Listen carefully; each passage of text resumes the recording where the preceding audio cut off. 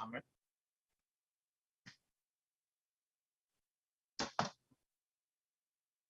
Ahmed.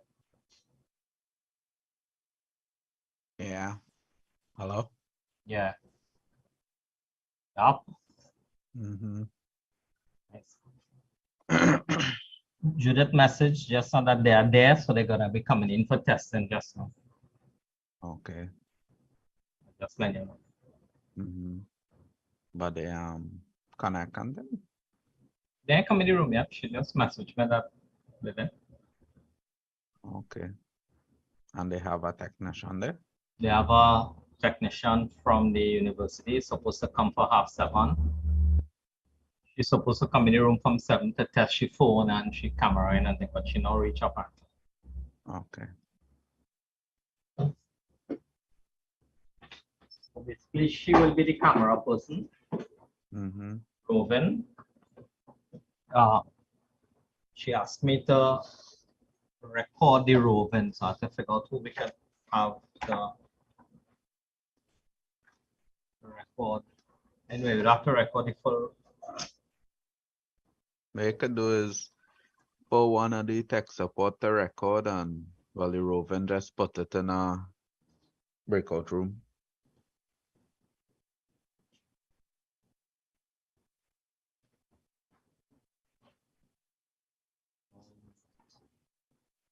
And that should work. Put the Roven in a breakout room. Mm-hmm. And just have it there and just put one in tech support in there recorded and I go record it unless you want it in the main room. And intermittently, you will capture from it. Not me, no. Who is your hopper? Well, I only had Sir and the rest of them couldn't get help from. A whole set of them coming in here. How much is the whole set of them? Because I need to train them. I will just work with Soren for now. It's on the tech support chat. I would bunch of them put up on the chat yesterday. They could help. Kevin for the message.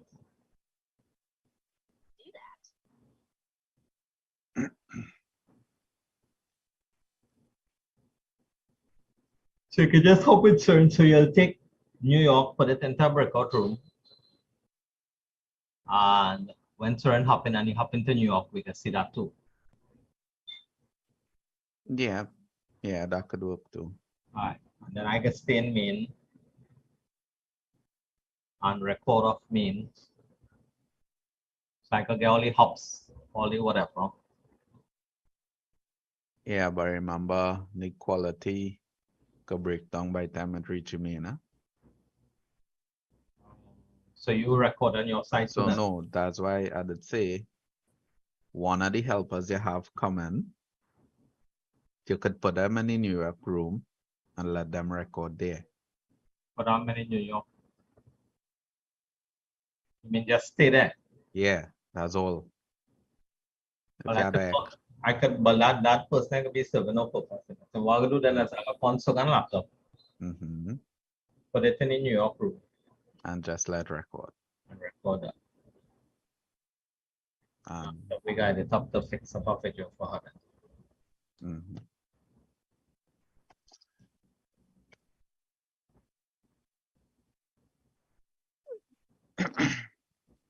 As for hopping, while I have a extra all I did use the Illinois daddy. And naps? Yeah. Yeah, that's what I use on the projector. Right, then well the same thing happening, I don't know. Nari said it was working on me, you know. Same thing happening. I mean your computer, your Illinois. Yeah. I thought you meant because they use Kevin Alien. Yeah. I think it's I have to find out. Yeah, I think it's your Illinois that run the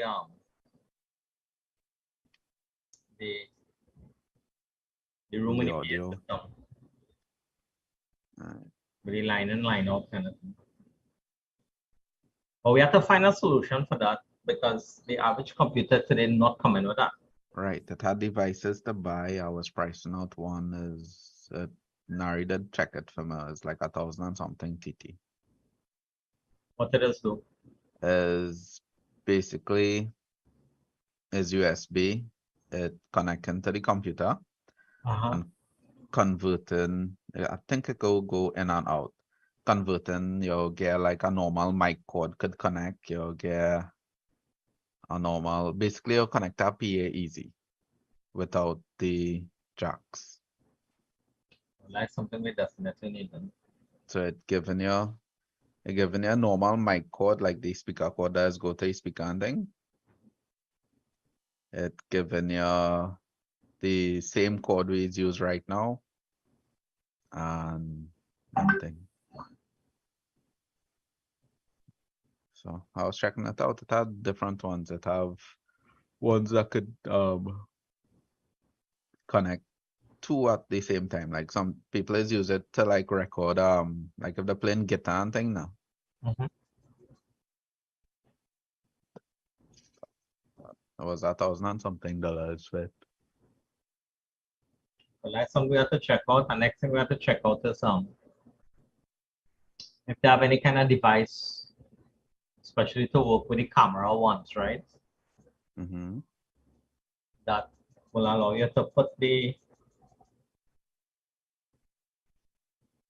camera on it and be able to automatically zoom in and zoom out, and even better again if you could turn the head and thing. That's a tripod. Yeah, like a tripod that allow those things. It, Especially it, for the Jamaica event. yeah, but idea how you getting that in this timeline. And we only in September, that event in Yeah, Jamaica is half of September got. that could reach on time, like a 1 week kind of thing. 2 weeks max.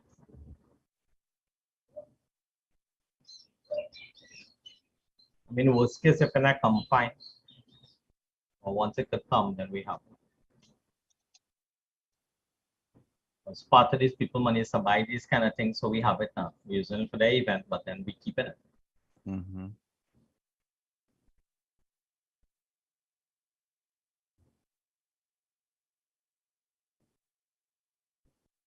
But there's how things are. Yeah, Tripods that you could control. that's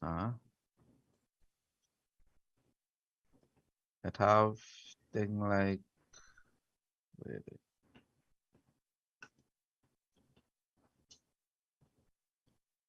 had thing like that.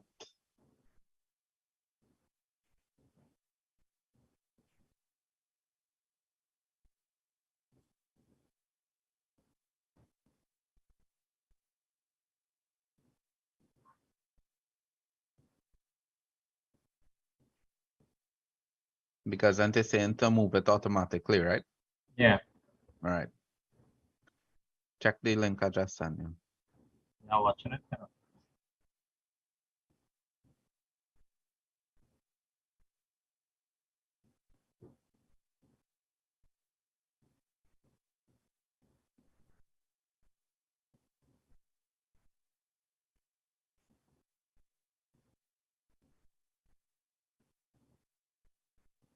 So there's like a add-on you put it on top the tripod. Yeah, this could be like add-on to a tripod. And,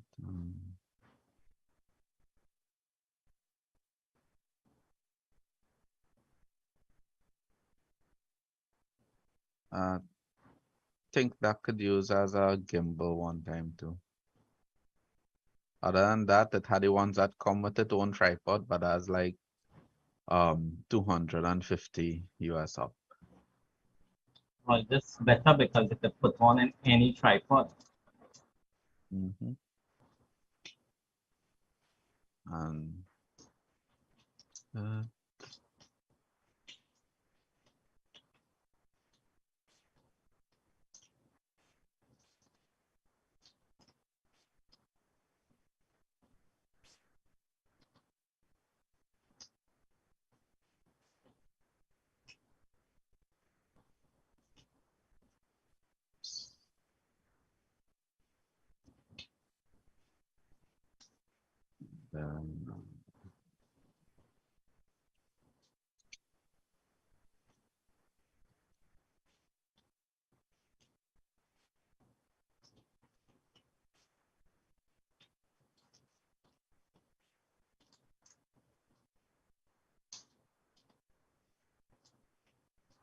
And there's the thing I was telling you about for the audio.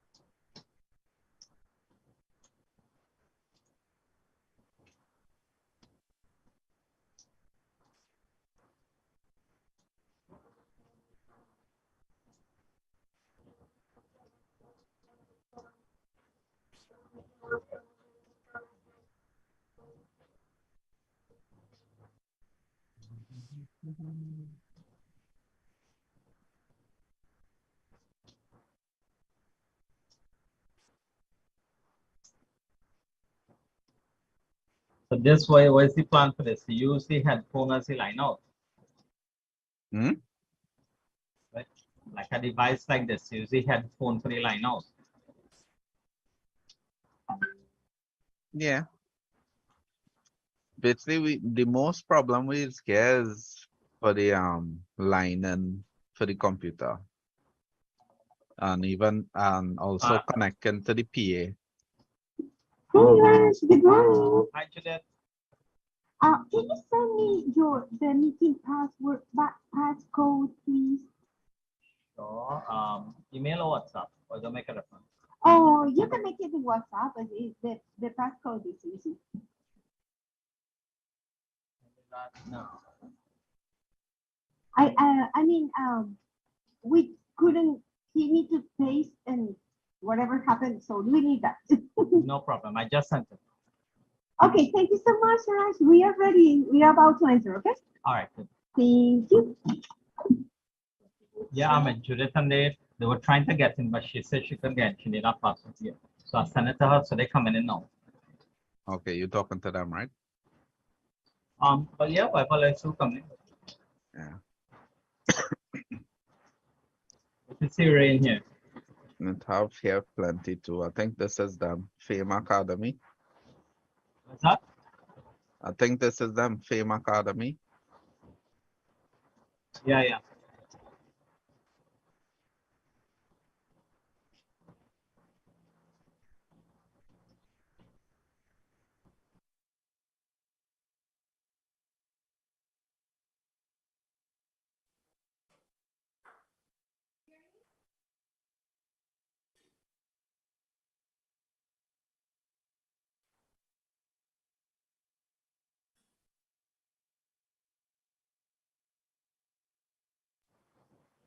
Hi, good morning.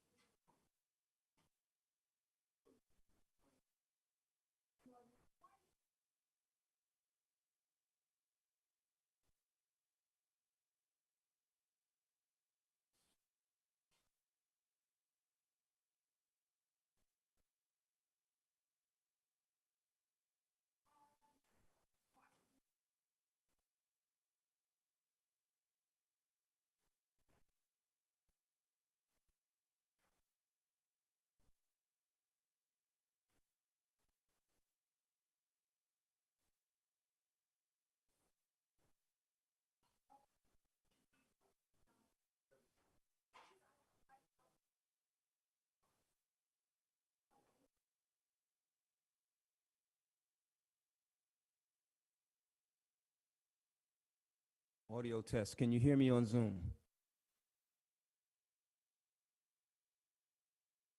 Hello, can everyone hear me on Zoom?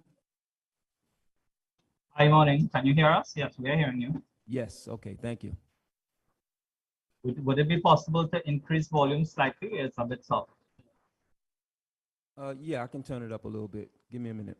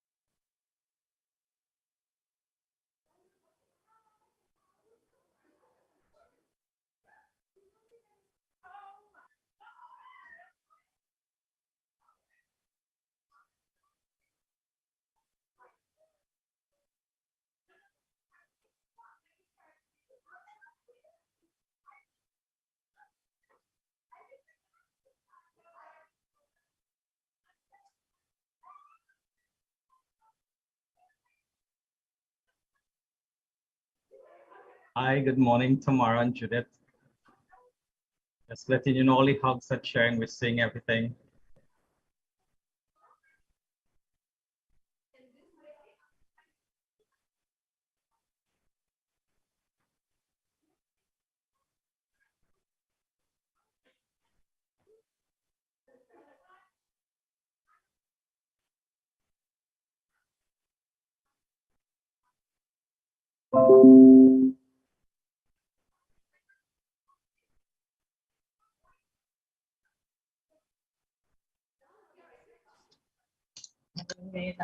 Okay.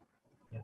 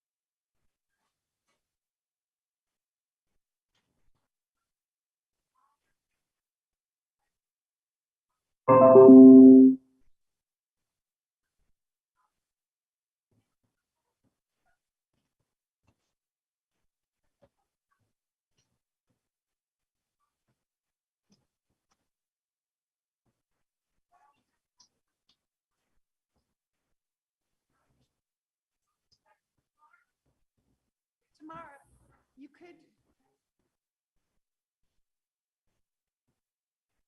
actually, if you have the information, you could actually read it from there.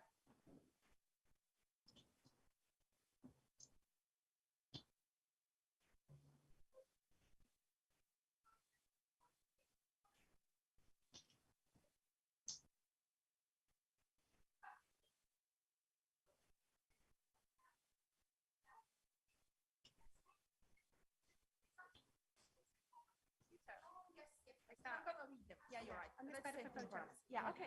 Did you see that gorgeous photo? I showed Andrew the photos. I sent you one to the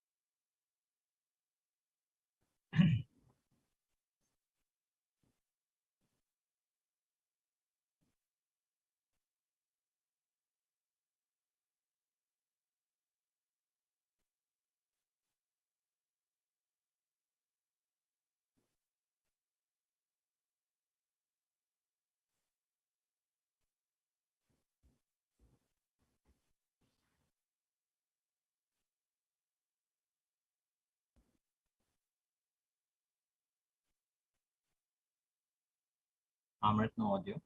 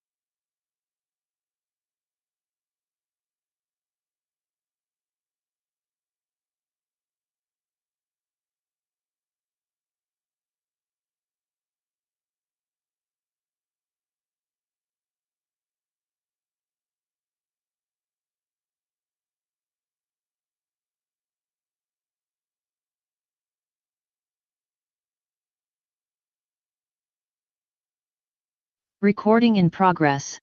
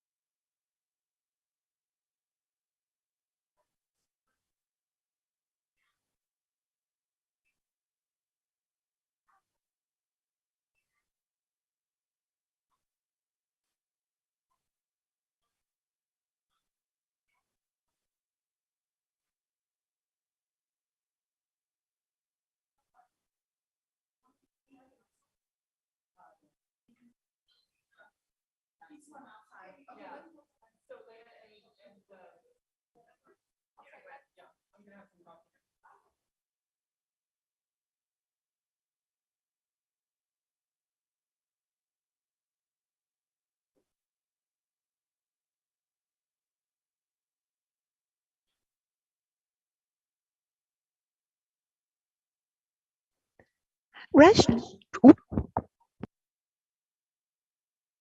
Hi, Judith.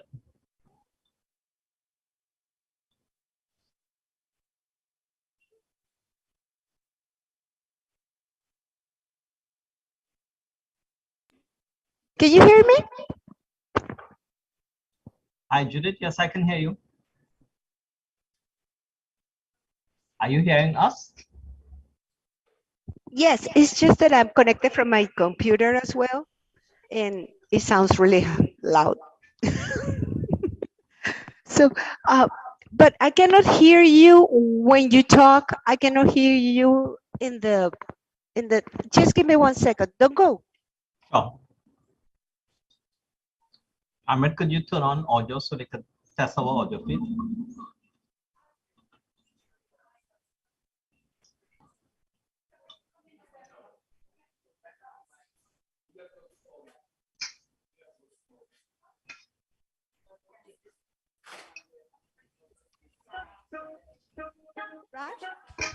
Raj, can you hear us?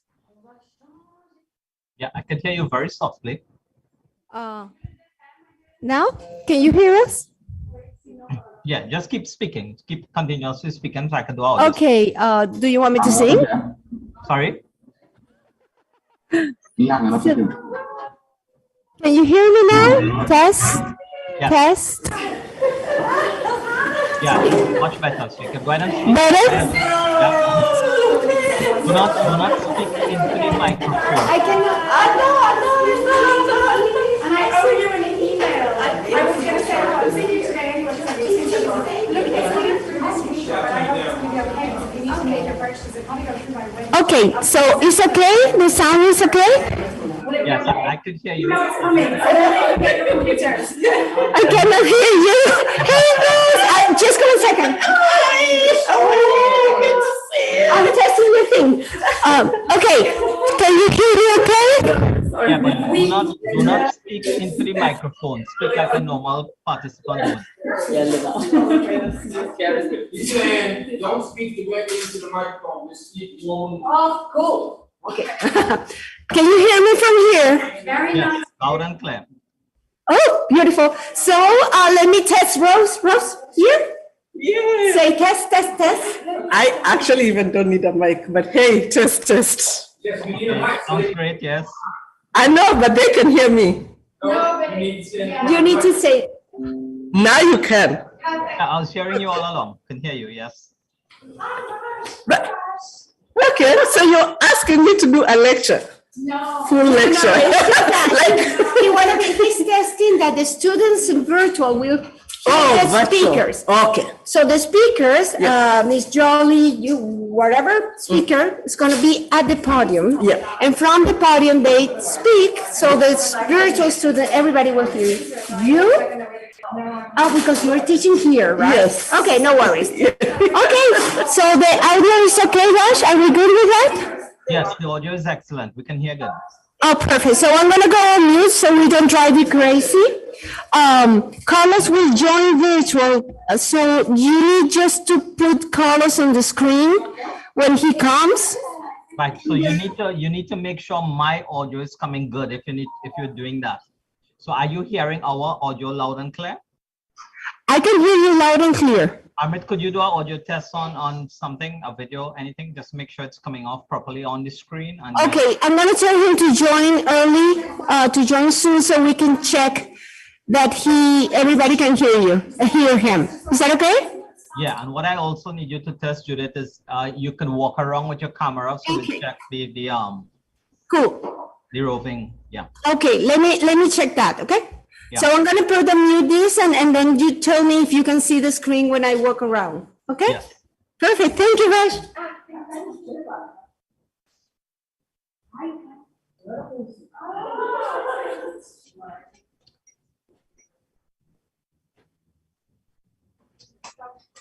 Just so you know, Diana's got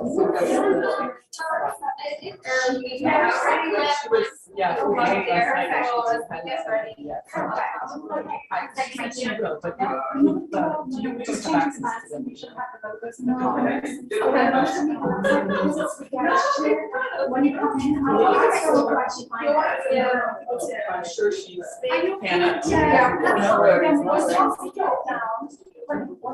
It's not very easy.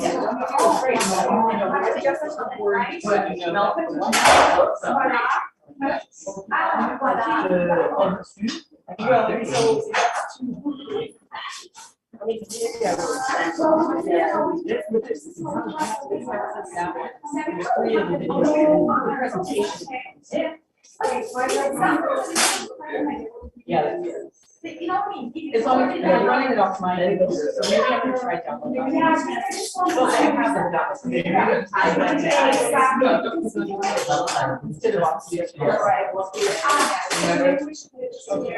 Wait,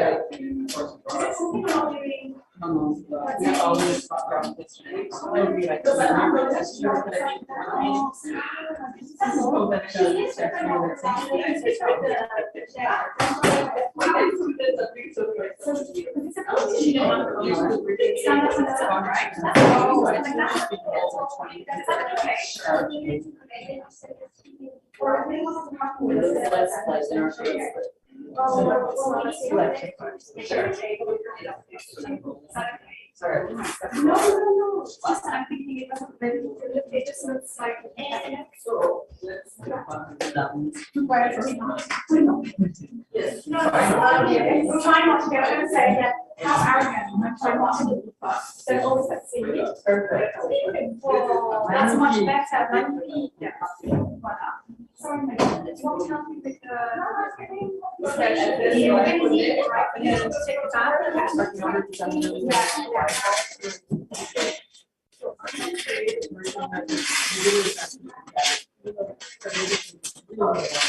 and I won't share that with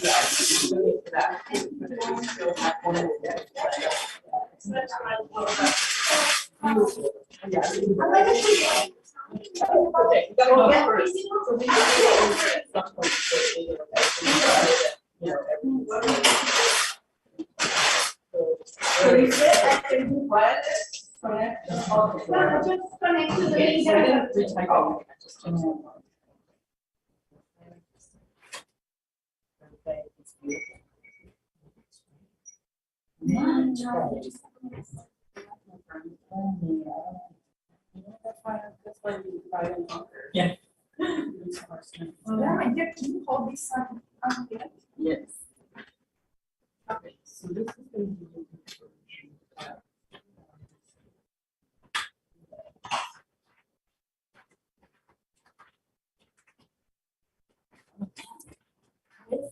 I know, right? It's terrible. Yeah, that takes is unbelievable. Why? Everything on that package was totally done. Right? And then it's like such a fragile thing, you have to wrestle it around. So not to break it. Imagine breaking it. Oh, no. Please don't imagine that. Some wood. Oh, here. It looks like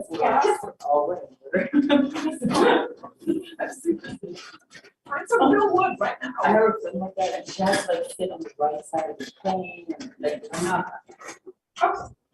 She's the only one. Yay! What do you want to add? Oh, maybe in registration, as people come in, maybe they can. I don't know. Yeah.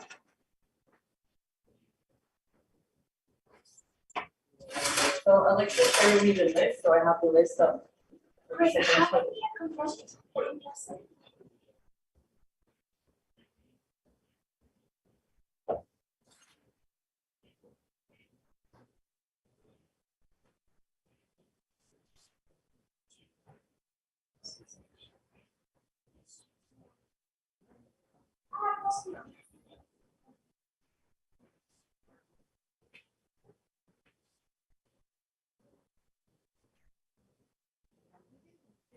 Create a local file.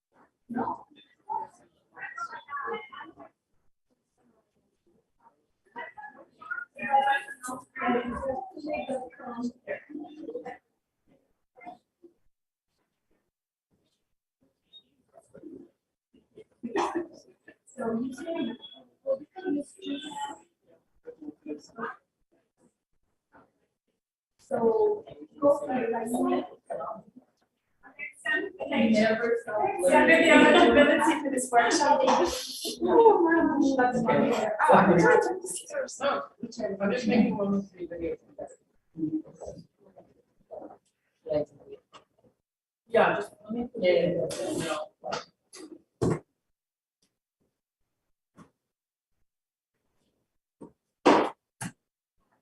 Yes.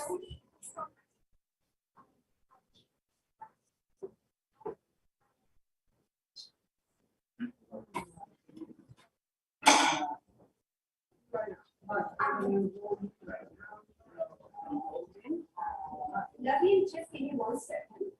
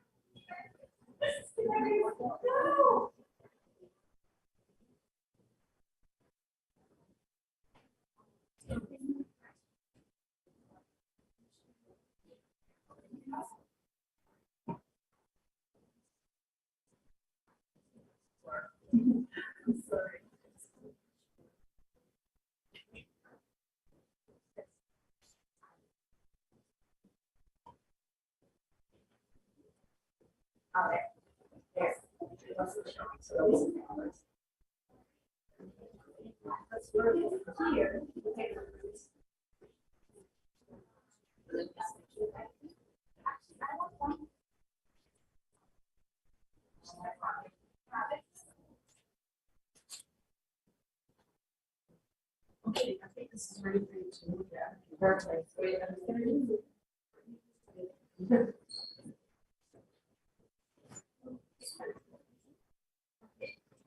So.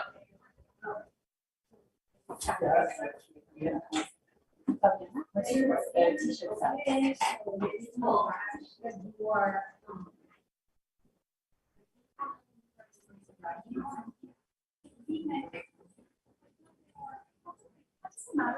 Raj, can you hear me? Judith, I can hear you. Okay. Rose is teaching the class inside the room. Can you see Rose? Yeah, Rose is in, Okay. Okay, perfect.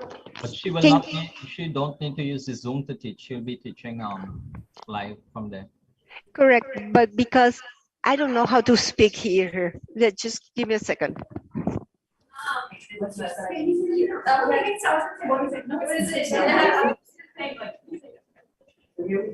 Can you hear me, Raj? Yes, I can. Are you gonna wear for nature as well? Should we wear a t-shirt for the day? You wearing for nature as well? Yes, what is it? Can you hear me? Yes, I can. Okay, I'm sorry. So, because we are sharing the same screen, we cannot disconnect the screen for Rose to show. So can you, I'm sorry, when the training starts, can you place Rose in a breakout room so she can share the screen, but it won't be shown to all the people? Does that make sense? It will to show live at your venue, correct? I'm sorry? Okay, you needed to show live only at your venue there, correct? Yeah, and the venue will be a breakout room. Yeah. Now question, would it be possible for, what is Rose using, a PowerPoint presentation? She's using Thunkable, and she has the PDF document for the teaching, you know? Okay, great. Now question, would she be able to, there's no way her laptop could connect directly to the projector, can it? No, let me double check again. There's no Yeah. way that her, excuse me, sir. Yes. There's no way that her laptop can connect directly to the projector without destroying the whole setting, right? Because what I'm concerned is that when she finished, then we're gonna go back to everybody. And my concern is that we lose Zoom or we lose your connection to the projector. My connection. I'm sorry? My connection. Is fierce. Can she connect? Exactly. So Raj is having a problem making me co-host because his net is the host. And that's why it's projecting there. okay. Yes, so if he makes me co-host. Okay. No, allow me. So Raj, I don't know if you heard the conversation, but they're saying it's easier if you can. I mean, the problem is that the laptop that is connected to the to the Zoom screen, to the screen, is in the back of the room. No problem. So what we will need Rose to do is the test, because what's going to happen is she's going to be sending a signal out and then bringing back a signal into that laptop. So if we could get a test on that, she might have like a few, like maybe a 2 or 3 seconds delay. Okay. So do you want her to test that she can project in the Correct, Zoom yeah. session? Correct. Yeah. Now, when Rose go into the breakout room, we will also need somebody who's controlling the laptop to the projector to actually go into that breakout room, right? Yeah, exactly. So the person will show her screen only, right? Yeah. So I would love to test that if possible.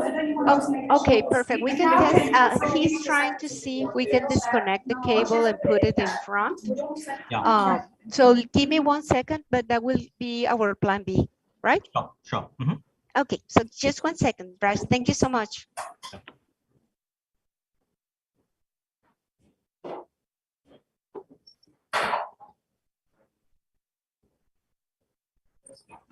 Okay.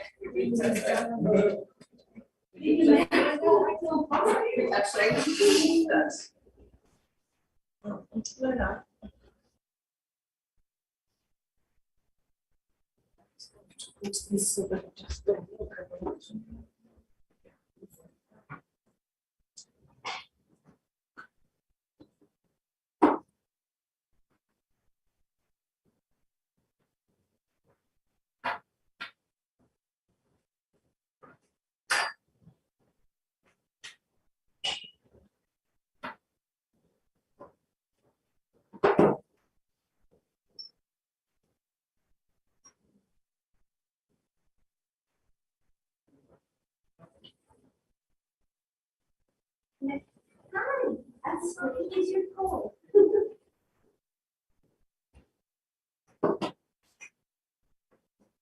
Yeah, you need to go around. So do you know where you want? Okay, perfect. Thank you so much. I'll see you soon. Yeah, you need to have my letter at the end of the line. So you go around the building and you can be back. I think you're here. Okay, so I'm gonna see you soon.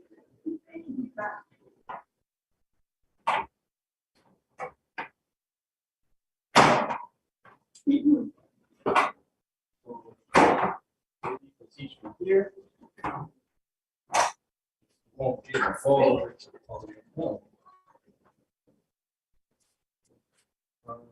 That's supposed to be a stand by itself.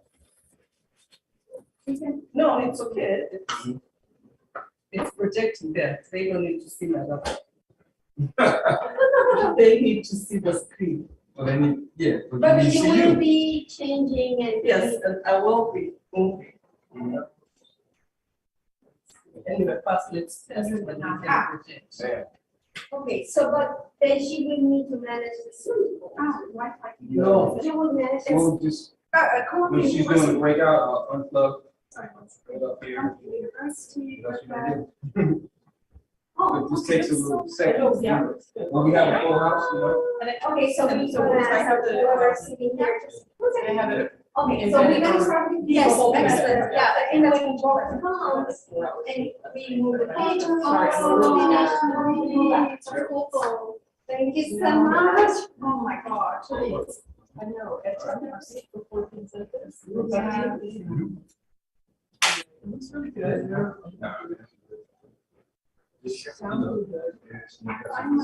Great, So she's doing a breakout. So Very nice. she speaks. I'm gonna unplug from back there, bring the cable up here.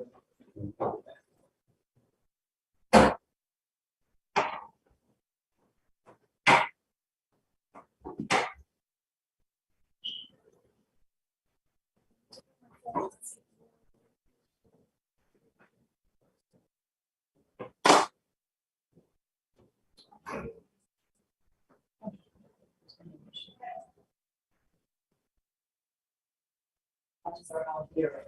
Yeah.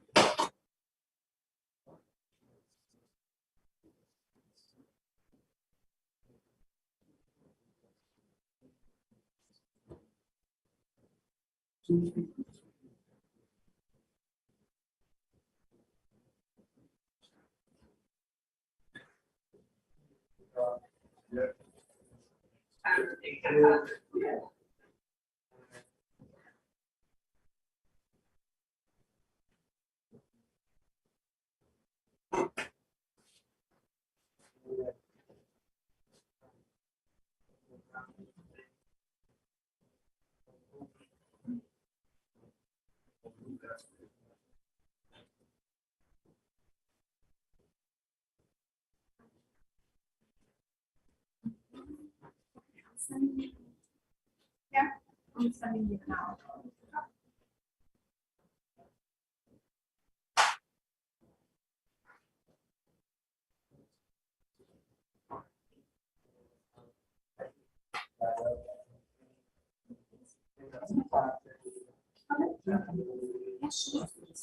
Jak jest, że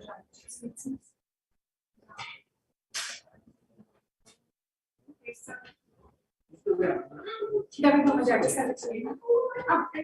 I'll be around.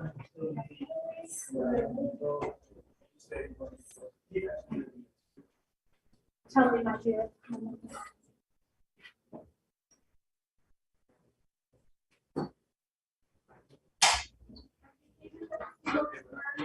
Yes, I'm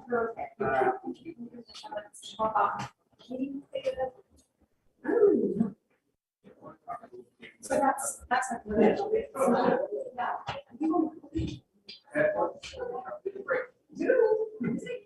okay. Seems like nobody. This raises I started trying to roll on the water, even though I said, no, just sleep. If we have this person,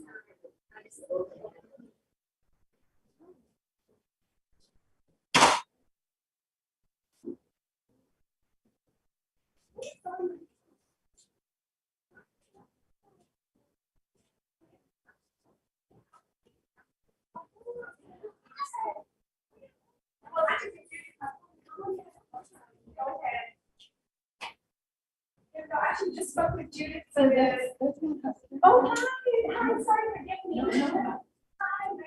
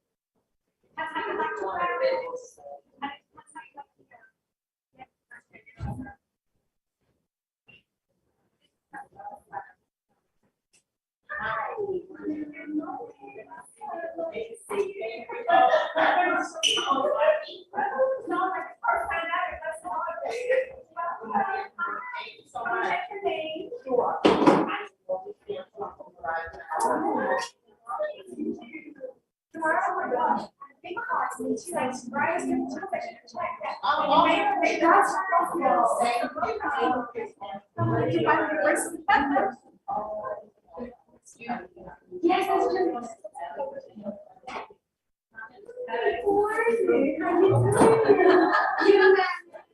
Sorry, I'll be back and forth. Tomorrow, thank you. Have a great speaker. She's. Very nice to meet you. Very nice to meet you. So do you please, yeah. No,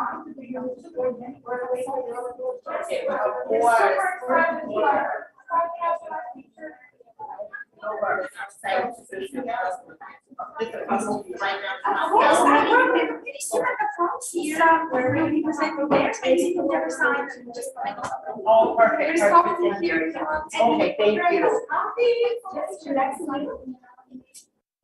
Sorry.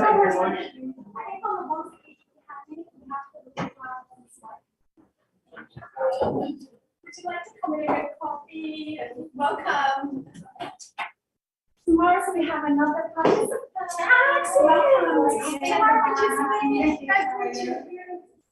No, of course, thank you for coming. Here's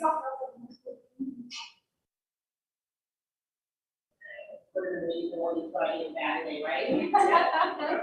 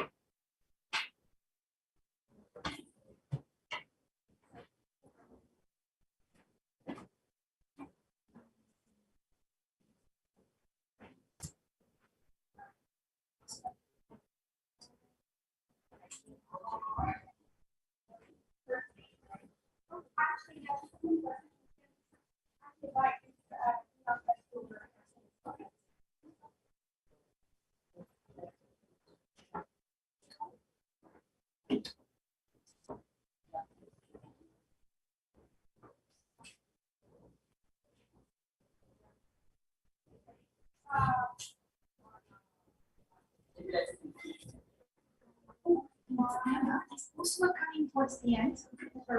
She's supposed to, I'm gonna send her a little WhatsApp. Yeah. Oh, here.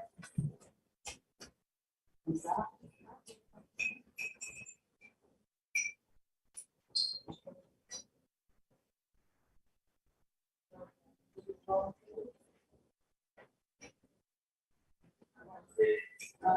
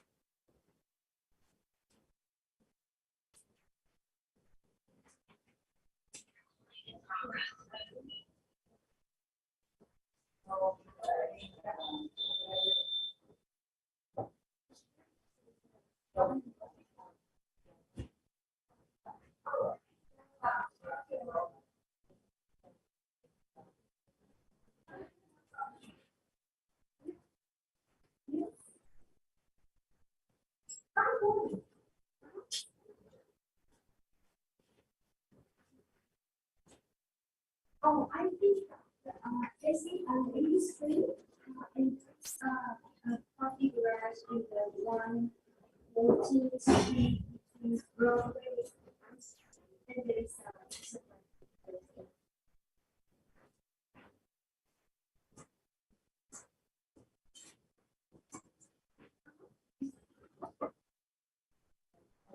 thank you. Perfect. So we're here ready for you.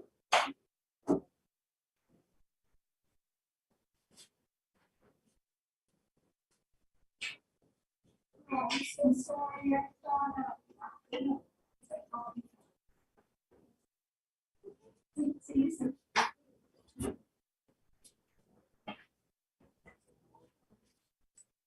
Thank you.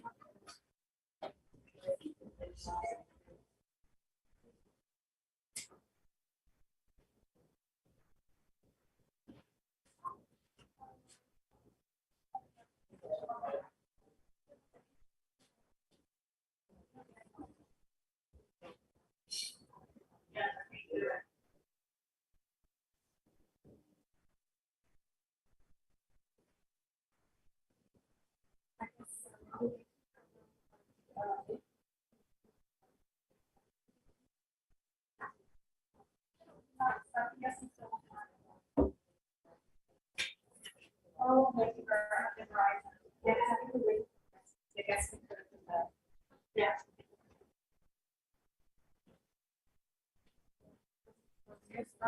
Yeah, exactly.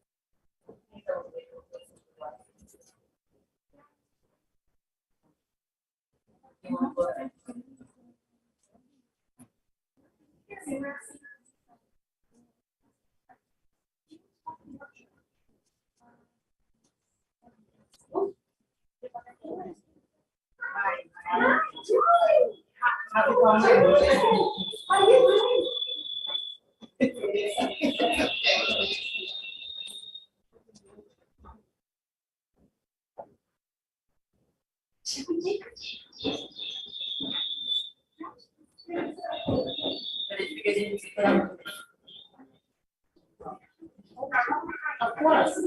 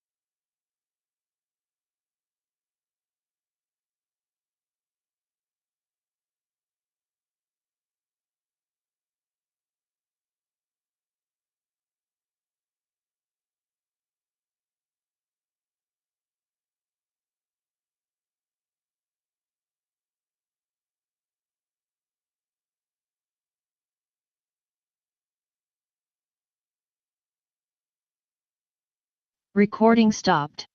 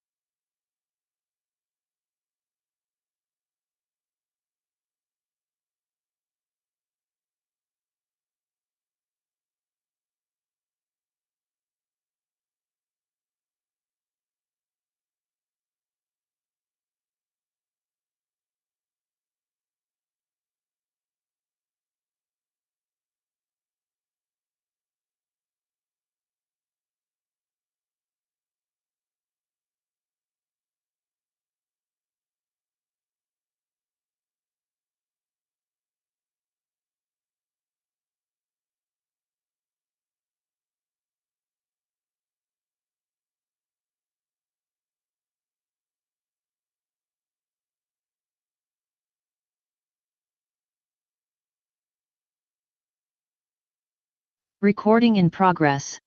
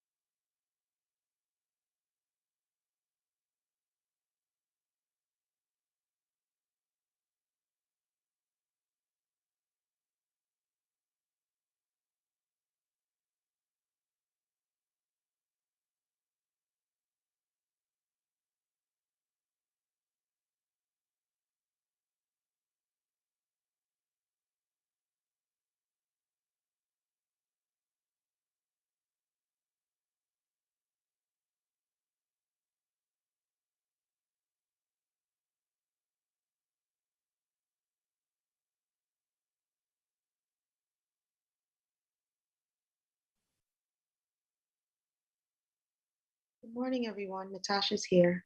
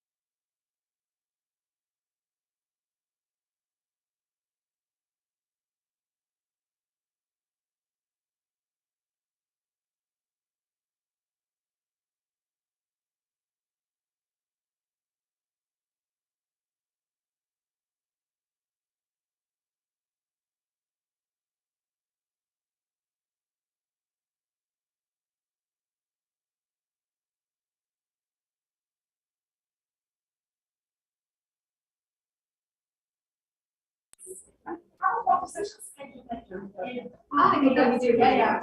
Okay, sorry. Yes.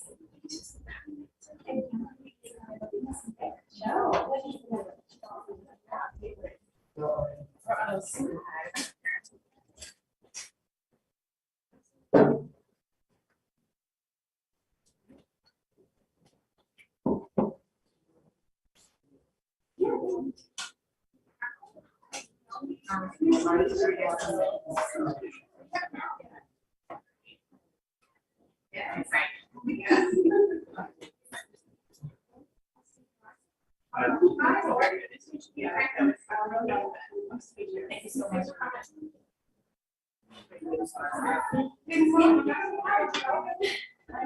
are you?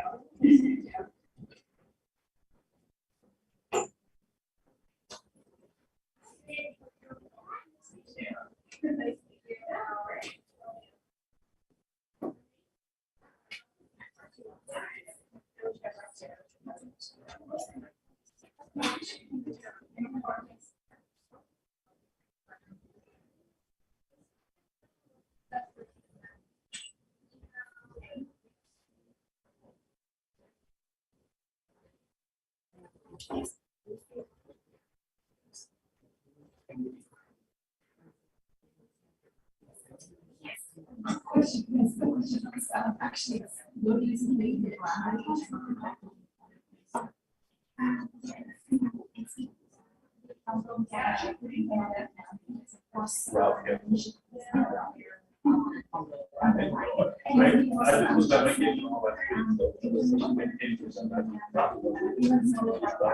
No, that's not. I haven't called the guy. I didn't see where. Okay. I didn't see anything.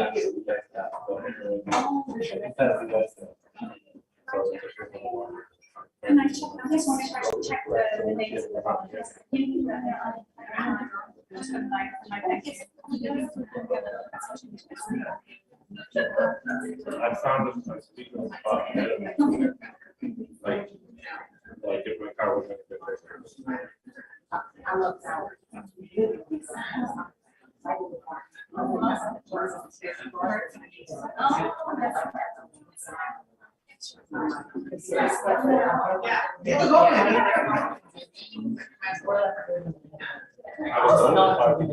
Oh, fantastic. I was gonna say.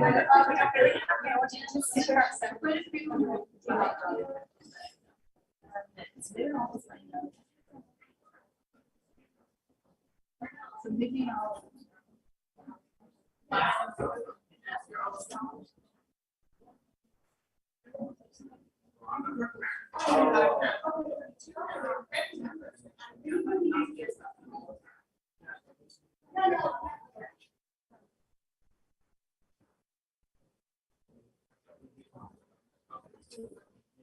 Good morning, everybody.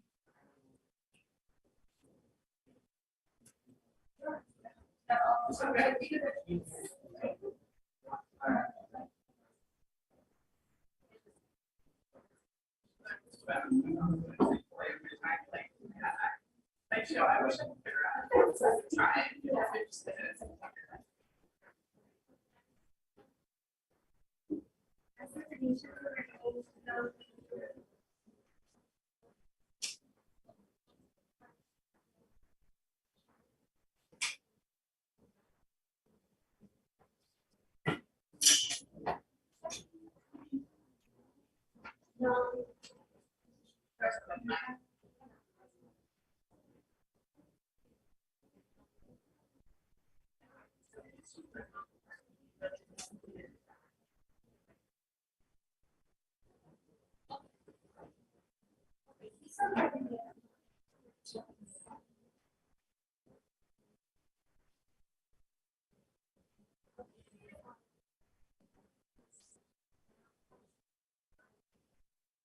No, it's not. Okay, testing. ¿Y ahora? ¿Me escuchan? Do you hear me?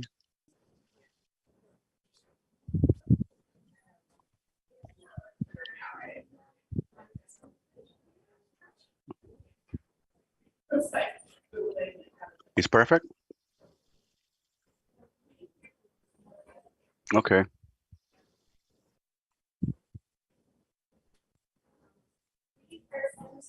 Perfectly. Yeah, hi, Carlos. Can you hear me? Yeah. I can hear you perfect, man. Okay. Good morning. Hi. Could you up your audio a little by chance? The what? I'm sorry, what do you want? Your audio level, is it good on your side, Judith, for Carlos? I'm sorry? No, Carlos is not here. What about now? Raj?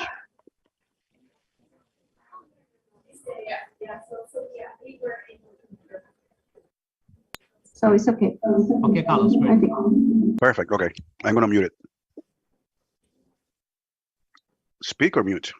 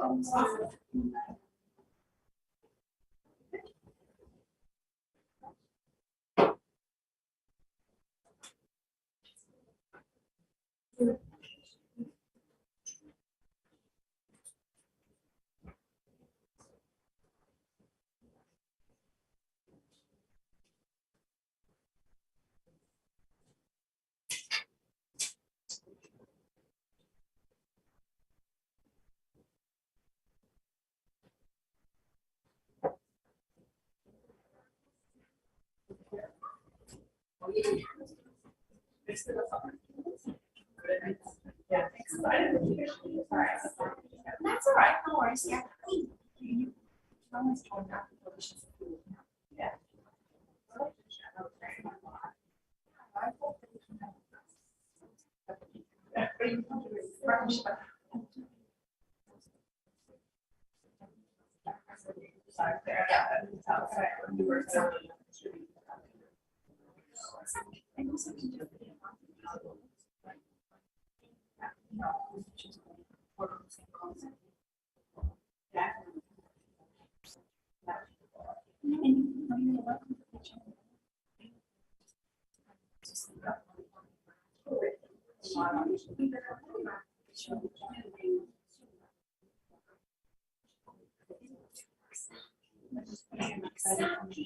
Thank you. This is the idea.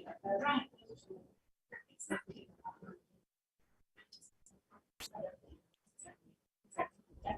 Maybe you know what I'm also suggesting that. Just say, right? Just say invite. Yeah, like that. Instead of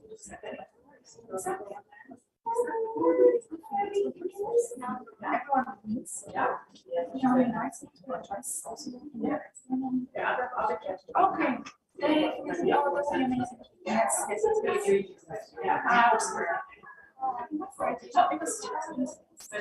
It's really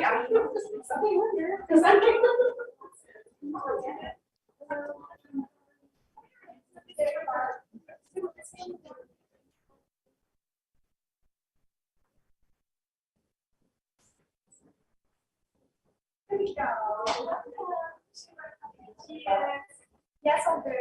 So just choose wherever you like to sit.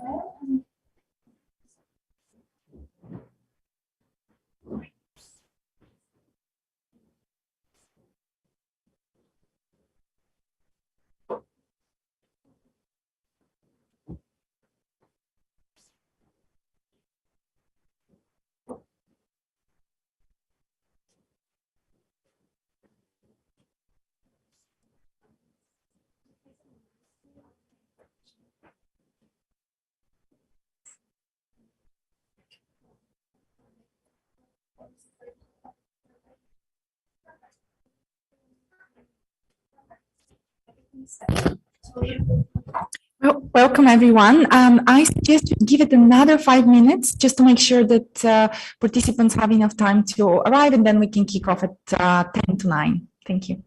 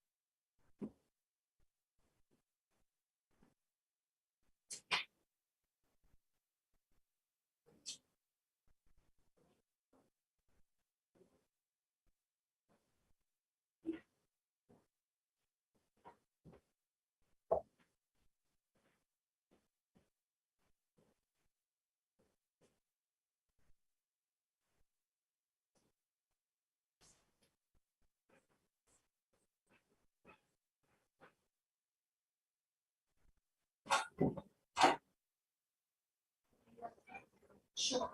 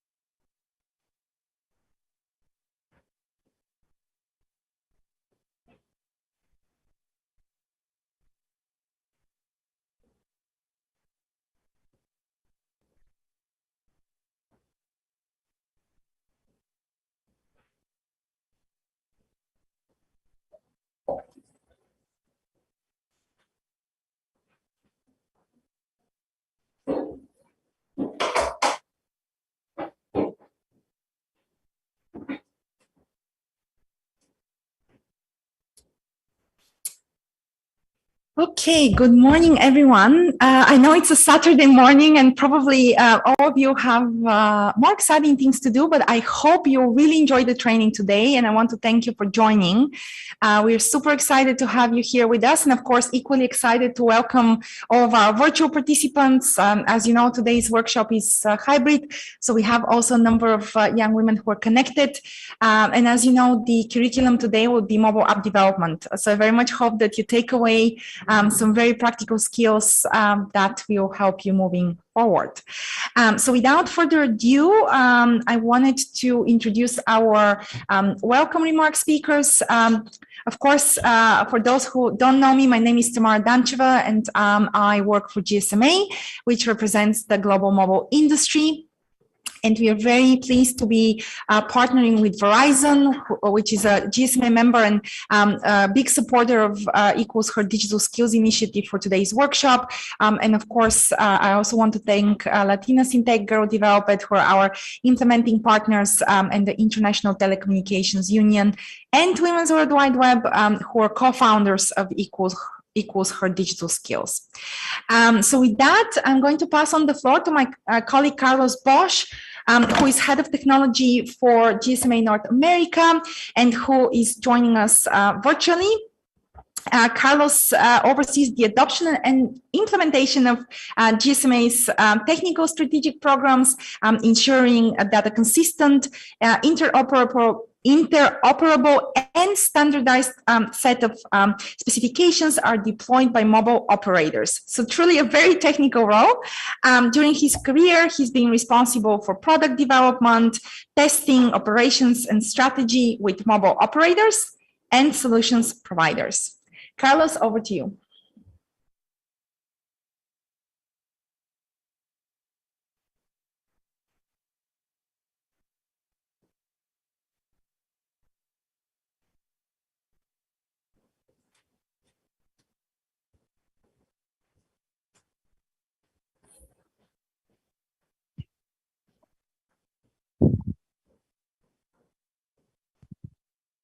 Great.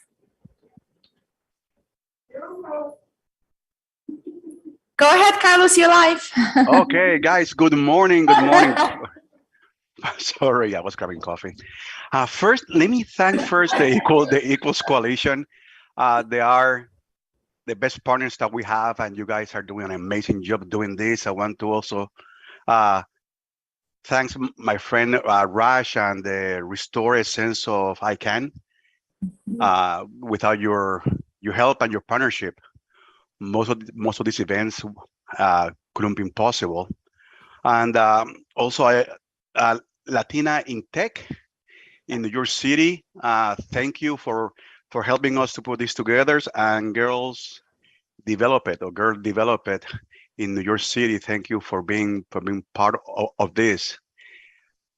But this is not about, Equals, about me, about any of the partners. It's about the ladies that are going to be looking at this workshop today. This is about you.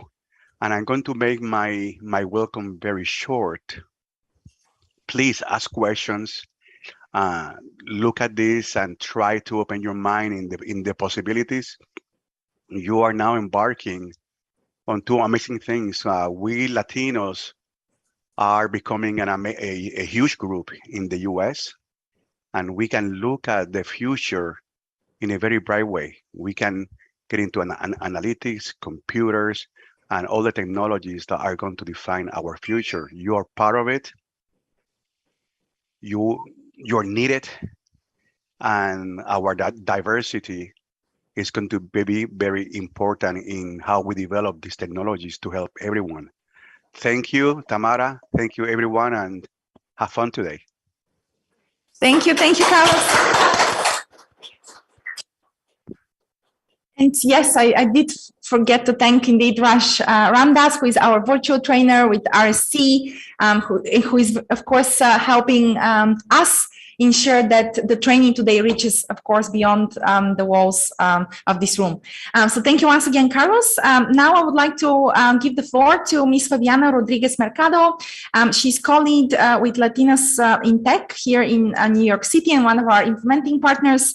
Fabiana is CSSO Cybersecurity Services Business Manager, and she oversees CSS headcount and financial activity in her current role. Before joining Citi, she worked for Accenture as an IT project and product management analyst and IT support for infrastructure services of Accenture, where she was leveraging hybrid frameworks to manage projects across various market units. So Fabiana, please, you're welcome to come to the podium and give us a few comments. Thank you. Hi, everyone. So excited to be here, and thank you everyone that is joining virtually. My name is Fabiana Rodriguez, and I'm representing Latinas in Tech in New York City. Our community is about 20,000 members, not only in US, but globally, and we're here for you. This is an example of what we do. We support Latinas and empower them in their careers through mentorship and professional development. If you want to know more of our organization, please visit our website, latinasintech.org. There you can find volunteers opportunities or any events. Right now we have 3 more events this month, and this one is part of it. So I'm so excited to see you all here. I remember talking to Tamara like weeks ago, and the planning and making it live. And this is a great opportunity to build new skills and build your network, especially for us that we are in a room. But I know folks that virtually look at the names and connect on LinkedIn. Your network is what will support you through your career. So without further ado, I would like to encourage you all to embrace this journey. It's not a linear journey. It's not been for me. My background is in marketing and business, and I decided to join cybersecurity, and that's where I'm at today. If you have any questions, please feel to contact me. I will be more than happy to guide you and provide you any tools that you need to succeed in technology. And just like Carlos said, we need you, all of you. Here you are to learn about application development, and we need more inclusive applications. And without you, that won't happen. Your experiences, your thoughts, your ways of living needs to be part of all these developments. And why not? Why not more females? And you can help others as well. And I'm so excited to hear that we're continuing the next event in Mexico and later in the year in London. So you're part of a global community. You're not here alone in New York City, but part of a great community. So thank you, gracias, and obrigada.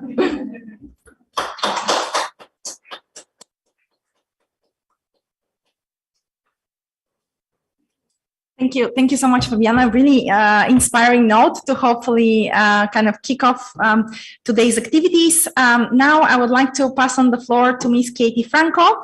She's Executive Director with Girl Develop It, who of course is our second implementing partner for today's activities. Katie started her career over 20 years ago in the nonprofit sector and has pursued her passion for social change through career leading various efforts on local and national level. Before starting at Girls Develop It, Katie served as Vice President of Mission and Expansion at Best Buddies International and the Vice President of Regional Initiatives at the Tampa Bay Partnership. She has a Master's in Public Administration, and we cannot be happier to welcome her. Thank you, Katie.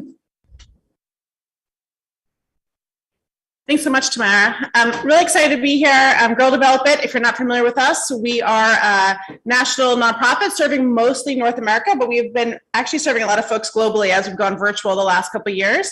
Our mission is to provide accessible, affordable, and welcoming software development training for women and non-binary adults. We've been at it for over 12 years, started right here in New York City. Basically, we just believe that women and non-binary folks have been left out for no good reason. We think there's a huge opportunity. It's super exciting to be together with all of you to kind of learn and grow and jump in. We mostly offer virtual classes, but are excited for these partnership opportunities to come and connect our local communities. If you haven't checked out our website, girldevelopit.com, we have a great listing of classes this fall. And if anyone here wants to try one of our virtual classes, feel free to send me an email at katie@girldevelopit.com and I'll send you a code to give it a try. I'm not going to stand in the way of our amazing speakers, so let's go ahead and get on.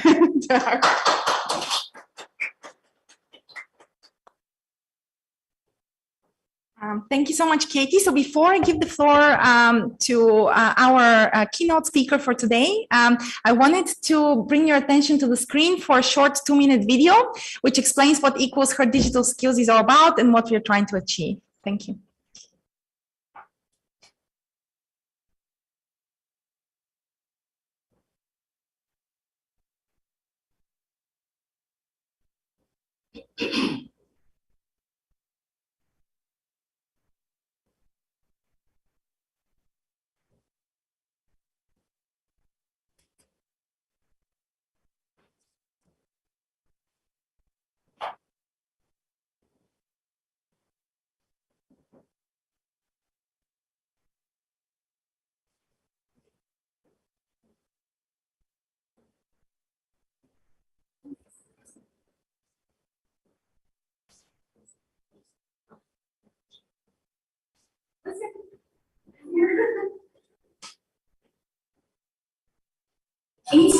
access has played a critical role during the COVID-19 pandemic, yet almost half of young women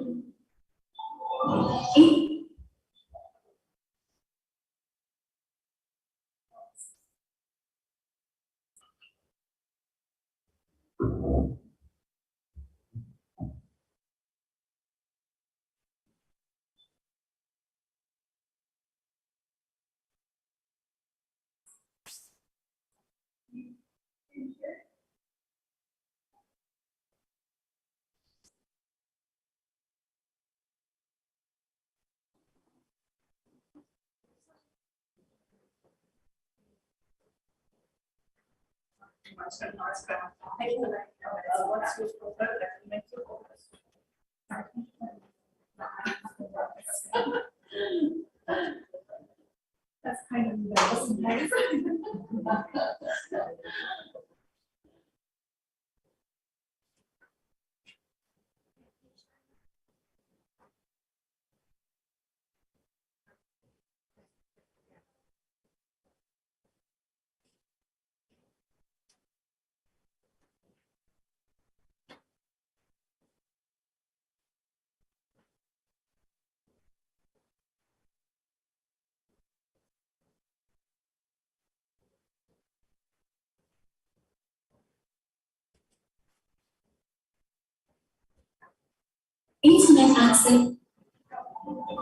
Internet access has played a critical role during the COVID-19 pandemic, yet almost half of the world's population remains offline, while 90% of future jobs will require digital skills. And currently, less than 20% of tech jobs are held by women. These shortfalls give rise to gender workforce gaps and generate technologies that fail to meet the needs of women and girls.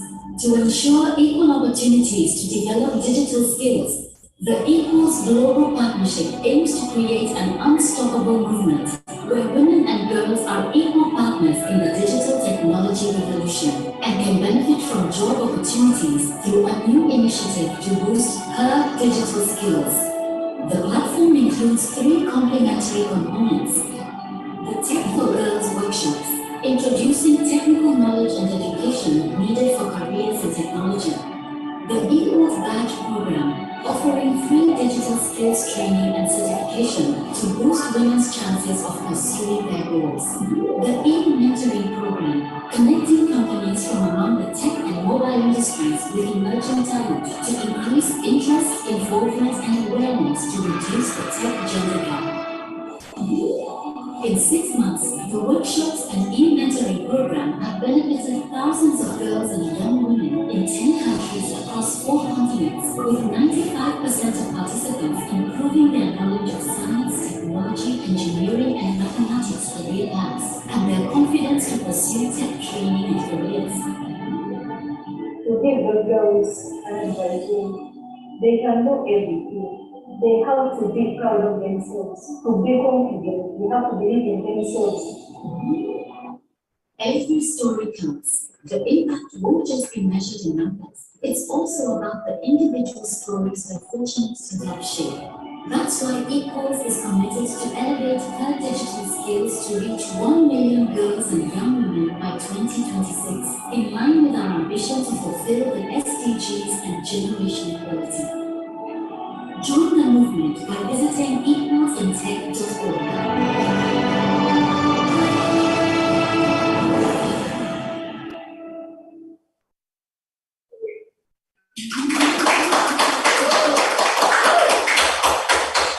So this gives you a bit of a taste. And of course, if any of you are interested in finding out more about the other elements of the initiative, maybe you want to undertake our e-mentoring program, which is actually supported by Verizon professionals, or if you're interested in the badges, just reach out to us. We'll be happy to add you to our Equals mailing list and of course, keep you updated of these opportunities.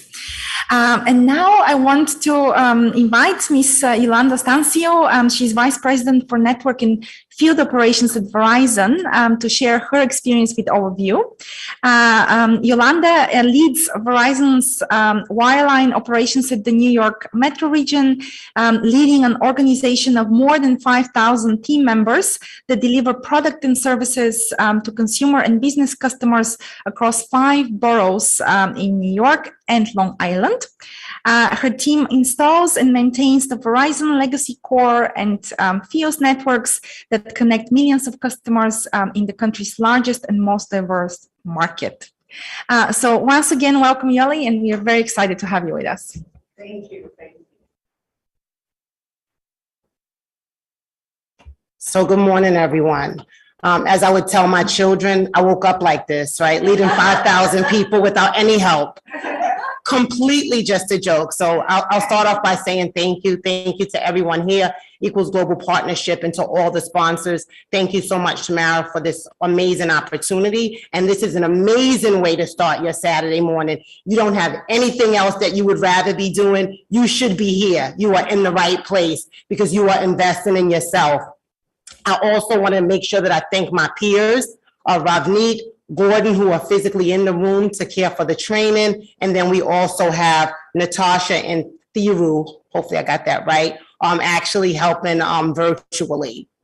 So just a little bit about myself. I am an amazing mom of 3 beautiful girls. So if you're interested in thinking, well, why is she here? Because I'm hoping that this investment, right, is going to pay tenfold to them. They are 13, 15, and 17, so very impressionable ages. And I will tell you that their opportunities are very different than what mine looked like. There are programs that start as early as pre-K and kindergarten that are beginning to talk to girls about science and math and the importance of that. When I was in school, I will tell you, teachers were very interested in what you wanted to do in the future, but there wasn't really like necessarily a focus on any specific thing. It was more about what it was you were interested in. And the truth of it is, sometimes your interests are only as big as your imagination and what you see. I grew up in Brooklyn with both my parents, fortunately, but I can tell you on a normal city block, we were one of 3 sets of children that had both parents in the household, right? So I recognize that I didn't necessarily see people or believe that there was a vice president who looked like me. I can tell you that from an early age, my parents were very encouraging that you can do anything that you want. They didn't necessarily separate. They had 5 children, right? So 3 girls, 2 boys. They didn't separate that the boys do this and the girls do this, but I can tell you that my imagination was still very much around traditional jobs for women. And we know that even in today's time, as far as we've come from a society standpoint, that people still believe that there are traditional and non-traditional jobs for women. And I can tell you that part of the reason I'm here is because I'm very interested in changing that dynamic and making tech jobs and STEM jobs or STEM related jobs not be considered non-traditional for women. They should be the norm. You should believe that if you can see it and you can believe it, you can do it. Right, so that's part of it. From a Verizon standpoint, we are active and visible in over 150 countries. We have a corporate responsibility, and our pillars are really around digital inclusion, human prosperity, and also climate change. This falls into the digital inclusion piece. Because we recognize that it is really important for our mission in order to be able to move the world forward for all, for it to be inclusive. I love what Carlos said and Fabiana and Katie. I have a master's in public administration as well, right? So we're here, but Fabiana talked about the fact that careers are not linear. So over my over 30-year career in Verizon, it was New York Tel when I started, I've held 11 different jobs, 18 different functions, each with more and more and more responsibility. 2 things that I'll highlight just for the purpose of, and about 3 things I'll highlight is 1, I started out as an operator. Some people in the room and on the call don't even know what an operator did, right? You used to call 411 and you would ask for the name and telephone number or address of a person. Today, you use Siri or you use Google for that. right? I then moved into being a representative, which I actually took orders that technicians would go out and actually do the work. And as part of that assignment, I started saying, the technologies are close to the technicians are close to the technology. Maybe I'm more interested in doing that. And guess what? I went to Verizon, I skipped this, but I went there because I couldn't get financial aid. My parents didn't have any money, so I'm really not sure who was making that decision, but I couldn't get financial aid. And when I came home, I got it the first semester. They called me to the bursar's office and said, you won't be eligible the second semester. When I went down and got this letter, I came home and I'm like, Mom and Dad, I'm not going to be able to get financial aid. They were like, okay, we got to start devising a plan because we're not going to take out loans. They didn't believe in that. And they said, let's look for a company that will pay for your education. At the time, New York Telephone Company, they paid for education. I took the test, I joined, and they paid for my bachelor's degree or my undergraduate degree in organizational behavior and my master's degree in public administration. So I graduated debt-free. I paid for my books, I paid for student activity fees. And so that's what brought me there. What kept me there was the family dynamic. The people at the company were very inclusive and they always talked about where the next opportunity was if you were interested. So my mind began to open up and to think, well, I was on an HR track, but as I started to get more and more closer to the technology, I realized that I liked that and that they would teach it to me. You're having a distinct advantage that I didn't have.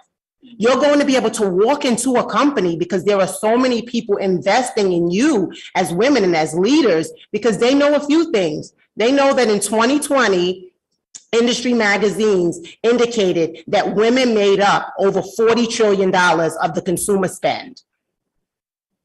So who better to help us decide how customers want to be seen or how customers want to be met? And we all know that customers have loads and loads of choice out there today, right? So they make choice based on who makes it easy for them to do business with and who's creating apps and creating opportunities with them in mind. People are also looking at what kind of people are working for those companies because then that's the kind of companies that they think to themselves that they want to work for. Our Gen Zers are doing more homework than we ever did. Not everybody in the room, but I'm just talking about me. Right? They're doing things differently than we ever did before. And so those are the things that are going to continue to be important. So I paused a little bit if you notice I'm skipping around, but I'm trying to make sure that I'm putting in some little small details also around my career. After seeing and working closely with the technicians, I decided I can do that. And I became a technician for 7 years. So I was primarily sometimes the only woman in the garage, the only woman around. And what did I start thinking about is, if I had my pick, what other kind of women would I ask to be a part of this team? And as I began to climb the corporate ladder, those are the kinds of things that I continue to think of, right? Who am I meeting? Who am I networking with? What skills do I have that I want to actually get better? And what skills do I think if somebody else came in the room that they could compliment me with? It's very important that you have that kind of demeanor, that you're thinking to yourself, I'm sitting at the table. Who else should be sitting at the table? Because sometimes you think about it, you hear people like arguing back and forth, like, oh, I want to be the only one at the table. No way. No way. It's so much easier when there are many more. And those are the kind of opportunities that Verizon is given. And the reason that they're given those opportunities is, again, because we know that our pipeline is stronger when we are paying it forward and saying to someone else, guess what? I did it. You can do it too. You're in the right field. You're thinking about all of the right things. And again, that is starting, at a younger and younger age, because we know that individuals start thinking about the companies that they want to work for from early, based on their morals and their values. And let's face it, at the touch of a button, right? Everybody has a device. You can find out anything that you want to know about any company.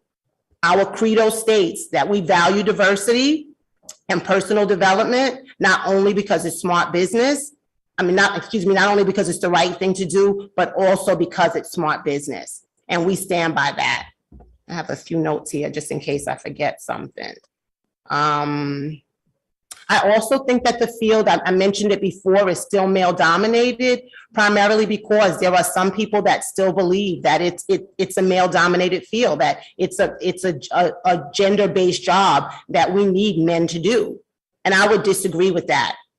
I led the New York City engineering team, and it was in a very, very exciting time, extremely diverse, and it continues to grow and get more diverse. But you saw that video, and that video said only 20% of the jobs are held by women, right? What would it look like if that was 30% and then 40%?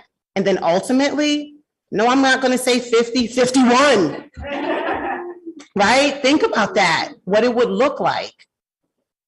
The atmosphere would be different. More people would feel like, there are more and more women going into the field every day, but still not enough. So again, I think that for everyone that's here in this room, for those that have taken the time to join virtually, don't stop. It doesn't stop here. There continues to be more and more information that is easier to get because people want to see women win in this space. And women winning in this space doesn't mean us neglecting the men, right? It just means for a different conversation, because the conversation sounds different when more people are included, right? And that includes race, gender, the whole 9 yards, right? That's what's going to make us and help us create the society that we all want to live in.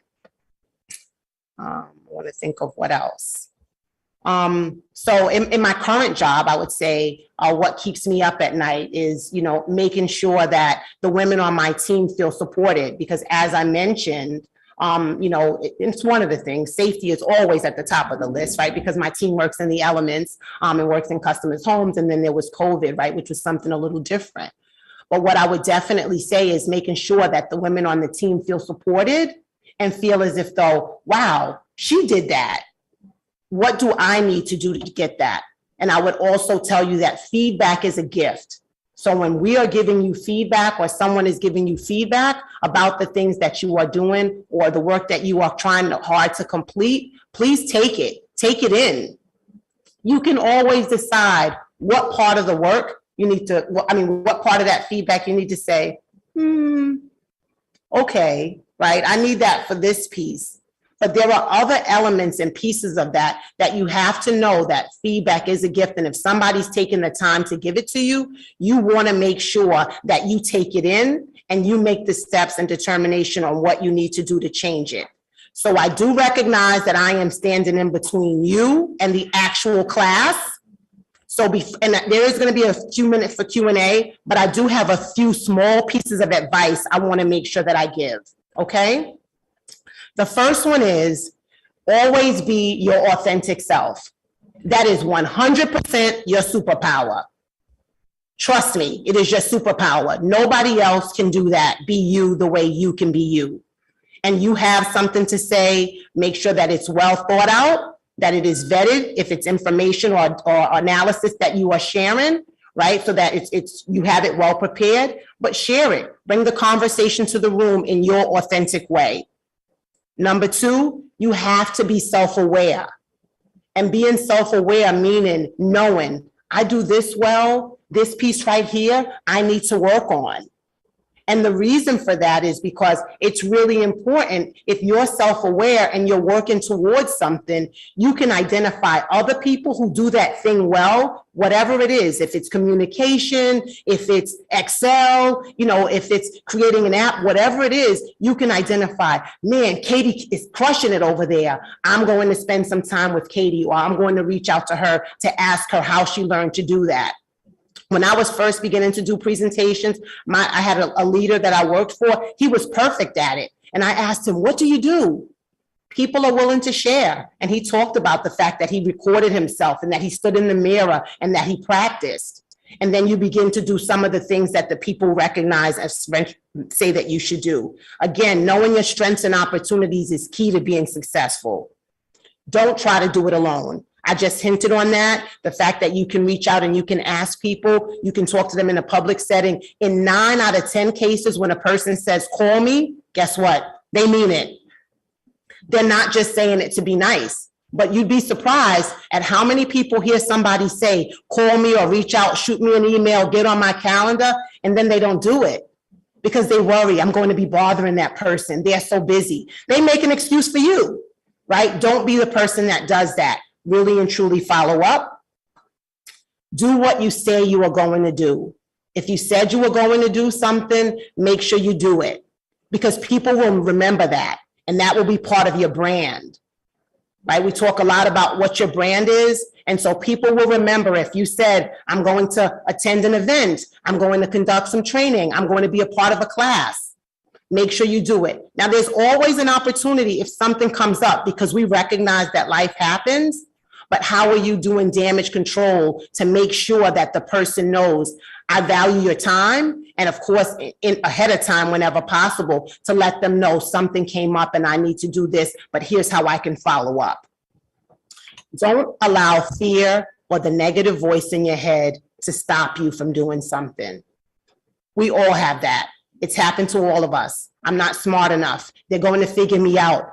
They're going to think that I'm in this room and I shouldn't be. You could do that all day. But guess what? The only way you're going to learn and get better is if you take a chance. And if you allow that negative voice to stay in your head, you won't do that. You have to figure out a way to quiet the voice, right? Whether it's a little meditation, whether it's a little just, reinforcing with positive thought, you have to figure out a way to quiet that.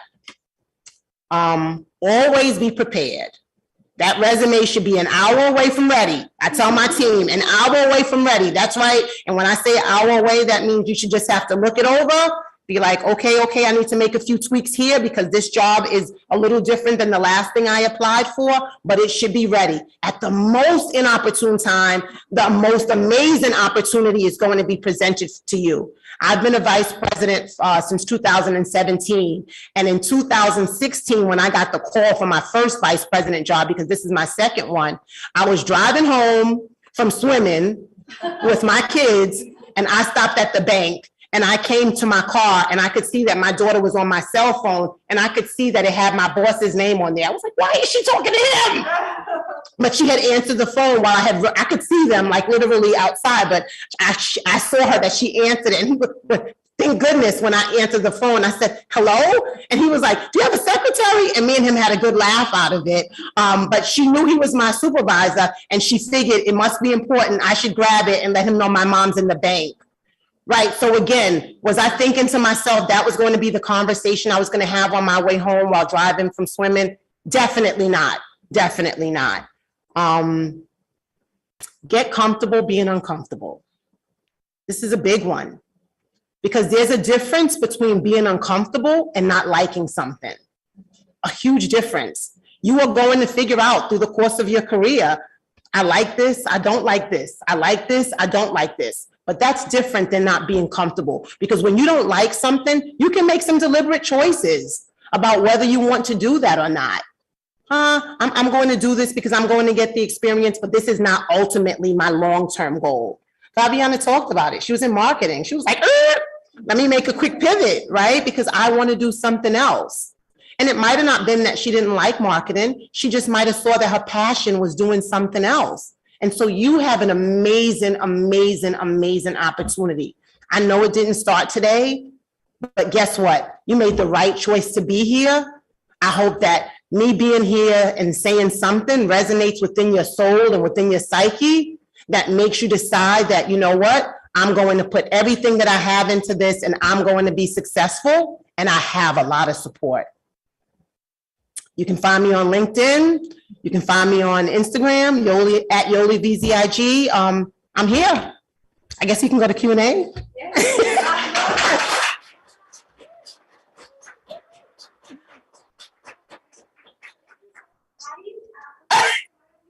Question or a great suggestion. Yep. So I have Lady is asking you if you can have this amazing voice that you venture somewhere. So they will just have it so they can grab it. 110%, Letty. Thanks for the idea. I have it today on my little index card, but I will send them to Tamara and she can get it out to the distribution list. amazing. 100%. And Letty, I only had a few minutes, but don't worry, I have a few more, so I'll add them. Any questions from the room or online? Yes. First, thank you so much. Like everything you said was just like so inspired and like resonated so much with me too. And I want to ask like how, you know, like in terms of like your path not being linear, how do you deal sometimes with like your ego and kind of like sometimes thinking like, well, at this point, if I had known or if I had exposure to knowing that this is what I love, you know, I would have been the CEO or something like that. But I'm like at a starting level. So how do you manage your ego in those situations? So that's a great question. So I'll tell you a quick story. In 2010, I had a mentor she had a group mentorship, and she had a bunch of ladies that she would sit with. And one of the things that she would do with us is that she would have us define our goals in short term and long term. And it was 5 years and 10 years in terms of short and long. Today, when I mentor people, I ask them to do their short term in terms of 2 years and their long terms in terms of 5. And the reason for that is because I do recognize that people's thoughts change. But in 2017, after I had gotten promoted, I looked at one of the sheets, like just going through something, kind of like clearing away paper, and found something that talked to one of the assignments that she gave us. And in 2010, the job that I have today was on the list as my long-term goal, right? So I would 100% tell you to check your ego at the door, right? That's number one. So that negative and positive talk, slow down ego, right? Slow down just a little bit is number one. Number two, if you can write it down, trust me, you can achieve it. And when you're writing it down, write the steps that you think that will help you get to that place. And I can tell you that wasn't something that I always did. Today, I do a little bit more of that because I do planning with my children. And I do planning with, you know, mentees, right? People that I have conversations with. But I would say, one, start documenting it and writing it down, the things that you think to yourself, I need to do this to get there. Number two, have a mentor or someone that you can do just a mind check with. Hey, can you check this with me? Can you take a look? Am I thinking about this the right way? I want to do a year doing this. I need to move over and do a little bit of this so that I can have the experience, so that when someone is looking at me against the competition, it shows up that I know how to do it. And then I would also say, just remember, and this is more faith-based, you are where you're supposed to be, right? That's one of those things. My mom has all of these sayings: closed mouths don't get fed. If people don't know you want to do it, it won't happen for you, right? That's one of those things. And it's the same thing when you think to yourself about, you know, how am I going to move into something that maybe somebody else doesn't think it's something that's right for me? What do I need to have on this piece of paper that would demonstrate or share with them? I have the skills, I have the ability, my words can show I have the passion in my actions, but those are some of the things that I would recommend. And again, believing in yourself 110% and taking the feedback, because sometimes you're going to go on an interview and it's going to be disappointing. But you have to make them do the work. You have to say, well, I'd love to do a follow-up with you to understand how I could have shown up differently, or what needs to be on my resume to ensure that when I see you again, that this time I'm walking out with the assignment. Hopefully that helps. Yes. It's okay. Go for it. No sorry. Oh, no sorries. Go for it. She just opened up a quick thing. Maybe I came late. It's okay. Like, what keep you motivated? Like, because I feel like a lot. Well, I speak more about myself. We get what we want, but then we lose the motivation. So how do you keep yourself motivated? And I guess on top of that, how do you balance your life and which one? Okay, so this is a twofer, because there's some blend in there, right? So the first thing about the motivation, and it's on my sheet, but I didn't say it, you have to have a tribe. You have to have a tribe. So for anybody who's like, what's a tribe? A tribe is your people. That's your people that are around you that will tell you the honest truth, even when it hurts you. It's constructive, it's good, it's solid, but when they're going to be the ones that are going to say to you, today you didn't show up so great. Here's a little bit of thought about maybe how you could have done this different. When you call them and say, I'm having a problem with Katie, they're going to tell you, and you're going to tell them all about what Katie's doing. They're going to ask you, what are you doing? Right? So you have to have a strong tribe because that tribe will motivate you. They'll cheer you on when something's great. And they will also motivate you when you're feeling, man, you know what? Today didn't go as I planned. I presented something. I didn't get the FaceTime with my supervisor that I wanted. I was in a meeting. Somebody talked over me, right? They're going to help you change the narrative, right? To get you to where you want to be. So that's one. And people think like I only need a tribe outside of work. Not true. Not true. In work, as you grow, you'll find that there is some of that transfers over. There will be people that you will fall in love with that you work with that will become your best friends or your friends or people that you really and truly trust. So close advisors for you because they are the people that are helping you get to where you want to be in your career. And a lot of the time, they're at the same level at you and you're supporting them the same way they're supporting you. From a family and balance perspective, 100%. I call my family part of my tribe, but I also call them my squad, right? That's my squad. So I live in Brooklyn still today. I grew up in Crown Heights. I live in Bedford-Stuyvesant. I actually, my parents live downstairs and we live upstairs.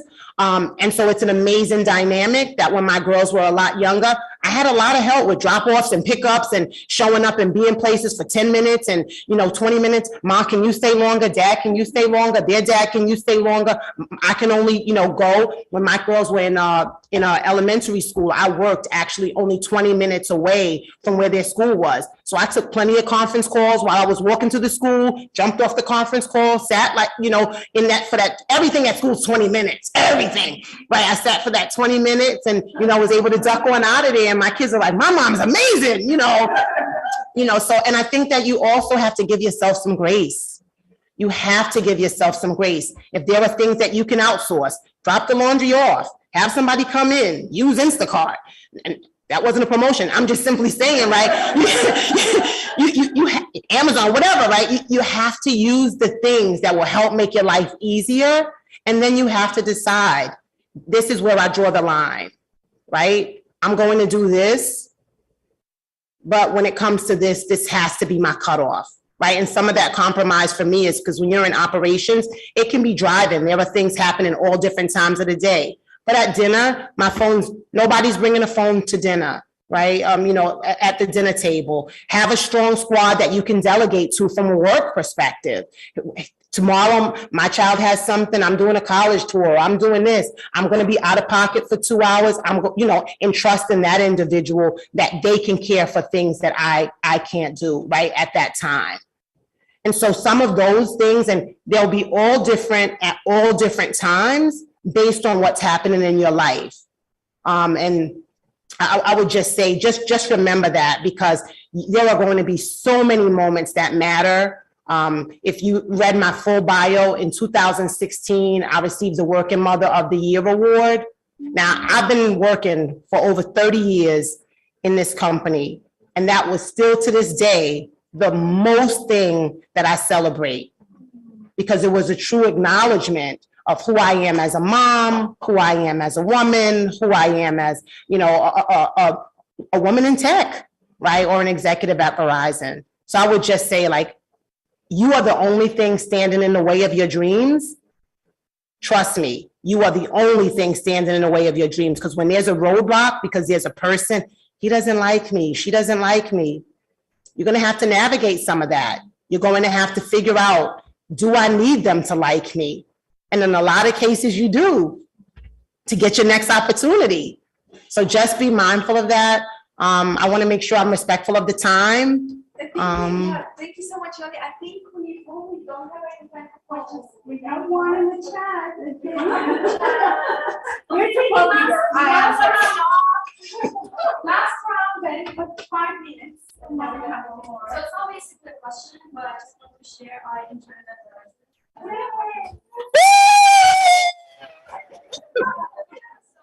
truly love it because all the higher positions were mostly women, and that really made me feel like I can actually be in one position in the future.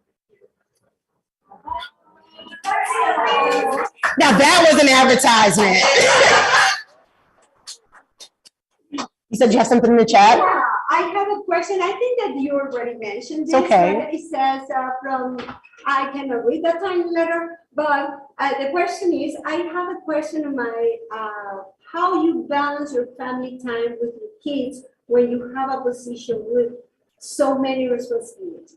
So I kind of touched on it. The other piece that I would add is, if you make sure that if you lead a team, right, because you all will, you will lead teams, and you demonstrate to your teams that you put your family first, but you're still accountable for the job that you have, you'll see it just kind of starts to balance out, because you'll say to them, I need 20 minutes tomorrow, or I need 10 minutes. I have parent-teacher conference. And those are things that are really and truly, they affect everybody, or they impact everybody. You're not, in a land of your own. Even if it's an individual who doesn't have children, there is something that they have, right, that could take up some of their time. Sometimes it's not your children. I have aging parents. My parents are getting older, right? So this is a different segment of things that I want to sometimes be a part of.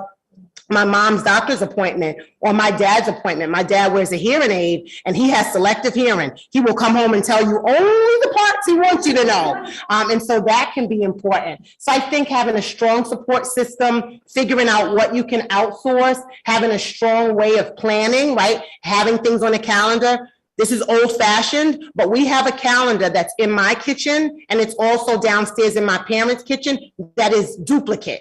It's exactly the same calendar. It's handwritten. It's not digital. Lots of things are digital on my calendar, but for my parents, it's easier for them to navigate if it's written there, where I need help, how I need help. So have a strong squad, a strong tribe of people. And again, that doesn't always consist of your family, because people's family dynamic is also different. Sometimes you find those people at schools.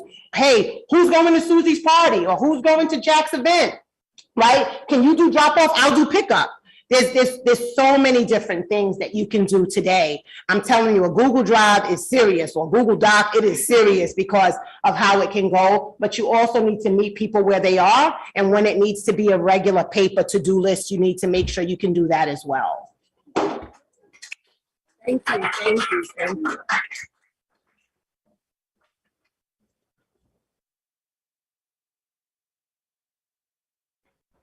Thank you, Yoli. This was truly inspirational. I think we now all want to be you after this speech. So no, this was incredible. Thank you so much. We are slightly behind schedule. So what I recommend is let us now take our family photo. For those of you who are in the room, we'll have a quick photo and then we'll dive straight into the training. I want to acknowledge our lead trainer, Rose Magas, a close partner of ours, CEO of Robot Digital, who is actually not only based in Kenya. So we have the privilege of having her with us today. She'll be leading you through the 3 hours training. Now, I recommend, because we're slightly behind schedule, Rose, you manage breaks as you see fit. Obviously, coffee is there. There'll be lunch served. So, I encourage you to continue to working through lunch.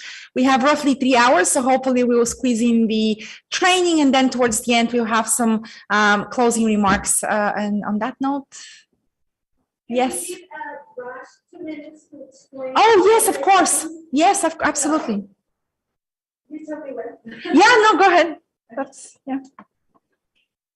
Maybe we can use this time to take the photo. Wow. Okay, let us, yes.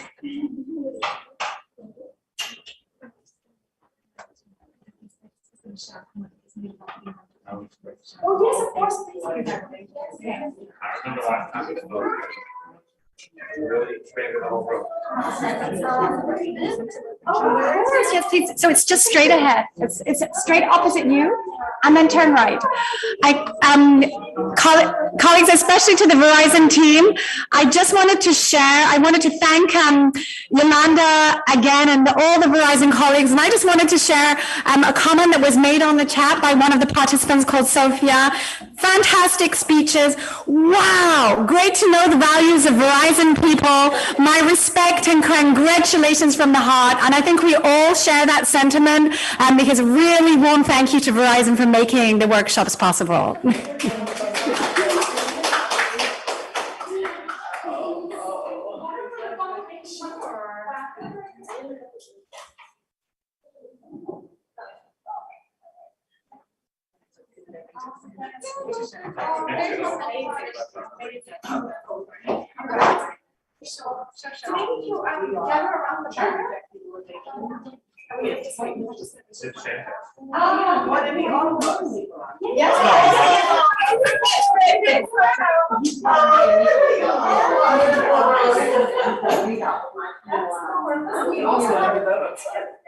We also have a little Frank you can hold. That is cute. And good morning to all the virtual participants. Whilst all the partying and photo shoot is happening in New York, and we wish we were there, but we're not, we're virtual. So I'm Raj Ramdas, and I'm just gonna guide you through the virtual participants, what's gonna happen now. So if you're a virtual student, you should see a number would have been placed in front of your name. So in front of your name, you'll see a number, and that would represent the breakout room that you would go to. So the different rooms, room 1 will be led by Mr. Vuna, and I hope I pronounced the name correct, Mr. Theo. Room 2 is going to be Neelasham. Room 3 is going to be Karen, and room 4 is going to be Roxanne. So those are your tutor guides for the rooms. How the breakout rooms are set up is you can move. So you would be asked to move to your breakout room. If you should drop for whatever reason, so I'm recommending on a piece of paper on the side, you write your room number. So if you drop, you can just come back in and go to your room number. Once you're in that room, we also have a tech support team. And if you go to breakout rooms, you'll see a whole bunch of rooms that are written tech support. I think it's like about 5 rooms. We have about 10 tech support people and additional volunteers. So if during this session you're having any problems, absolutely any problems, your tutor is gonna request tech support. You can go into a tech support room, you can share your screen, you can ask questions, you can get support, and then go back into your room. So we're gonna have fun today. Like Tamara said, we're slightly behind time, but we know we're gonna catch up. So whilst they're doing their photo shoots, tech lead for room placements is Kevin Khan. You can unmute and we could probably start moving our participants to the breakout rooms. So we're gonna be running 4 teaching rooms. So room 1 is Mr. Thiru Vuna, room 2, Neelasham Ditnarain, room 3, Karen Bishop, and room 4, Roxanne Harry Paul Singh. So if our tutors could go to the breakout rooms, and if you're a student, you can go ahead and move to your breakout room. And should you need any assistance, if you don't know how to do it, you just stay right here and our tech support team will be placing you into your breakout rooms. Feel free to ask questions in the chat. Feel free to even unmute and ask questions if you have any problem. Tech support, let's go proceed to sending team members to the breakout rooms. Right, so I see their photo shoot is like almost finished. We'll probably do a virtual photo shoot at the end. So we are now inviting all participants to go to breakout rooms. I'm seeing a couple started to move, which is good. Now, once you get to your breakout rooms, if your tutor is not there yet, not a problem. We will be taking at least 5 minutes for the breakout room to settle down. And if you are having problems, then definitely let us know so we can adjust and place you into the breakout rooms. For all volunteers who are here, if you're a volunteer, you'll see a room called volunteer room. You can go across there, you can stay here in the main room, and your assistance will be required in the various rooms. If perchance you're a volunteer or you're GSMA or Verizon person or one of the organizers, and you were in error placed into a breakout room as a student, feel free to rename yourself so that tech support team will be able to accommodate accordingly. So Kevin, how are we looking with respect to placement in breakout rooms? Are we all good? So the process has been completed so far. I'm seeing We no one have on our list. We people just have in one the person main on room our here who list who we're should be not in a too breakout sure. room. I'm seeing Diana. Yeah. Hi, Raj. This is Natasha Michelin from Verizon. I'm one of your volunteers. I think I've been assigned a breakout room because I have a 00 in front of my name. Okay, right. Yeah. So I apologize and explain No, that. that's okay. 00 means that you're not a student. 00 means you're a volunteer or you're part. So we'll use 2 zeros in front of the name to for the tech support to recognize that you're not a student. So you can so. Okay. So Judith has 00. You have 00. Lindsay has 00. Carlos, his co-host Rose has 00. So Natasha, you are you going you're going to be volunteering throughout the event, right? Yes. Are you volunteer for tech support with Tankable, or are you a volunteer for general support? I am a volunteer for whatever you guys need. Right. So initially, wherever I can help. Right. So initially what you will have is hopping rights. So you can feel free to hop across the different rooms. There are 4 training rooms. And if you see anything that needs to be addressed, what you can do is put it in the chat and or come to the volunteer room. We have different leads, so there's going to be a camera that's going to be hopping across the different rooms. So you can also look at the camera feeds from here in the main. And the 2 key persons that you can communicate with is listed as Kevin Khan and Amrit Singh. So if there's any support required, now the strategy we are using is if a student needs help, technical help, we don't slow the class down for that student. We remove the student into a tech room, and then tech support, either yourself or anybody else, will go ask the student to share the screen and then step-by-step guide them through the process. So we have 5 tech support rooms for that. So sometimes we'll ask you to go to a tech support room and just help a student out, depending on the problem they're having. Is that okay? Yeah? That is fine, yes. Okay, great. So I think we are all good, Kev. So we are good and running, right? We are good. We have, I'm not seeing any more students in the main room. All right, so what we can all, right, so Amit, you could probably start hopping and bringing video feeds in so that tech support, I'm seeing a Rachel Kiari, Kiri. And we all good. Thanks.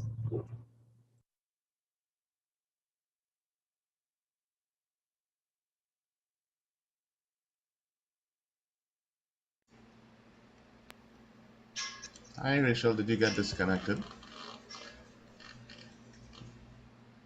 No mute, no microphone attached. Okay. All right, so also New York is going to be dropping off the feed as they will switch their screen to Rose, but we will still be able to see them. But not.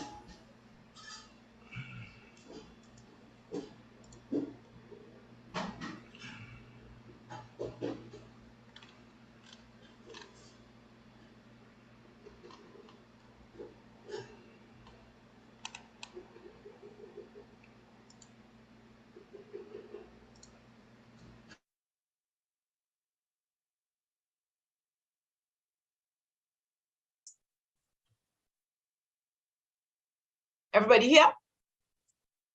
Okay, good. So you're going on again and click next. And then size of your company, it's always 1 to 10. Then you click next again. Do you have any experience creating apps? This is a personal answer. It'll be either no, yes, based on your personal experience.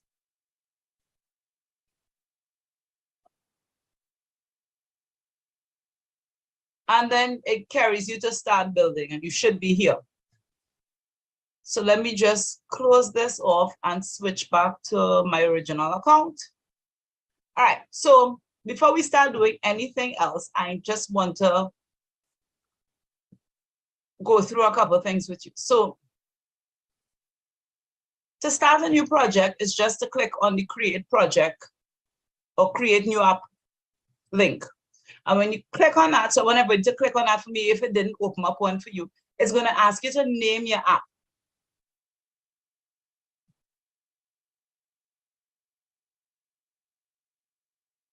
So for this one, we're just going to name it Translator because that's the first app we're going to be doing.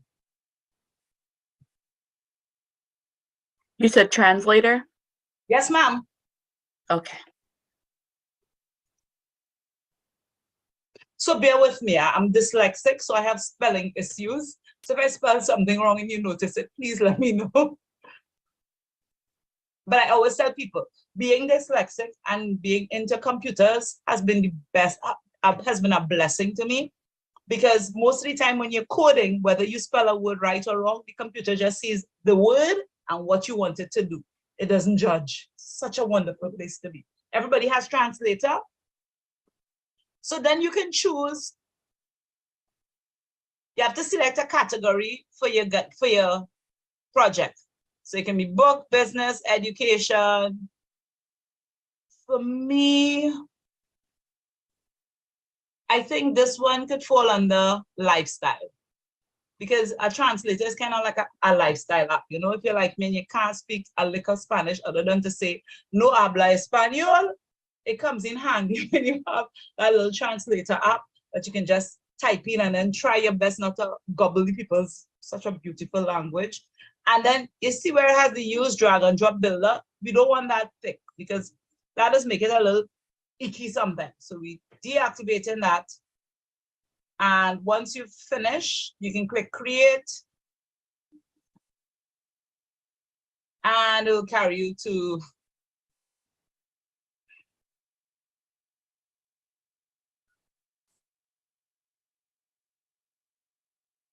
and I don't why you. All right, so let's go through the Thunkable workspace. So here you'll get all your tutorials.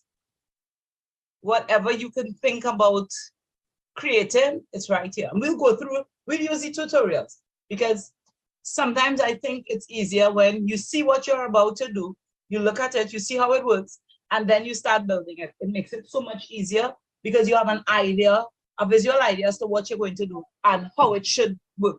So you get all your tutorial videos here. Then you have the design block. In the design block, you have different components.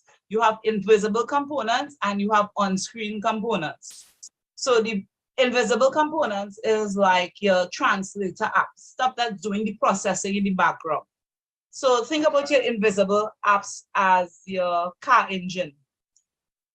You turn your starter and you hear the noise, but you don't really know, you don't really think about all the different mechanisms that are running in the background. So that's where your invisible translators, your invisible components come in. And the visible one's the one you see. So when you jump in your car, you'll see the car seat, you'll see the dashboard. Everybody okay with that? Good. And then you have, this is your preview screen. So everything you do will be showing up on this screen. When you click preview, it will show you exactly what the screen will look like. And then to the far left is where you can change your screen color. You can change the size of your fonts, the styling, the spacing. Everything is done on the far end. All right? We're good so far? Good. Yes. So let me just check something because I always forget to do that. I always share my video and I never remember to share the sound. So, right. So now I'm going to run the first app we're going to be doing is the translator app. So I'm going to run that video. We're going to go through it. We're going to look at it. If anybody have any questions, please stop me immediately. And then we're done. We're going to go through it step by step together. I'm going to build our translator. Good for everybody? Yes. Assumption is not stop seeing you all. All right, so let's switch over to YouTube. I'll get a bigger picture. In this tutorial, we're going to create a translator app. Here's a demo of how it will work. Everybody hearing, right? Yes. Yes. And seeing? Yes. Good. I can type in a message inside the text input, hit the translate button, and it will actually translate it into Spanish. So let's actually get started building it. So if you're on your previous project, you can actually click on the Thunkable logo, get back to your projects page. Then you can click the button to create a new app. And then we'll name this project Translator. And then click the Create button.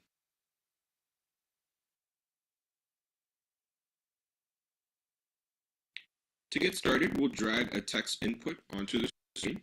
So a text input allows a user to be able to type in whatever text that they want to inside of your app. We'll live test this by clicking Live Test. And here we have a text input where we can type in anything we want. Great. So now let's add a button to our screen. So the button will be what they hit in order to get the translation to happen. We can move the button to be below by moving it inside of the component tree. And then we'll change the text on the button to say Translate. We'll also add a label to our screen. This label will display the translation. And just to make this look a bit better, we'll actually add a margin 10 to the bottom of the label and to the text input. Just to be able to give it a bit more space. So now we'll add our translator component. So the translator is responsible for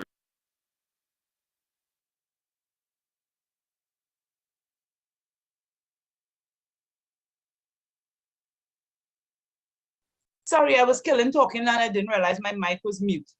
So remember earlier when I was explaining the visible and the invisible components? Yes? Yes. Right, good. So the translator that he just drag across, that is an invisible component. You wouldn't see it after the user of the application wouldn't see it. They would see the label, they would see type here, and they would see translate. That's all they would see. So the label, the type on here, and the translate, those are your visible components. And the translator itself is an invisible component running in the background.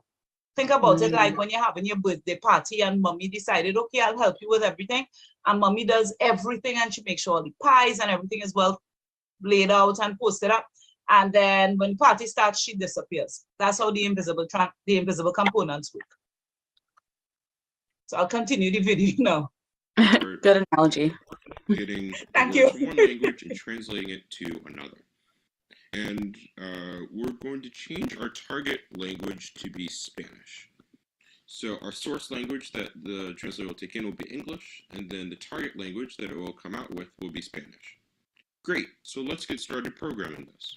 Let's go to the blocks by clicking the blocks tab. All this action will happen when we click on the button. So we'll go to the buttons drawer and get the when button click block. When the button's clicked, we want the translation to happen. So we'll get go to the translator drawer and get this translate block. And after the translation's finished, we want to see it inside the label. So we'll go to the labels drawer and get the from label set text block.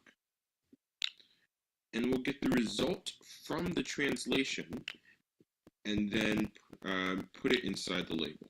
So going back through these blocks, when the button is clicked, we'll call translate. It will translate the text hello. It will give us a result, and that result will put inside of the label's text. So let's test this out by hitting live test. So now when I click this button, the label will give us hello, but in Spanish. Great. But for our final app, we really want the user to be able to type in a message in the text input and then see that translated here. So let's make that change. So here we'll go back to the text inputs drawer and get the text inputs get text block, and we'll put it inside this text to translate. So now when the button is clicked, the translate block will get the text from the text input, then the result will appear inside of the label's text. So let's test this out by again going to live test. We'll type in a message, click translate, and then it translated into Spanish. And now you've created your own translator app.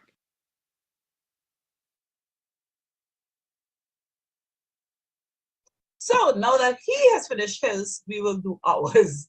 So we are going back to, where is my one? So we're going back to Thunkable.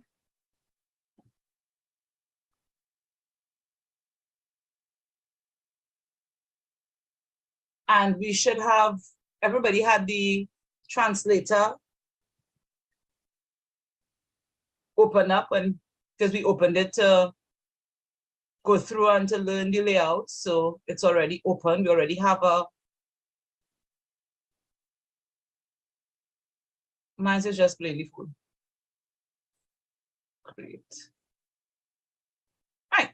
So, oh, shucks, sorry. I just realized that I wasn't sharing my screen anymore. Right. So we're gonna do it. We're gonna do it over now for ourselves from scratch, but we're gonna do some, make some small little changes. First of all, it's up to you to decide what of access in the platform. Can you please assist?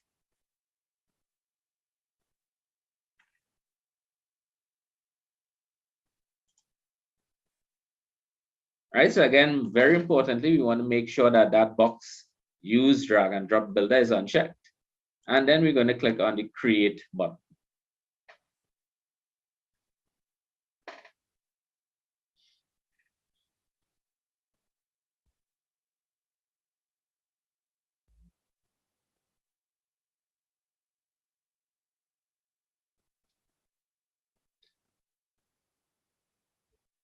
Right, so initially when we log it, or when we create or we start creating our project, in this case title project 1, the screen itself may look intimidating, but when we start actually utilizing the platform, we realize that it's not really intimidating, but basically arranged in different categories. On the left hand side, we have the design elements. That basically contains all the elements that we would like to include within our app. And these can be categorized into visible and invisible components. And we'll go a little bit more in detail about what that means in a little bit. In the middle section of the screen, there's what the app would look like when created. And on the right-hand side is all the elements or all the configurations or all the properties that can be modified when actually creating these various elements. So for example, on the left-hand side, I may have a button, right, that can be included on my screen. But with the button, there are many things that can be modified. So for example, I may want to change the size of the button. I may want to change the text of the button. I may want to change the formatting, the arrangement, and a host of things additionally with respect to that button. But before we start looking at the properties, the first point of creating our app, right? So yes, it looks very easy so far.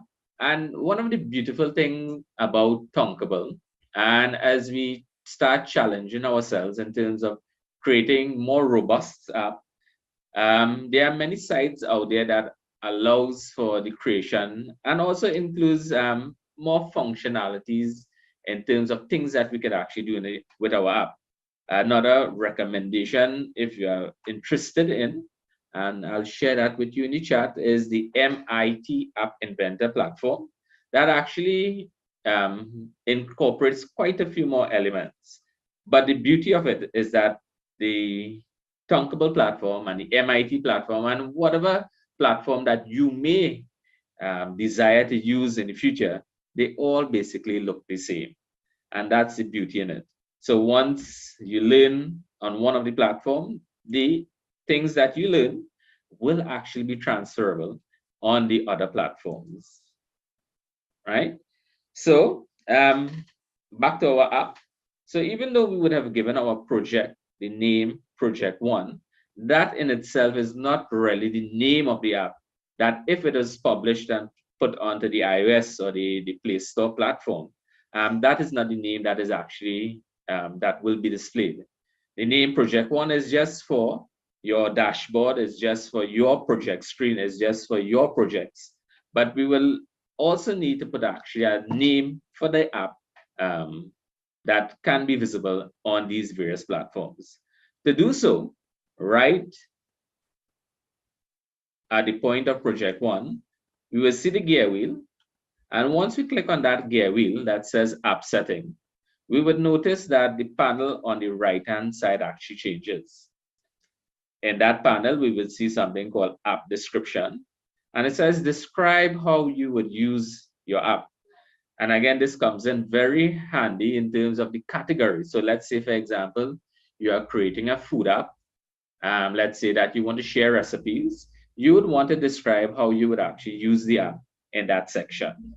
The next is the app name, right? So the name that will actually appear on iOS or actually appear on the Apple Store or actually appear on the Play Store.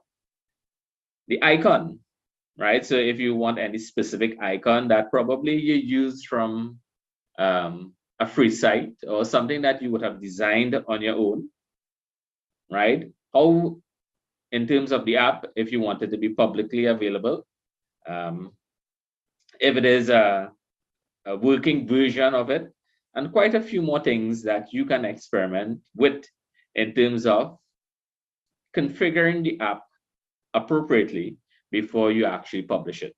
But for today's exercise, we just want to focus on one, which is the app name. So I'm going to give you 1 minute to think about an app name that you would want to use. And I'm going to use this app, or my first app,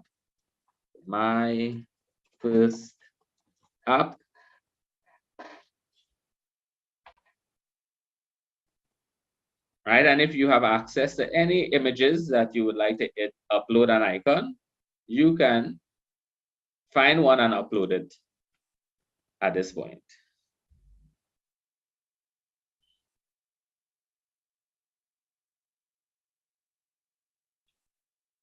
Right, so I'm going to give you a minute to just change the name of the app. And again, a little bit about the icon or the logo. It represents the app on the mobile device. It appears again on the listing of the Google Play or the App Store. And it will be the project icon for the Tonkable platform.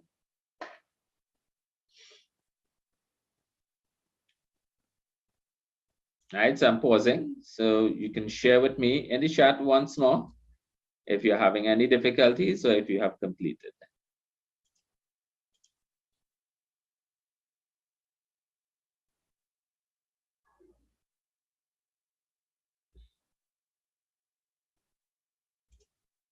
Nice. So one person is completed.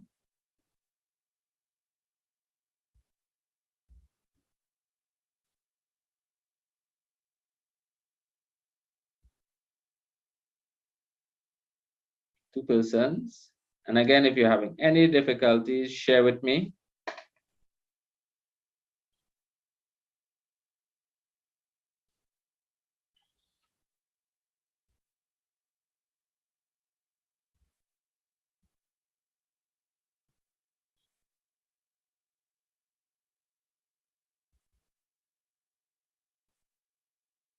Right, so we're going to go into the more the exciting stuff. So far we have named our app, and now we want to start investigating all those components, all those things that we can actually include on our very first app.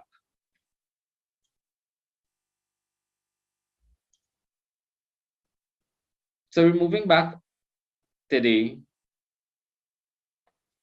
list of components on the left-hand side. So there, we will see some features referred to as visible components, and we will also see invisible components. So we have invisible components, and here we have listed some of the visible components. So the visible components are features that you can see on the app screen. They can be styled by sizes, text, space, and location. And then some of those examples are things like our buttons, our labels, our text inputs, our videos, our images, etc. Our invisible components, on the other hand, often relates to the functionality of our apps.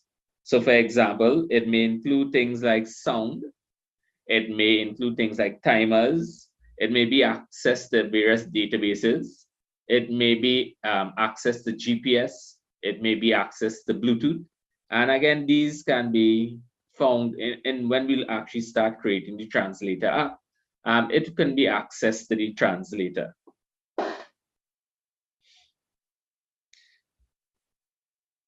So we're going to look at our very first visible component, and that component will be the button option. So the button option, to get our visible components from our drawer of components, is a simple matter of dragging, clicking and hold, drag and drop onto the screen, and it inserts the element onto your workspace.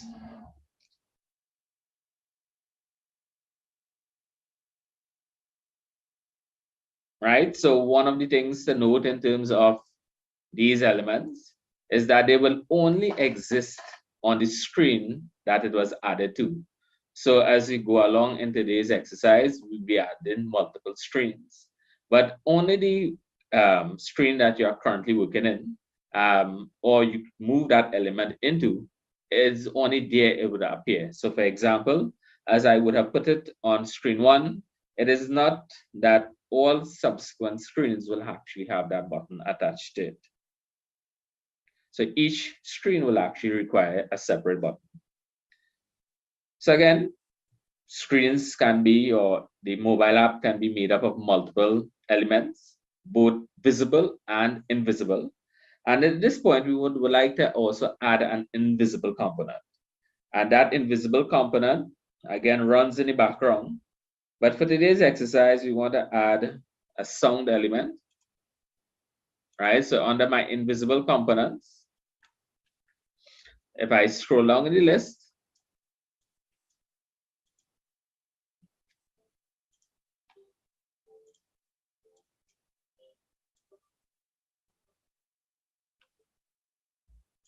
right, it says drag the invisible component there.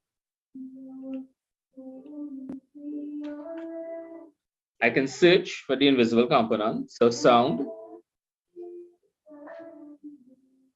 and I can drag and drop, and the invisible component can be added to the mobile app. So let me do that once more. So it's going to remove it.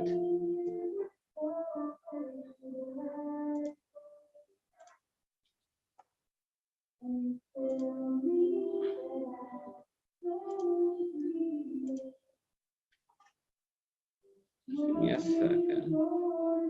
Right, so back to the screen. Just trying to move quite a few things around so I can see properly. So again, the second element that I can add to my screen. So I've added a visible component. I can also add invisible components. And again, invisible components adds functionality to our screen. So to add invisible components, we will need to firstly search in that component list. So the one that I'm interested in is sound.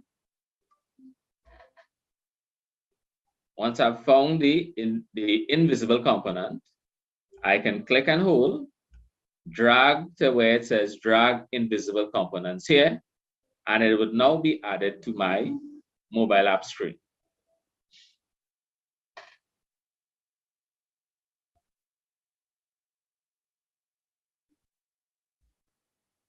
All right, so we're getting a little bit more into the technical side of the app design. So again, if you're having any difficulties, let me know. Right now, one of the comments, feel like a baby learning. I can guarantee that once you start learning app design, you'd be so intrigued that you would never stop, or you would always be inspired to actually create new apps. I recently would have built an app that actually connects to Bluetooth, a Bluetooth speaker.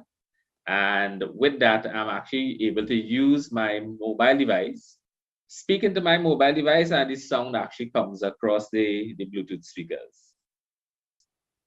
Right, so how did you get this sound in the middle, sound image in the middle? Right, so the sound in this case is invisible component.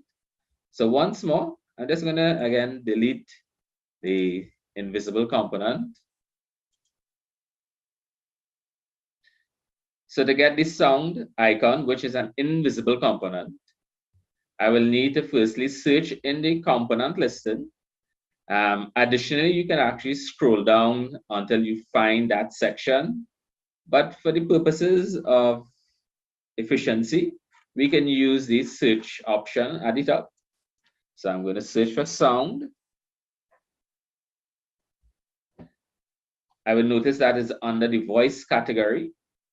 So I'm going to click, hold, and then drag and drop to where I see invisible component. And that now adds it as one of the invisible components.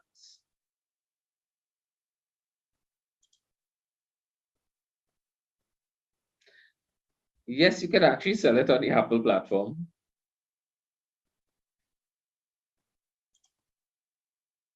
Right? And the next thing with app design, it isn't specific to our age group. So I've seen articles with children as young as 7 years creating some very simple but very interesting games and actually putting it on the Apple Store or the Play Store.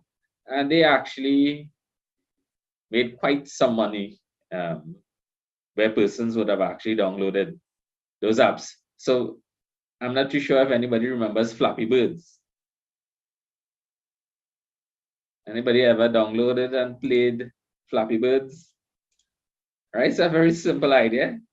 But again, the most important thing there is, what is the idea? The app design part of it, in my opinion, is the easy part. The actual idea, something that will inspire, will cause somebody to purchase, right? And one of the other things in terms of the platforms, the Apple Store, or even the Play Store, is that it's not limited to a specific country. All parts of the world is able to access these different platforms. So just to give you an idea, let's say, for example, you would have created an app and you sell it for 99 cents, right? But your market is the world. Your market is not only the United States of America. Your market is now the world. And if you get 1,000 or 10,000 persons purchasing that app at 99 cents, it will eventually amount to quite some money, right? So start thinking about things around you. You can start thinking about things that you do on a daily basis that tends to be monotonous, that tends to be very, that tends to be something that might kind of be boring in some instances, and you create a very exciting spin to keep you connected with your teacher, right? So something that is very specific. Another application actually comes to mind. So it was a 14-year-old student, and he would have entered the MIT App Inventor competition. And the app he created, and it was based on an experience that he would have had. So it was an afternoon.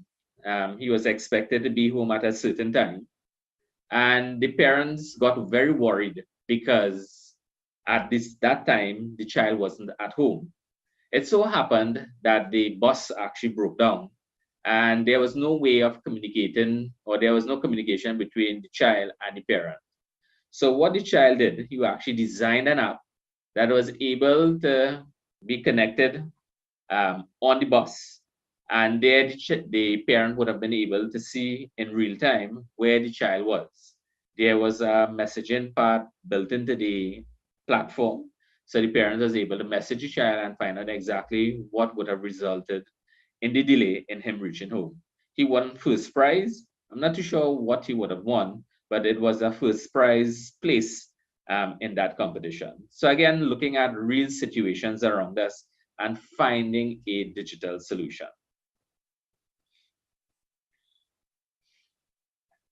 Right, so going back to the various components that we have, the user interface category located on the left-hand side will have all the different elements that you will need to design the look and feel of the app. Again, it includes both visible and invisible components. So after we have created or added our very first element, as I would have said earlier, in terms of the various elements, we are able to modify what those elements look like on the right-hand side. So if I click on the button, I can see that there's an area where the name of the button can be changed, the color of the button can be changed, the size of the writing, the background color, if you want to include a background picture. And these are just some of the elements of the button that can be modified.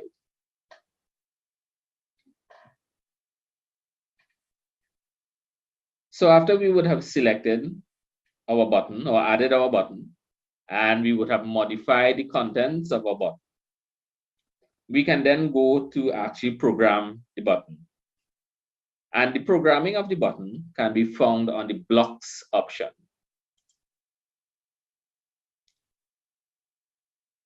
So the blocks option, right? So everybody's on the blocks, right? So it's just like building a website,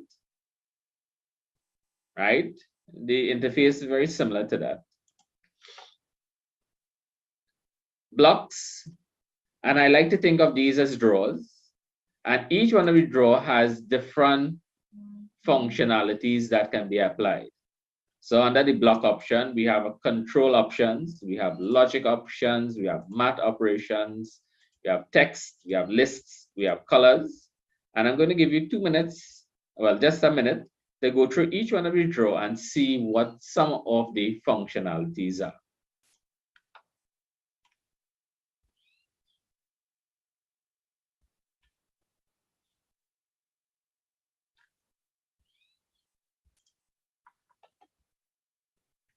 Right, also check out the sound option that we would have added, the button that we would have added, the screen, and the any component. So alongside the functionalities that are pre-programmed onto the Thunkable platform, each one of the elements has their own set of programming or own set of commands that can actually be applied.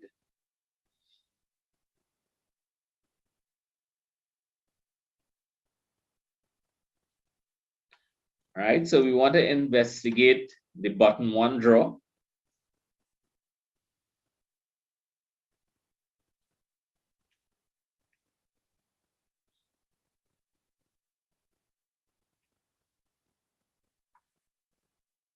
And at this point, what we want to do is start programming that button that we would have actually included on our screen.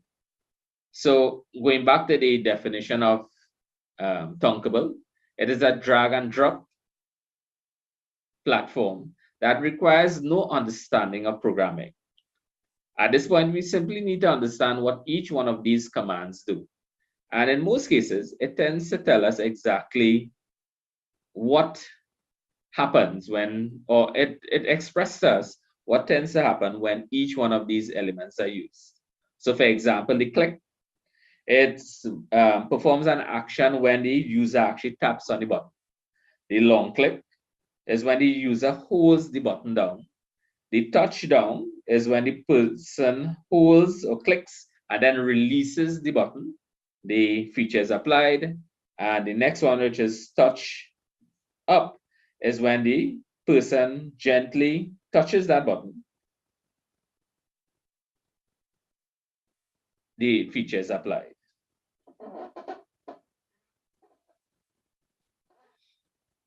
So the button that we are interested in at this point will be when button 1 is clicked. So I'm going to click and hold.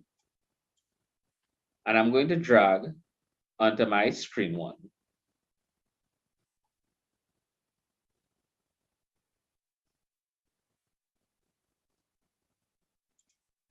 Right, so everybody is able to move it onto the programming or the workspace. Very good. So at this point, we're going to go back to our design area because I want to put something a little bit more descriptive for my button. So I'm going to change my button name from button to change background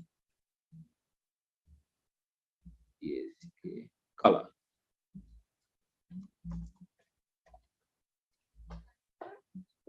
Right, so my app that I'm designing will allow me to change the color of my background from, in this case, white to some other color that we'll decide on a little bit.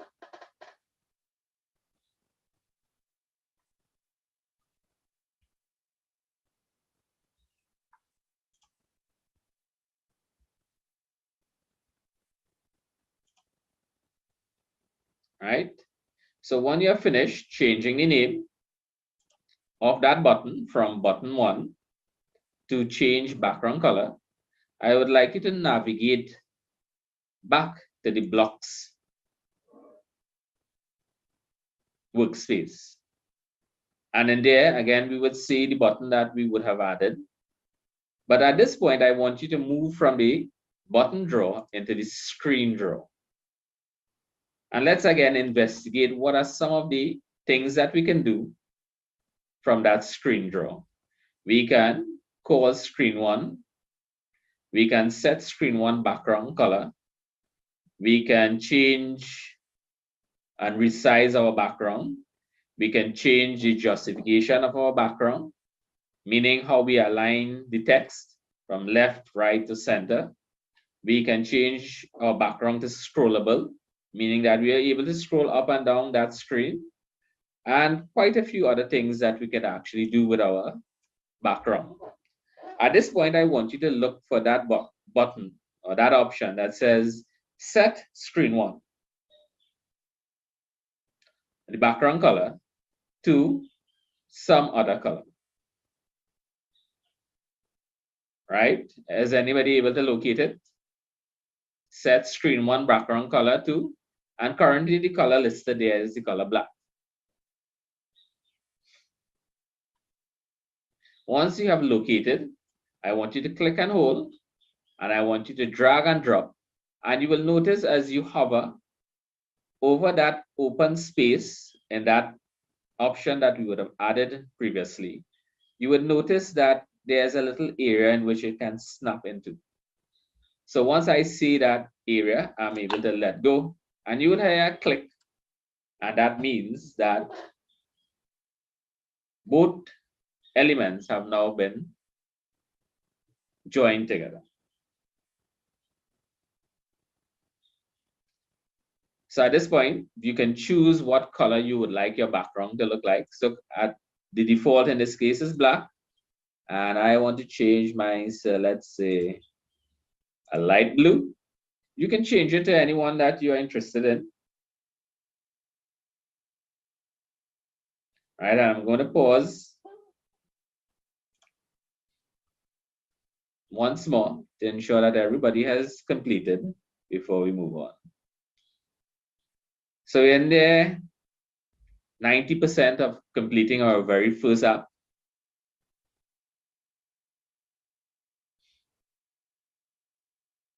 And the last thing to do in terms of our app is to actually test it to make sure that it is working.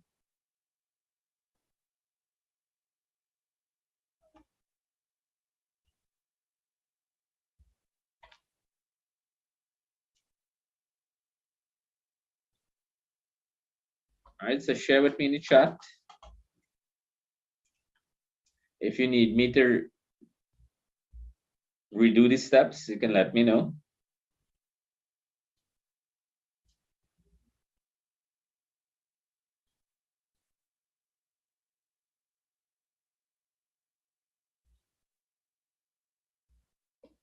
All right, so it's working.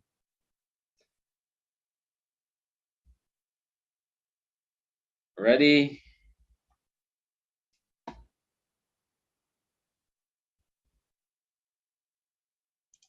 Right, so the last step, we're going to the live test feature located on the top middle of the touchable screen. So live test will allow us to test the app to ensure that the programming or the elements that have been added actually works, right? So when you click on the button, you would notice that the color of your background changes to the color that you would have selected.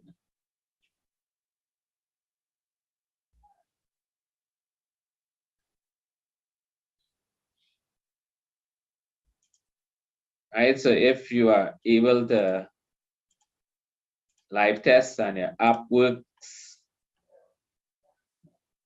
just give me an idea on the app, on the chat. So let's go back over this step. Right, so after completing 2 simple elements, so just to recap where we got these elements from. The first element was found in the buttons drawer, right? So we saw when button 1 is clicked. So that is from the button drawer. And we went to the screen drawer. And the one that we're interested in this case is set screen 1. Background color 2. In this case, the default was black. So these are the 2 elements that we need to put together. Oh, live test. Right, so to live test the app, we can locate the live test option, top middle of the screen. And once we click on it, it will take us to a screen that looks very similar to mine. Right? So this allows us to test the app to make sure that all the functionalities work. So in this case, I have my button that is titled Change Background Color. And once I click on it, I notice it changes to the color that I would have selected.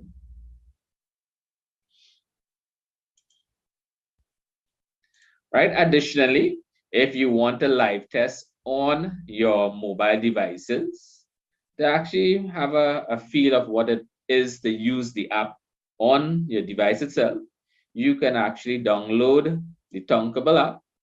And there where you see enter code, you'll be given a 7-digit code, a 7-character code that allows you to connect what we see here to your mobile device, right? So that's just another option in terms of actually live testing the app. So 1, you can actually test right here at the browser, or 2, you can test within the touchable app. Right? So far, so good. Very simple app to start off today's exercise, right? So you can give yourself a round of applause. You have built your very first app, right? Very simple, but all the apps in the future that you build will be based on the same principle.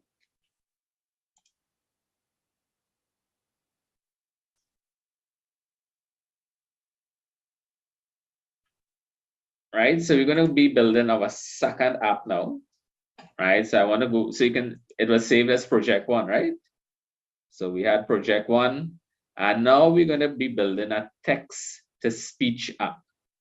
So who can remember the steps or the first steps in order to start creating our app?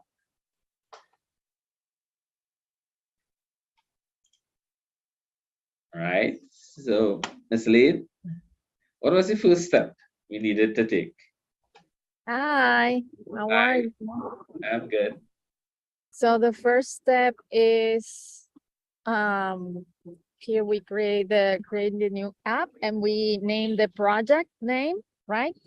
Like the one that we put, like project 1 is the name. Then we choose the category and we make sure that the box that says use the drag and drop builder is on box. Then we go and create it. So in this case will be, would you like me to share my screen? Yes, you can. Let me just make sure the option is on. All participants. So you can go ahead. Let's see. How can I share? Okay, share screen. So just, okay. Share. So now everybody, right? Yep.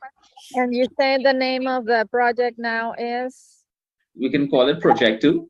Text to speech or something like that.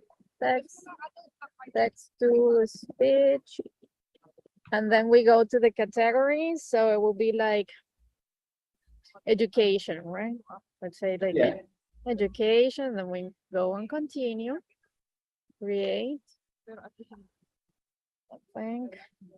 Okay, so the first thing we did was creating like the bottom, right? We see like the invisible components. You said something about, okay, so first of all, we create the bottom here, we put it here. Then we name the bottom, for example. Name it text to speech. Okay. Text. Right? And we can change the background color here, and then the size, and there's a lot of, also we can add a picture like from the computer, right? Like for example here, like a upload file, and I go to my computer and I put this here, for example. Once I am here,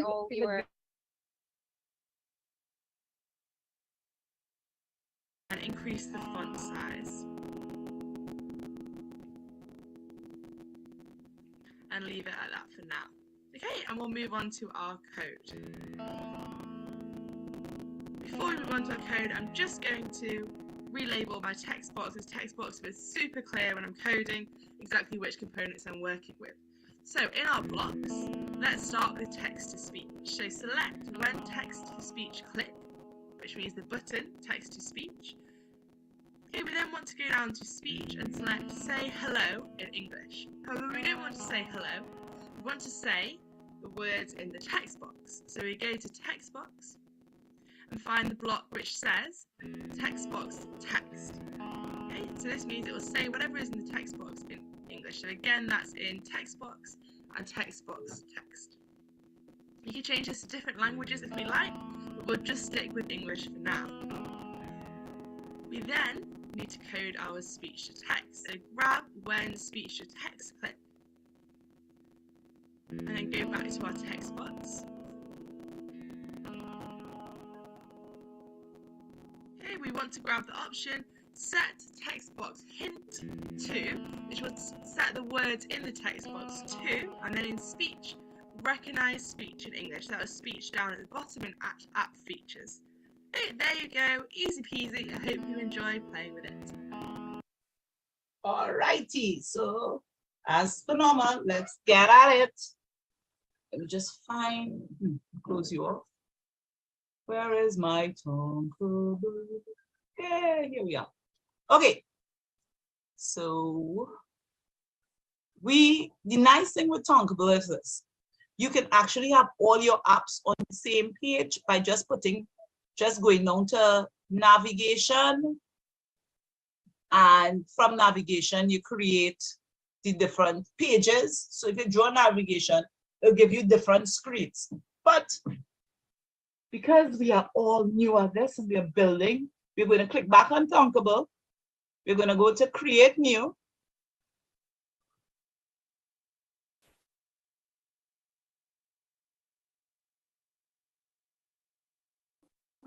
And the name of this project is text to speech.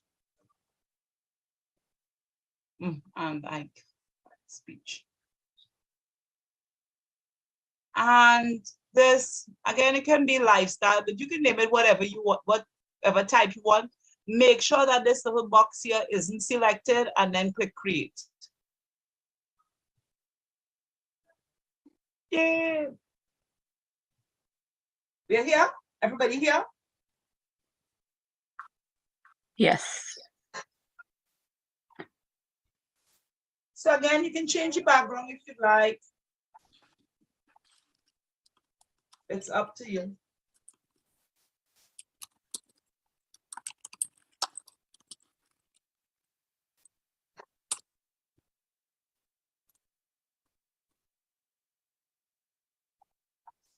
So we're going to drag across an input box. So again, it's up to you what size you want your box. And you can change the size, the width, and the height and everything here.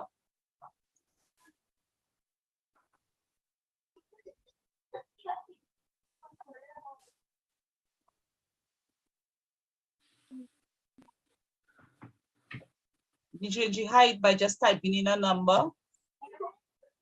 So pixels are a little different to, if you go with percentage, it'll be 50% of the screen, and 50 pixels will just be less than an inch. So a pixel is normally like half an inch kind of thing. So you can pick which one you want. And it all depends on how much you want to type in. So once we've done that, we're then going to drag two buttons. So we're just going to scroll and look for buttons.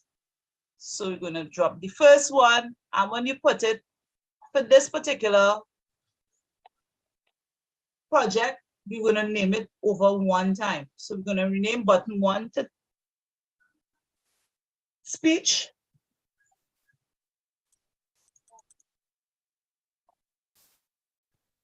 And we're going to name the text speech. And again, I can't spell, so please forgive me. No worries. And then we're going to drag the other one, and we're going to name that text to speech. So basically, yeah, it's. But this way we'll know which button we are dealing with when we reach to deal with it.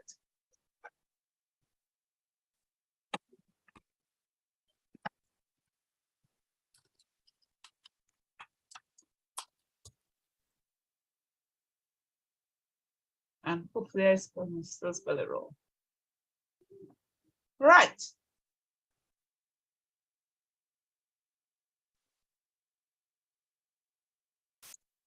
So everybody have these three nice little things here. Again, you can put them where you want them by just simply dragging them here. So if I wanted the text box in the middle between the text and the speech, I can put it like that. And again, remember, we can go to advanced and we can change the spacing. So I can give it a 10 for top margin and 20 for bottom margin, or 20 by 20.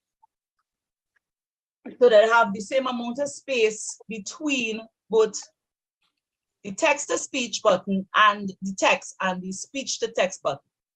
And again, if it's spelled wrong, please forgive me. Everybody okay with that? Mm-hmm. Everybody has it? Yes. All right, so we're going back to that wonderful blocks. We're gonna start making some Legos.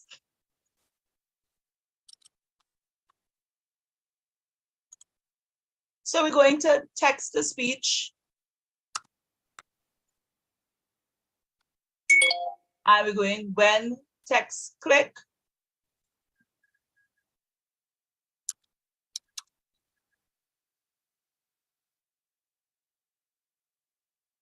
Everybody okay with that? And then we're going to go down to speech.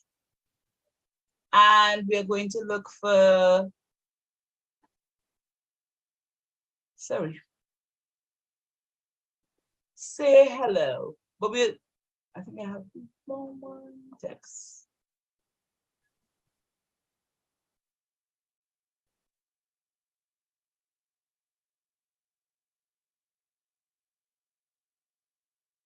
I am looking for the say hello button.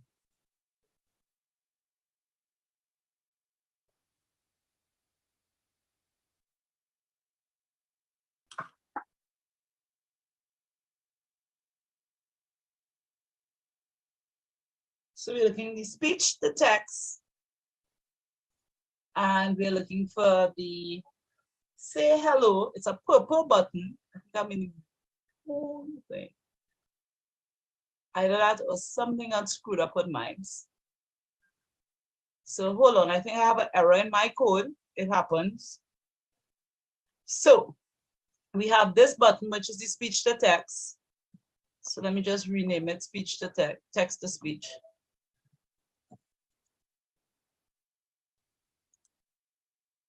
And then we have the other button, which is speech. I spelled wrong. That explains so much. Right. So just make sure your buttons are correctly named, please. So it'll be text to speech and speech to text. And then we go back to blocks. Take you off.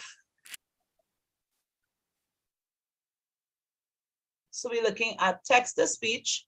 And then we go into when text to speech click. And everybody's good to that point, yes? Yeah. Yes. Yeah. It is working. Okay, so it is working. You see that? It just response is a little slow, but click changes to first time when the condition is false, it sets it to green. When it is true, it sets it to red. Okay? Everyone? Too complex? Or is it easy?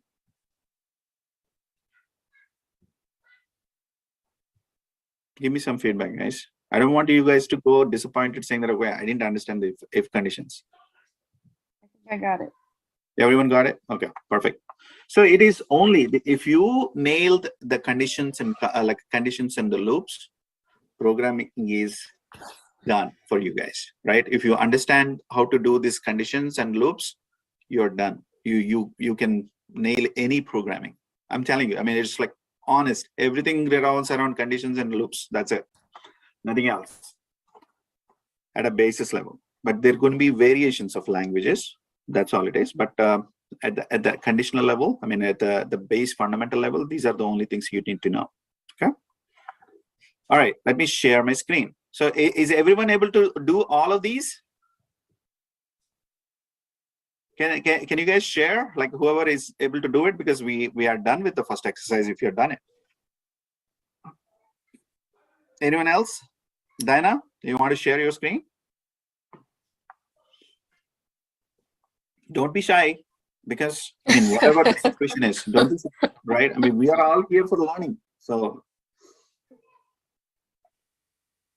whatever the situation is, just share your screen. Okay, I just have to get permissions. I have to figure out my settings, and I won't let me share my screen. So one moment. Okay. Sure, you're going back again. Yep. We are doing well on the time. Don't be shy on presenting your problem. We are here for learning, right? I want your experience. The journey should be like starting from here, right? If it is not, I'm failing miserably. Okay. Okay, so it says I have to close my Zoom and then reload it to share my screen. So okay. I'm scared to leave. What if I can't come back? No, I mean, go back to the platform and then basically click on the join button again. So then you'll come back. Yeah. Okay. Why are you not able to share? Oh, because I have to change my permissions on my settings to share my screen, and I have to restart Zoom. Okay, yeah, that's fine. Yeah, that's fine. And ask the main room folks to put you onto the room one. Okay, Diana. I mean, any one of you, right? I mean, please share your screen. We have to move forward, right? Yes, Diana, are you doing it, Adriana? Yes, we share even though we're good. Do you just want to? Yeah. Either you're good or bad. Like, just share your work. Okay. Yeah. So I have it here. Yeah. And here's the code, but I added another tab to essentially see it. Perfect. Okay, can you go back to the code and explain it a little bit, what you understood? Back to editing. No, back to editing on the top right. Yes. Right. Okay. So yes, we changed the name of what we're doing, kind of this button. We gave it a name, kind of like we all have names, right? We gave it a name, so that way we, as we're adding buttons, we know which one's which, and essentially from there in this particular button, we are checking if the screen's background color is equal to green. If it is, then it goes into the second one, which is changing the background color of the screen to red. Otherwise, if that condition isn't met, it skips it and goes to the else condition. It goes to the it goes to the green. Fantastic. So okay, one question to you, right? So you said, I mean, I didn't hear the first part of it. Yeah, so the when button, that button is clicked, this is what is going to happen, right? Every time you click on the button, only this thing happens, right? True. So when that condition is happening, then only you're doing it, right? That's a good point. Yes. Yeah. So yeah, I mean, you have to start it that way. I think I know you missed that point, but I think you got it, right? Wonderful, great job. Who else next going? Whatever is situation, whether you're done or not, please present it.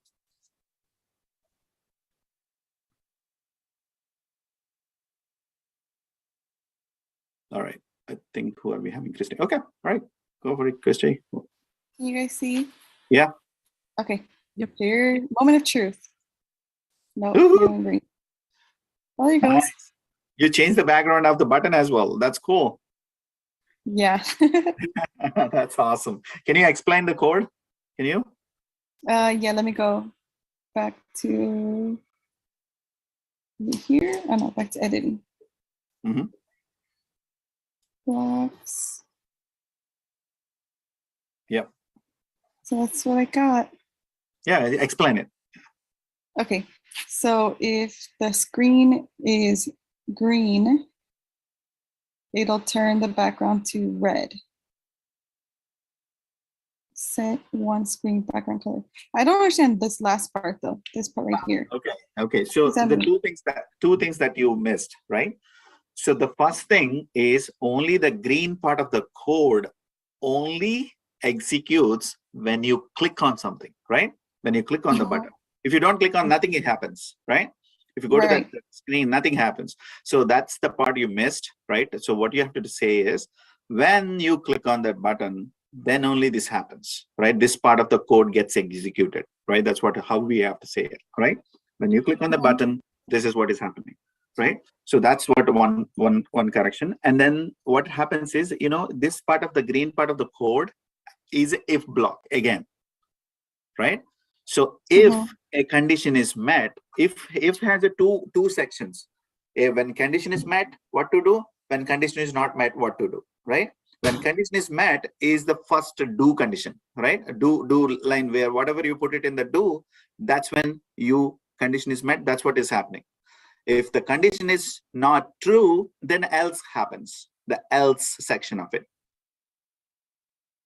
Okay? I see. Yes. Yeah. If condition is not met, what to do is also you're telling, right? So that's why your colors are changing. Yes? But all of this is only happening when you click on that button. Yes? Yes. Two conditions we are checking. When you click on a button, do this thing. And if this condition is met, background color is this color, do something. If not, do something else. Yes? Oh, that's why it loops back to the green because the last one's green. Yeah, so that's why you need to put two sections of it. Oh. Make sense? So would you be able to tell me again, just to make sure that you got it? Okay. So if the background color, when you click the button. All the way from the start. Huh? All the way from the start, as if you are presenting now. So all the way from the top. Okay, so if you click the button. When you click the button. When you click the button, yes. When you click the button, if the screen color is not equal to green, then you will set the background color to red. No. If it is not equal to, you are setting it to green. But if it is, you're setting it to red. Yes. So if it's not green, you set it to red. Yes. And then No. If it is not green, you're setting it to green. Yes, if it's not green, you're setting it to green. Yeah. Okay. So else is what is getting triggered. If it is green, you're setting it to red. Red. Yeah. If the true condition happens, then do section is what gets executed, right? If the condition is not met, and then it goes to the other one. Yeah, that's the only thing. Okay. Yes, you're good, Yes. Golden. Yeah, thank you. Appreciate it. Who's going next? Thank you, guys. So what would have helped me was you mentioning the transition from white to green. Yeah. So it's almost like the else statement is happening first. Yes, else condition is Weird. happening first. Yes, yeah. But that's how we coded it, right? But if you see it like, okay, why did I do that in the first place, right? So the mental structure, you realized already a problem there, right? And then basically thinking, why the heck we wanted to code it this way? Why didn't we check for the white background first, right? But that condition, the way we designed it, it applies for two situations. When the app is loaded, it basically the condition is not met, and then also when the condition is green, you are doing like the other. So the two with this approach, you are able to handle two conditions. But if you did the other way, you have to check for two colors, right? One is white, and then one is the green, and then if it is one of these is those colors, then do set it to red, right? So it's how you wanted to have structure, right? So who is going next? So we have Mickey, Dan, and Mickey, Dan, right? You're presented first, right?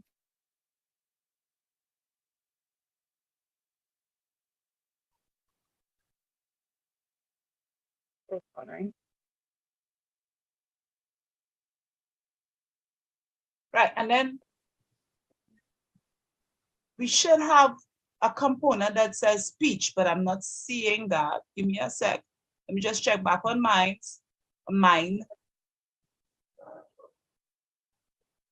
Oh, sorry, it's up there.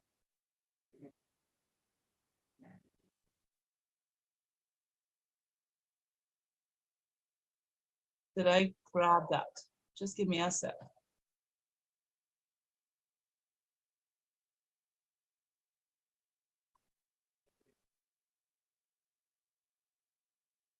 Okay, so in speech recognition, there's supposed to be, underneath, when we pull everything, there's supposed to be a function called speech, but I am not seeing it coming up.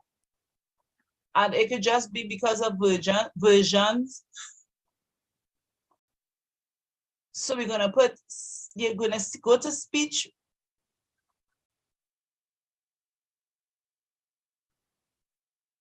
And we're going to look for set recognition default English. So you're gonna set speech recognition 1 default English. Have that? Sorry, let me. I'm not seeing your screen anymore. Can you see it? Can you see it now? I am now. So you're going back to blocks. Okay.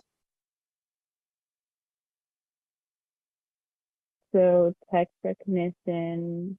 The one. second to last one, set default recognition to English, US. This one, right? Yeah.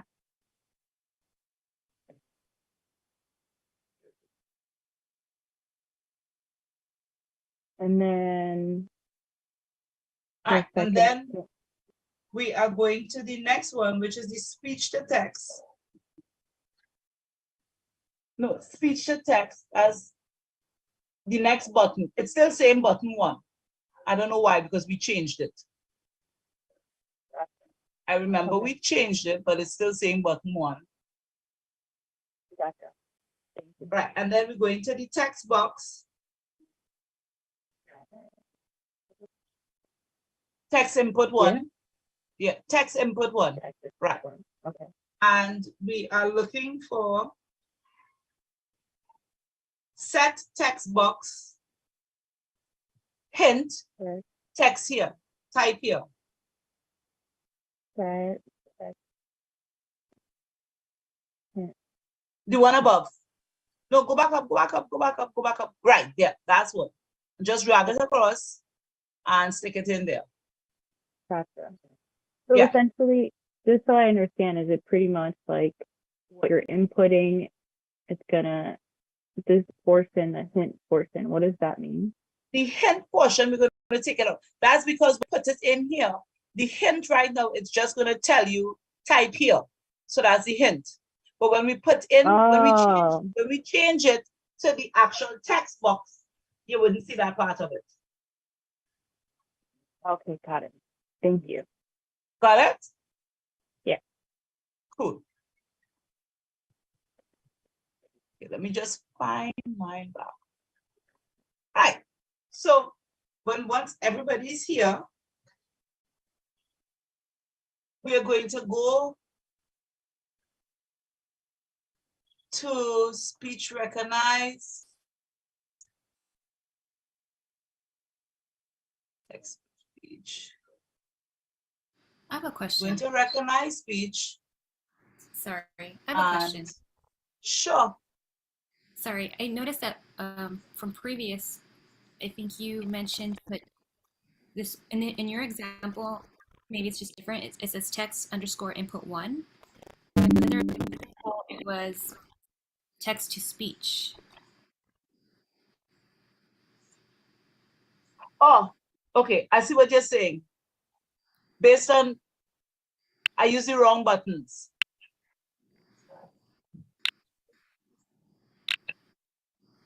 I understand what you're saying. Okay, but remember, so let me show you, right? Actually, I use the right button, but let me just explain why. Okay. What is this? Okay, so remember when we're doing text to speech, right? We want whatever text you input here to be spoken. And when we're doing speech to text, we want whatever you say, the computer must recognize that and then write it out for you. Yeah. Understand? Yes. So and I think I just screwed it up. So text input would be my text to speech, and speech to text is actually my speech to text. So remember, we have two buttons, text to speech and speech to text. So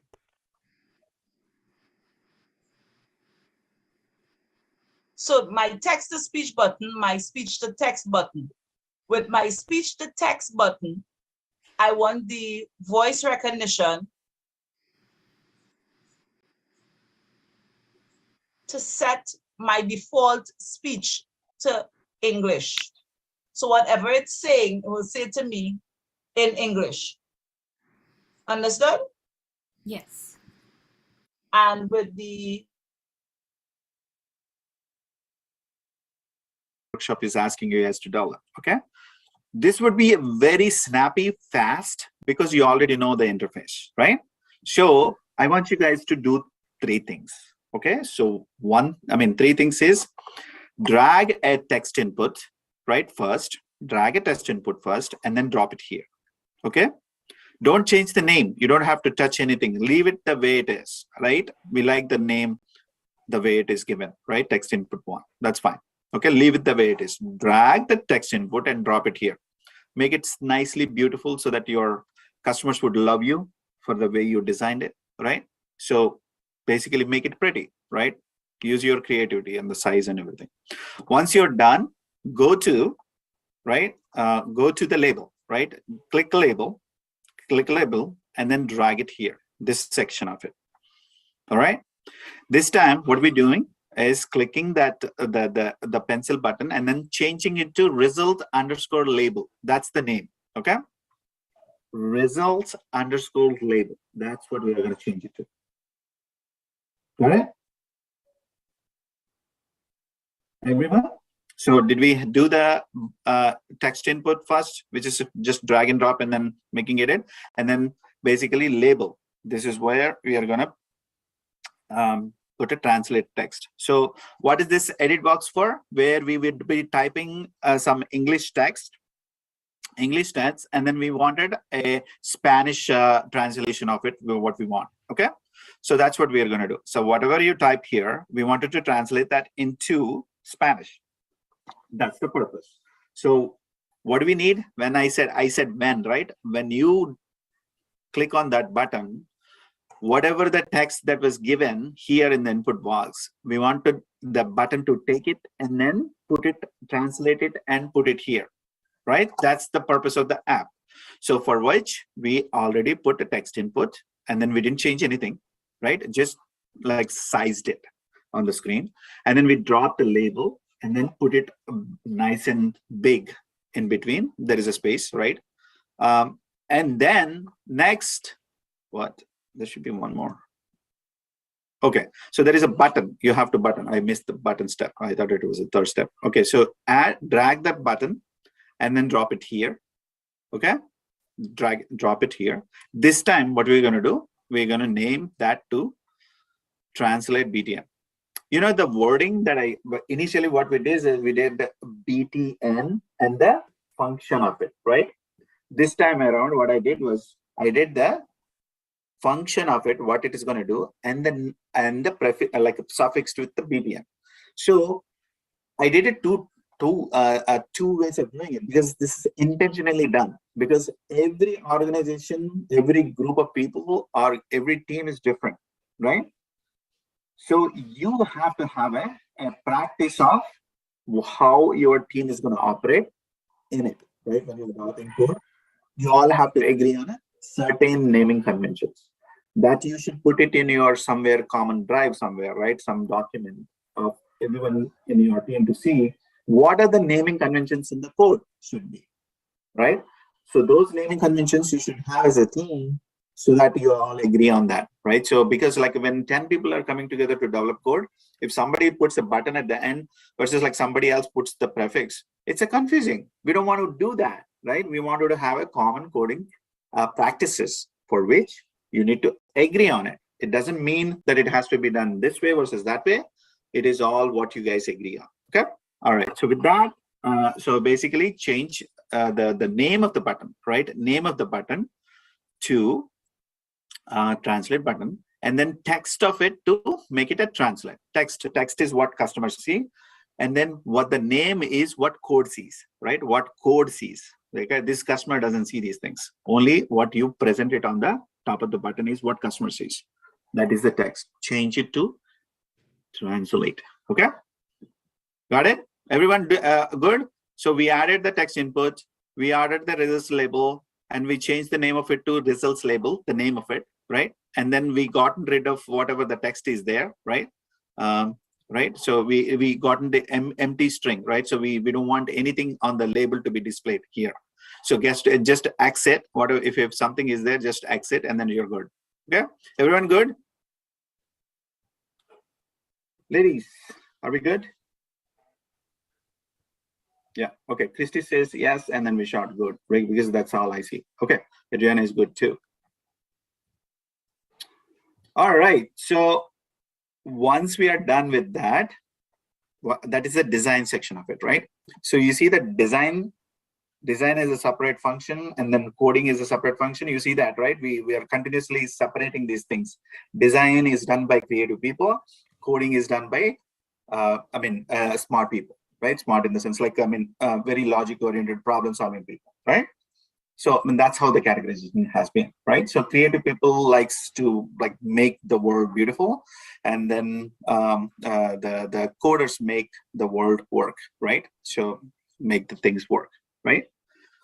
All right, so the blocks is the where coders spend time on. So you basically what you're going to do is click on the speech, the top features on the left. Click on the speech, and then drag. You have to pick a right one, the second one, which is the translation of whatever this thing is from that English word is from English to Spanish, right? Isn't it what we wanted to do?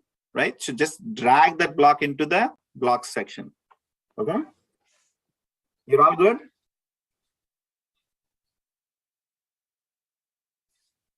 Are you guys good? Everyone? Cool. So if you Please did repeat. that, sorry? Please repeat. I couldn't see your screen well. Yeah. Go Sorry? to the block. Go to the block. Yes. Yes. Click Yes. on the speech on the left. Speech. Speech. See my mouse where it is hovering over, like the speech on the left. Yes. Go to the block and drag translation of, right? Drag this to the blocks area. Drag this to blocks area, right? The way it displayed here. Yes. Just block it into the code section. okay. That's it. That's all you got to do. Did you do it? Yes. Okay, that's it. That's all I'm asking. So next you go to the click on the components, UI components, click on the translate button.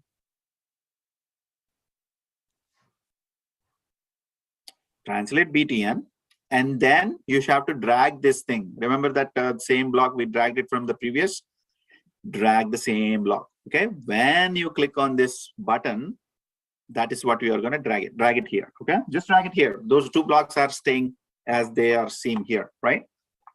So nothing else we have to do. So next, if you did that, now we are going to click on the result label. Now we are going to click on the result label and drag this specific block where set the label text to this one. There is a pink label. So that's what you have to drag it. Drag it and drop it here. Okay. Got it, guys? Everyone? Cool? Nikki, Diana, everyone? Cool. Very nice. Good, good, good. Question. Yes. Where do you find translation of? Oh, in the speech. Remember the speech button? Okay, right here. In the speech, right? When you click on the speech, the first one, Okay. like on the top features, and then the second block is what you have to drag it. Okay. Okay. Are you good? So we brought the three blocks. One is from the speech, this one, and the next one is when button clicks. Okay. And then set label text to this, whatever the label is. So these three blocks are dragged onto the right side. We didn't connect them yet. Okay. Are you all good? Hopefully. Perfect. All right. So now bringing them together, right? When the button is clicked, what we are going to do? We are going to set the result label. Result label. Remember that block at the bottom? That's where we are going to set a text. What text are we going to set? Whatever this label, this instruction is returning for us, right? Translation of the input text, right? Whatever the translated from the input text from English to Spanish. Did you get it? This is one long statement, right? But usually when you're writing code, this would be a set of lines, right? When you're writing in text word, this is like you will write it in several lines of code. But here, since it is visually made and the connector blocks, this is all happening in the same block, right? So the translation, right? Translation, what we are doing from the input text, what are we inputting? English, right? Remember that the top block, we are inputting the text as hola. When you type hello, and then it should say hola at the bottom, right? So that's all we are doing. So for that, what we are doing, whatever the text that user, customer typed in, take that text and then translate from English. We know that it is going to be only English, and then translate it to Spanish. That's all we're doing, right? We are telling the computer, take the text from the top and then translate it to Spanish from English, right? And then put it in which label? This label at the bottom. Yes? This is a one long statement, okay? Okay, one long statement. But if you understood, yeah, go ahead. I understand, but where did you get, because it says translation of text input one text from, mine is pink. Mine Yes, says I'm label. stuck there too. I didn't catch where you changed the Okay, the label. so that's when we jump into the code. Okay, so let me jump into. So it is not that straightforward, right? So let me go into this one.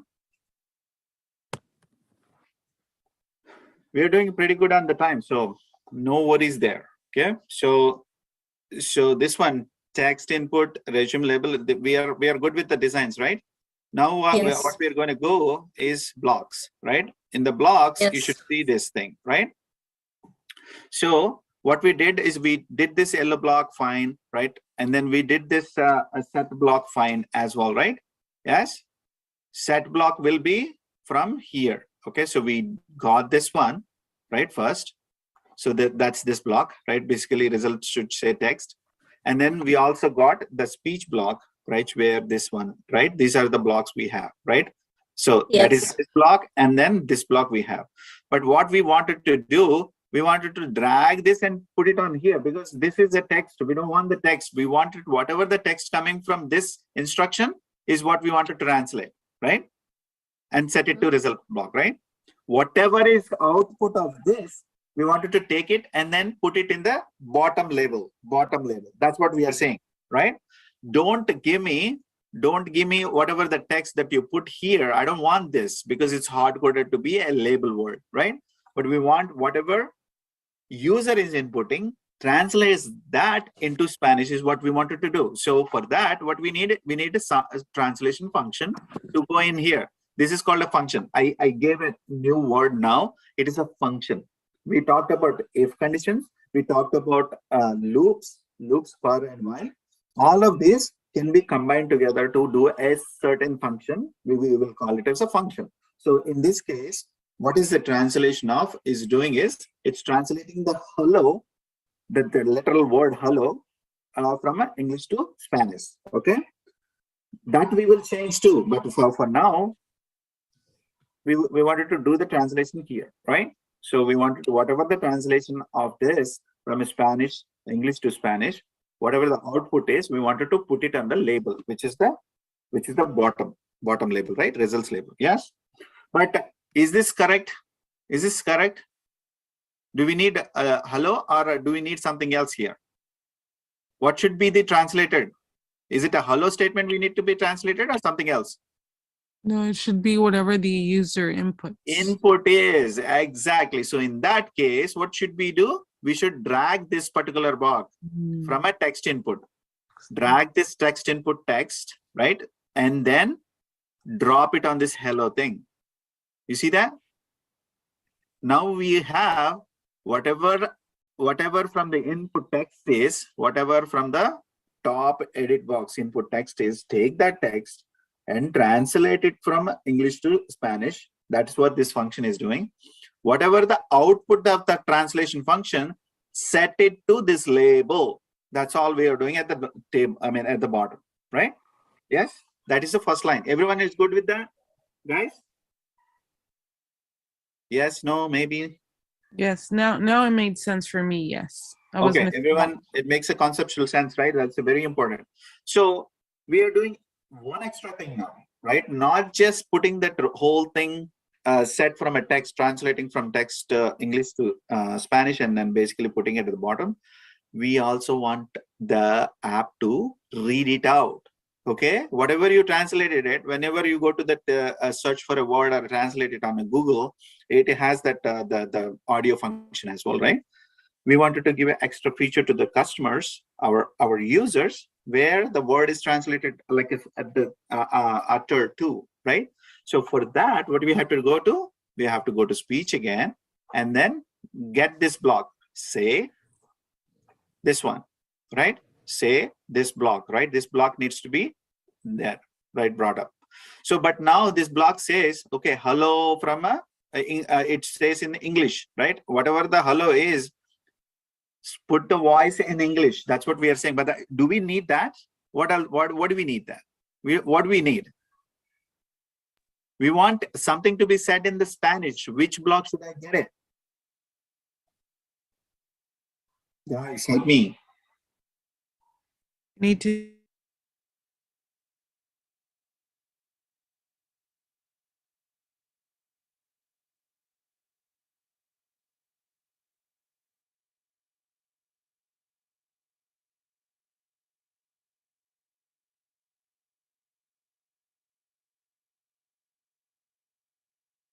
I want that results to be given, results, whatever the text which is translated text, I want it to be said in Spanish, but it says English. What should I change it to? Spanish. Yeah, that's it. Yeah, that's easy, right? Yeah, go to Spanish, if I can find it. Right, okay, Spanish, yes, right? That's it. That's the block we are giving here, right? Say, this is text, which is in Spanish already. Say it in Spanish, okay? Are you all comfortable? What we did here? Guys, if you don't give me thumbs ups, responses, we don't know what's going on. All right, so now testing time. Let's test it. Okay, so let's go to test, right? I mean, click on this preview and then type it up.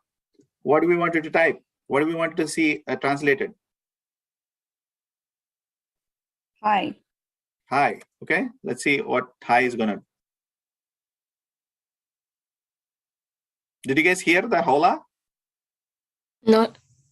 All right, so I think I need to stop sharing. All right, 1 second.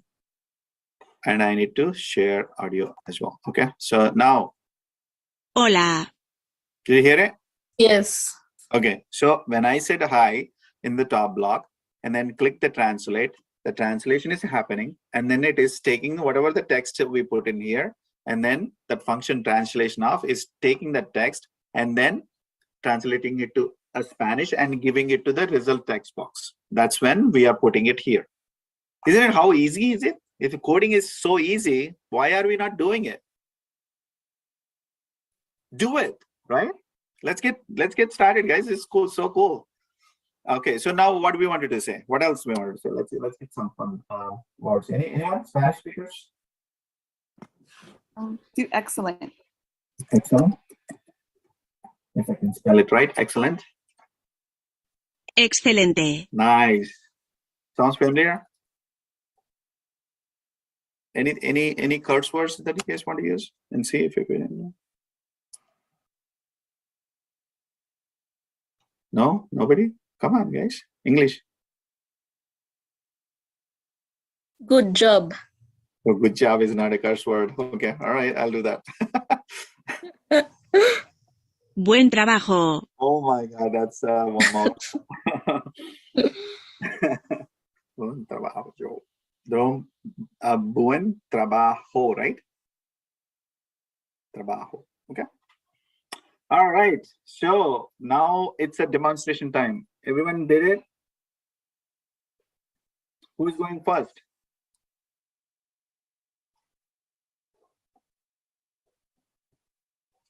Volunteers.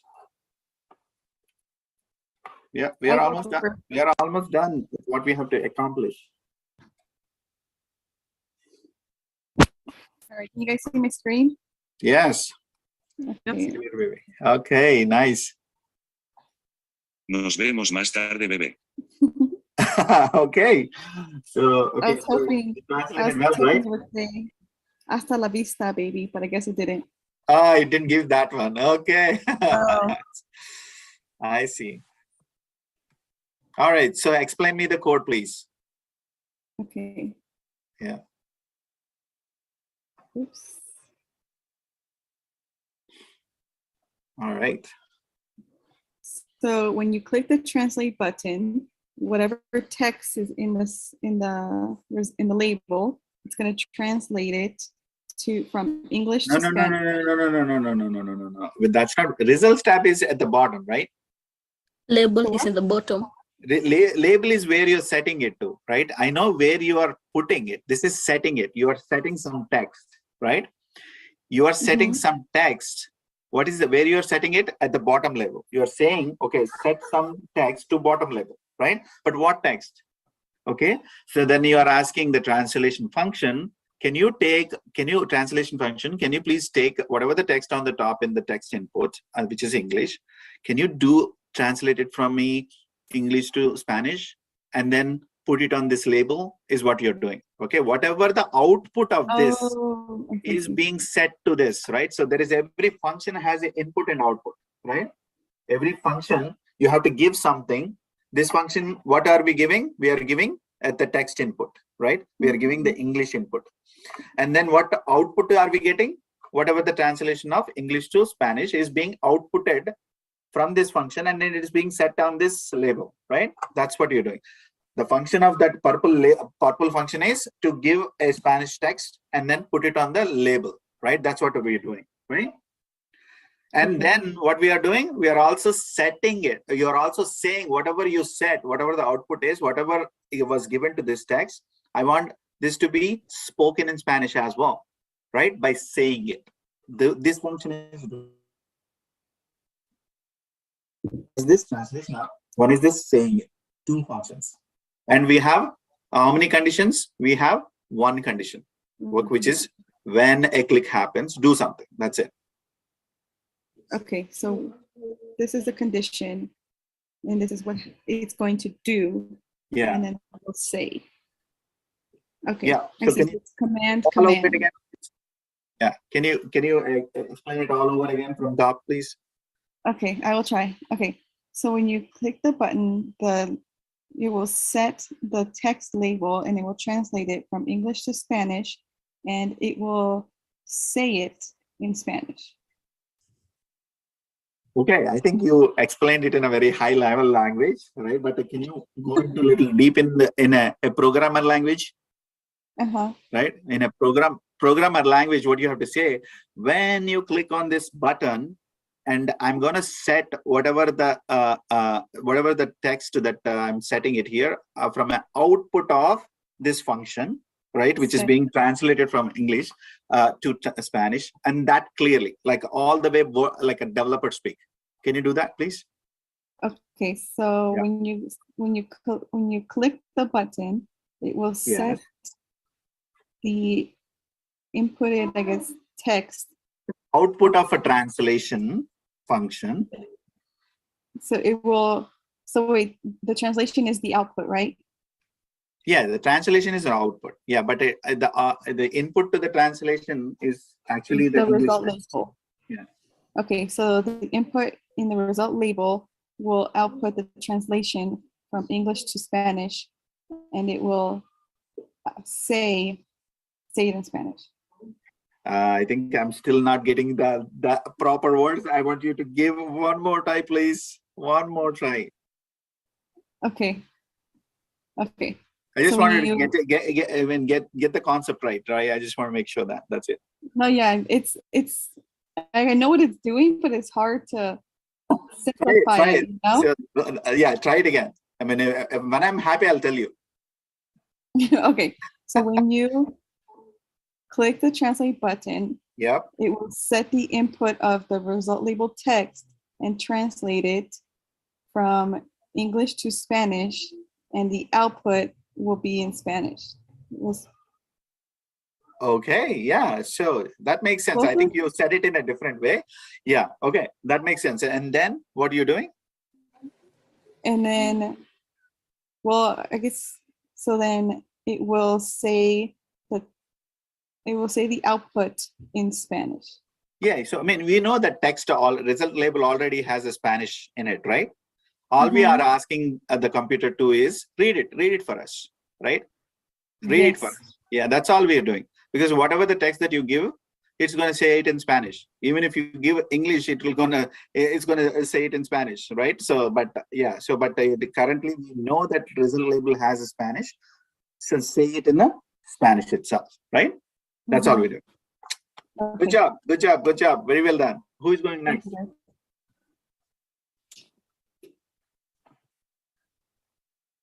Who is going next? Mickey? Yes, I'll go next. Okay. So this is my app. I am going to say thank you, because I'm very grateful right now. And I would like to translate it. Gracias. To gracias. Did you hear it? Yes. Okay, great. And this is my block. I created a function where it's taking an input of the word in English, and when the translate button click happens, it's going to translate that input in the text input one's field from English to Spanish, then that translated text is going to go into the results label. It's going to display that. And then the output will be the speech app feature to say that displayed labels text in Spanish. Amazing, amazing, amazing. I'm so impressed. I think you are so ready for this role already. Very nicely done. Yeah, so perfect. Yeah, who's going next? I could show mine. Let me go ahead and. Yeah, go ahead. Okay, so.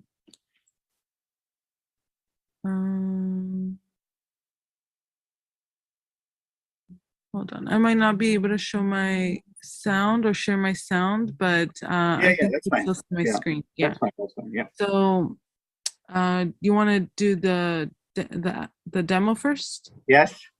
So mine's just in Portuguese. I'm trying to learn it. So this is actually perfect. It's just validating kind of that goal. So anyway, I'll translate. Have a great weekend. Tenha ótimo fim de semana. And I hear it too. you Perfect. heard it. Okay, perfect. Yeah. Great. So then that's the demo, and then both Christy and Mickey did a great job in explaining, but I'll add my part.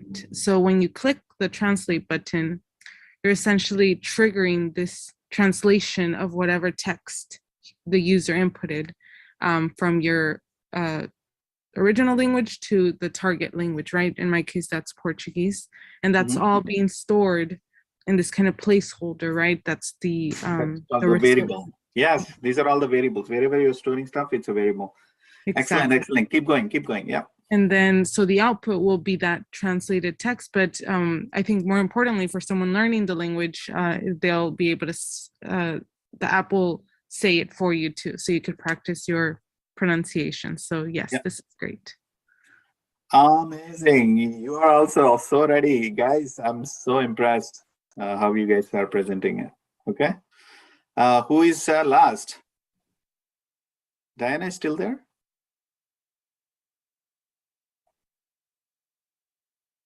We have Adriana and Diana, right? So, so Diana, are you still there? Okay. All right. If someone can reach out to Diana if she's having any issues. Okay. All right. So, who are our RSCs, right?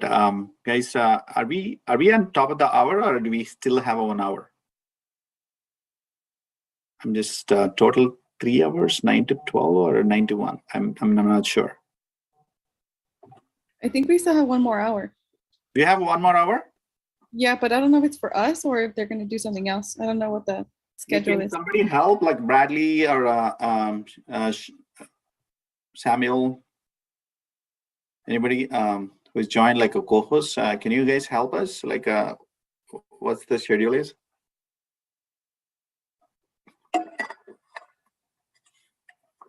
Hey, nobody wants to talk. All right.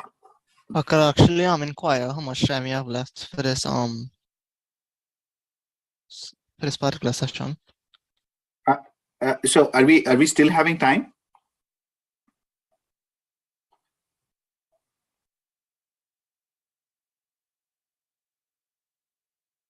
Okay, so guys, Christy or Mickey or Adriana, right? Can you guys go to the main room and ask this question, please, for me? I don't want to leave because I'm the co-host. I don't know if the breakout is going to be disturbed. If you don't want to, yeah, okay, all right, thank you. Already passed it on to the seniors, so they will actually let me know, relay it back to you. Oh, so they're going to tell us what needs to be done?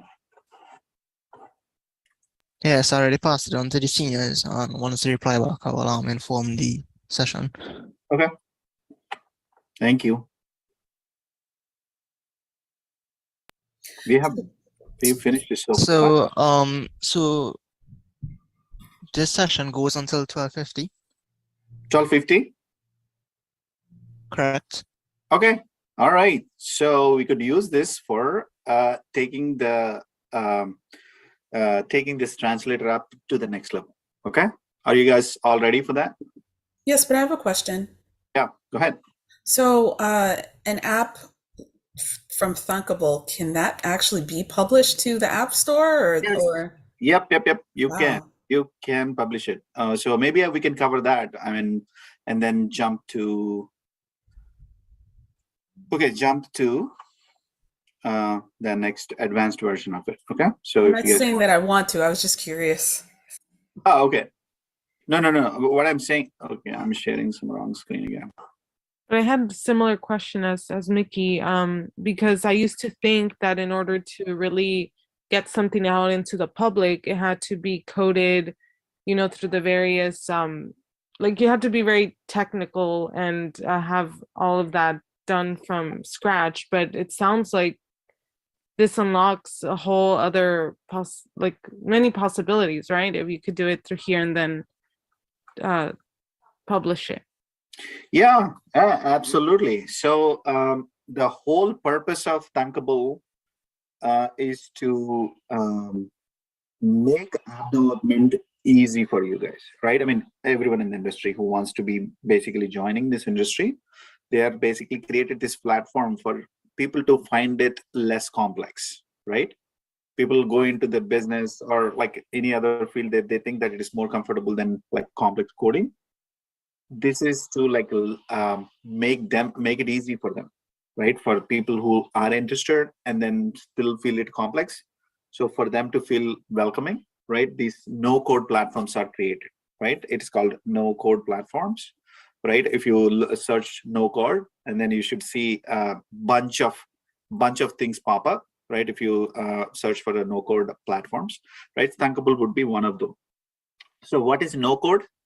Did we ever write a code at all in this thing? Did you write text code? I know you added blocks, which is primarily writing code, right? But you felt less complex writing text versus that, right? Isn't it? It's not intimidating. I mean, intimidating or complex, right? When you're basically writing a text, it could feel a little complex. But you felt welcoming with dragging the blocks and the connecting like a Lego blocks, right? That's the platform like a Scratch or App Inventor. All of these platforms like invented by MIT are helping like kids or the newcomers into the industry to feel welcome and learn about this technology in a lot more innovative way, right? So that's what the new code platforms are doing. So which doesn't mean that you cannot publish this work into a professional platform like iOS app store or Android app store, Play Store too, right? It is not stopping you. So these no code platforms are created for that purpose, to enable people to like write simplest applications with the simplest logic and then still be able to publish it to the marketplace. So once you're ready to publish it, right? So there are two things that you have to think about, right? I'm presenting, right? So from the platform itself, you should be able to like take download that file and then basically upload it to the Play Store. But that requires for you to like really do have a membership account with either an Apple or a Google Play Store, right? So you need to have a developer account, right? That's called Apple Developer Program account, which is $100 per year, right? You need to basically have that signed up for you guys to like really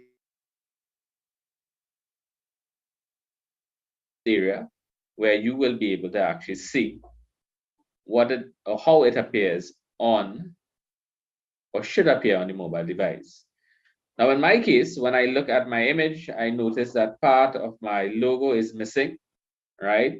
So based on that, I may have to adjust the size of my image so that it can be properly rendered on my screen.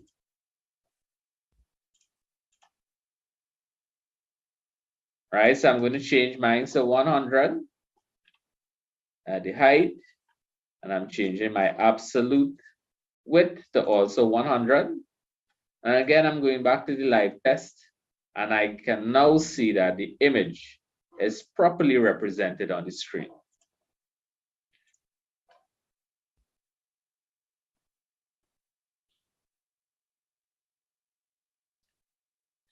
Right, so I'm pausing to ensure that everyone is able to insert the image. I know you may have to download an image, or you may have an image that you can use for today's exercise. Either way, let me know if you're able to download and insert that image onto your screen one. All right, so one person has or is able to insert it, and yes, it works. Excellent job.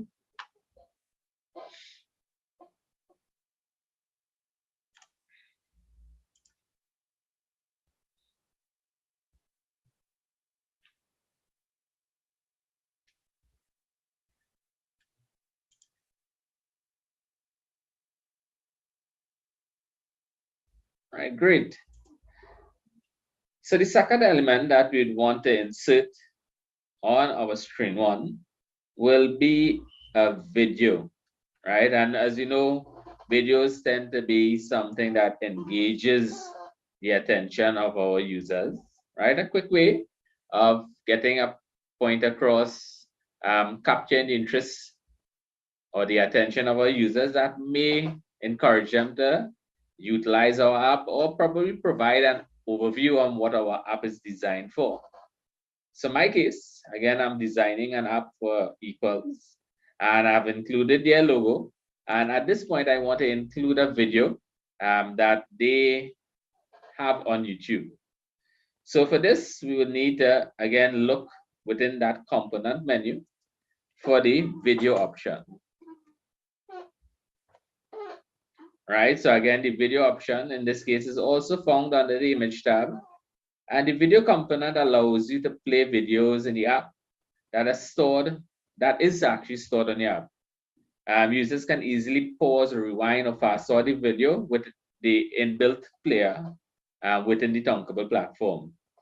Now, in terms of videos, we must be careful in terms of the size, because Thunkable has a 50 megabyte limit in terms of the videos that can be used on there or within their apps.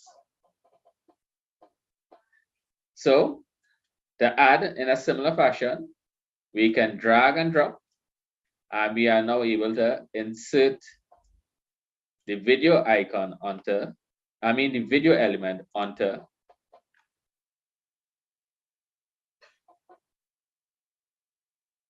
your screen one. So far I have an image, and now I have inserted a video that makes or creates our landing or home screen for the app that we are currently designing. Right? So in this case, we have upload file, and if you have any video that you would like to include, you can use the upload file. That will locate that file on your devices. But in this case, I want to use my second option just for demonstration purposes. So I'm going to type in a URL, and in this case, I'm going to use that from the YouTube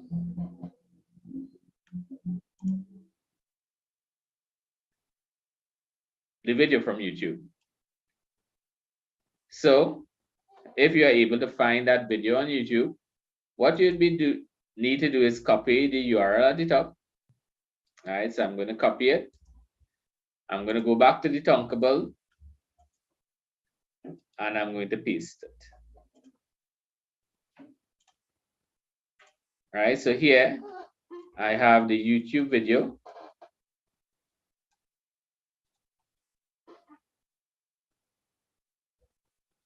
That will be included as part of my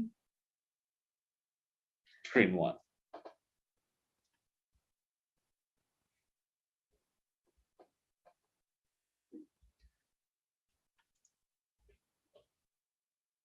right? So I'm going to share the link in the chat so that you can also use it.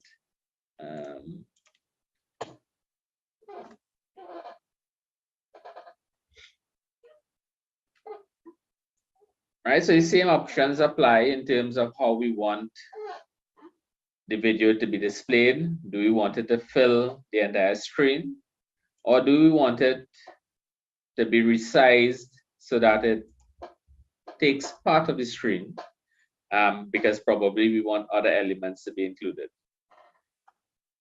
At this point, we can leave it as fill container, fit contents and fill container. And one of the other options that we currently have is play, and currently the option is at false. What this does is that when the video, or when you actually visit the app or you live test the app, the video will not automatically play once the app is opened. So again, based on the experience that you want your users to have, you may decide to switch on the autoplay, or you may decide to leave it off. All right, so once you have entered both elements, the image and the video, let's go to the live test, and we can now see the start of our creation.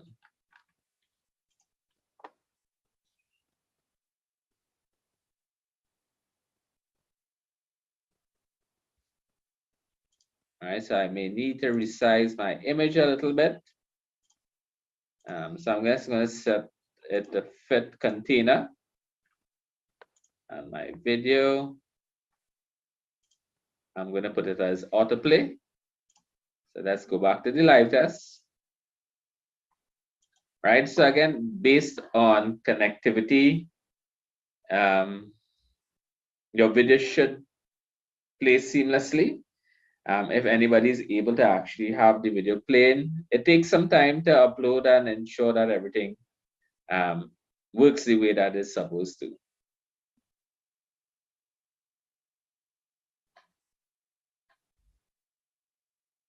Right, so in some instances, it may not necessarily be as responsive as you want.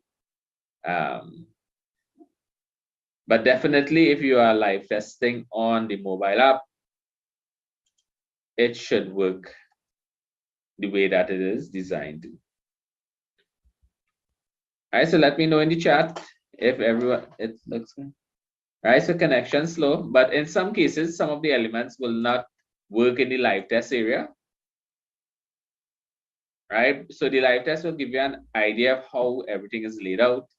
But again, for the purposes of actually ensuring that everything works the way that it should, I would recommend that you install the Thunkable live app. And this way, you will be able to actually see what it looks like on the device itself.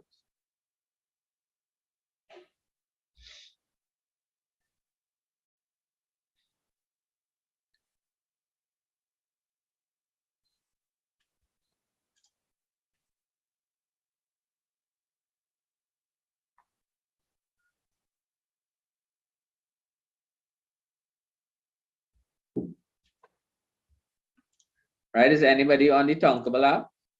Right, so you'll need to be on the Thunkable app in order to live test.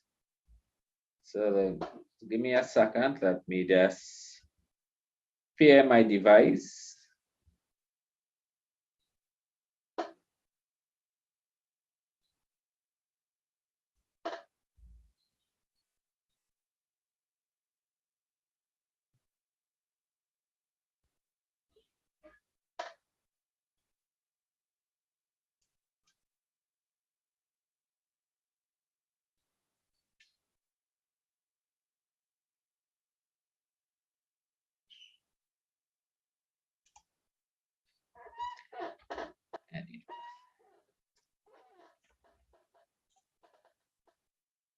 I'm just momentarily going to stop my screen so that I can bring up the Thunkable app so we can actually see what it looks like.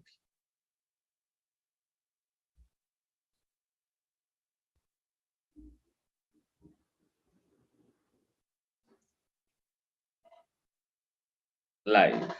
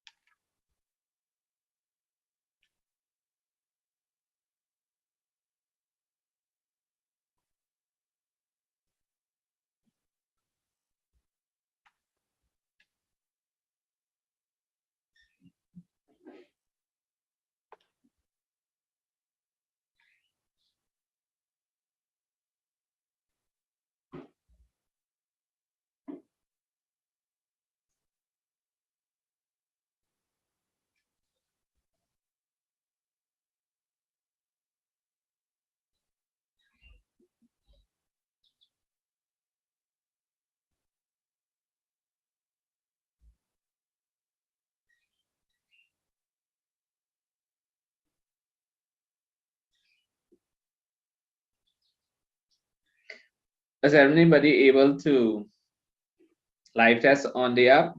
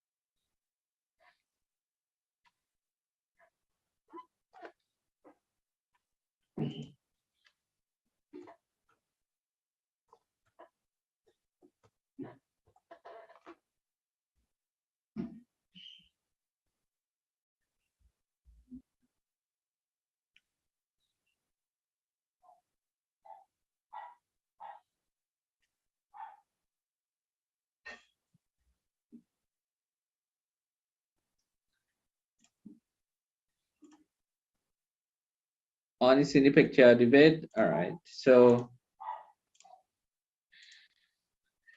just to give you an idea of what it looks from the Thunkable platform. So I've just connected my mobile device to my mobile phone, right? And as you can see, once the app is installed, there are a couple tutorials there that you can follow. So changing the screen color that we would have looked at this morning, the text to speech, and some other activities that you could actually do, which is playing sound, random numbers, creating delays, and counting with loops. Again, this is just to give you an idea of what the app looks like and how we can actually live test on the app itself. So let's go into the project number 3, which was the translate. So here I could have typed the word hello, right? And again, I'm using my mobile phone in this case. And when I hit translate, the word hola appears there, right? So go into project 4, which would have been the video. Again, based on connectivity, based on the upload of the content, those various components, it may have a little delay in terms of that, right? So I'm going to leave the image and the video for a little bit, so that we'll come back and ensure that it actually has been uploaded, so that we'll be able to live test, right? So again, you have access to all the different apps that were created on the platform, available for you to live test on your mobile devices.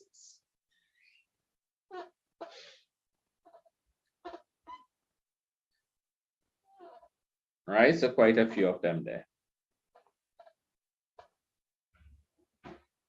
So how did I get the live test? Again, we can go either to the Apple Store, or we can go to the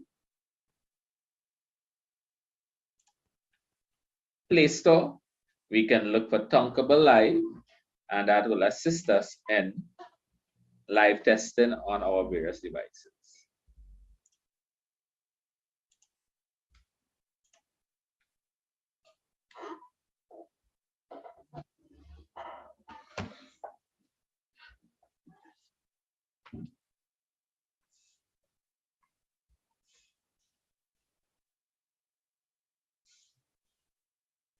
Right, anybody else able to see the video?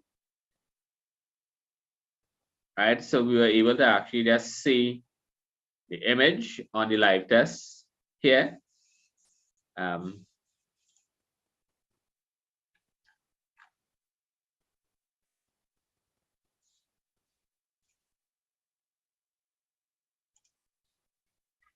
for some reason,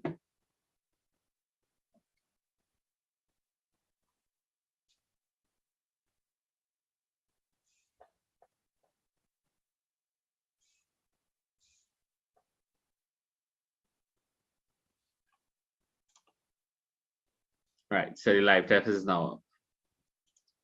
Right, so again, we'll just leave the image and the video. So as it says here, please view the video on the phone. So these would only be viewable on the mobile app. So at the end of today's exercise, again, I encourage you to download the Tonkable Live, and in there you will be able to access all the apps that we would have created today, and continue working or testing those devices as we move along.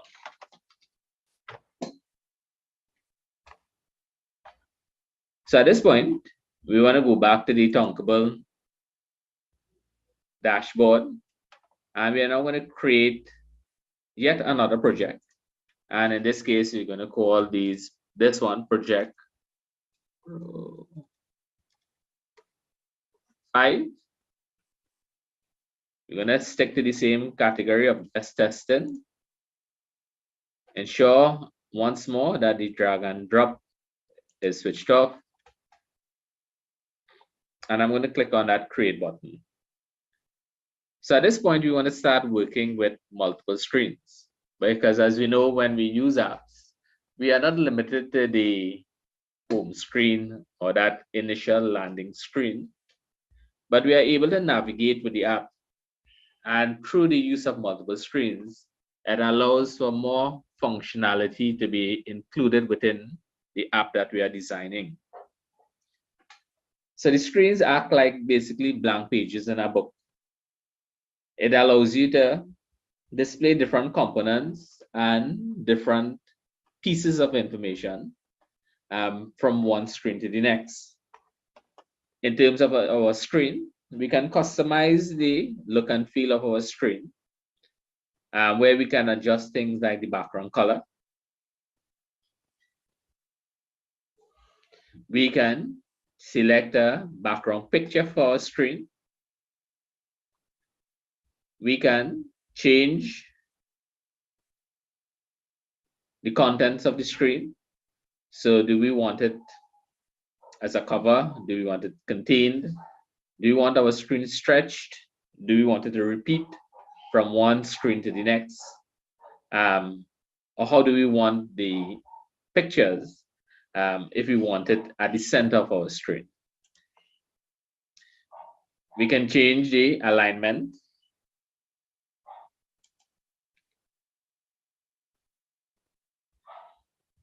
Based on when things are inserted, right? Based on when components are added, where do we want these components to appear on our screen? Do you want it at the top, the bottom, or the center? And again, all these speak to the customization, the look and the feel of our screen. So as we would have moved through each one of these elements, we can customize these elements to ensure that when we do create an app, it is as attractive as possible, that encourages the user to actually use it, want to use the app. The scrollable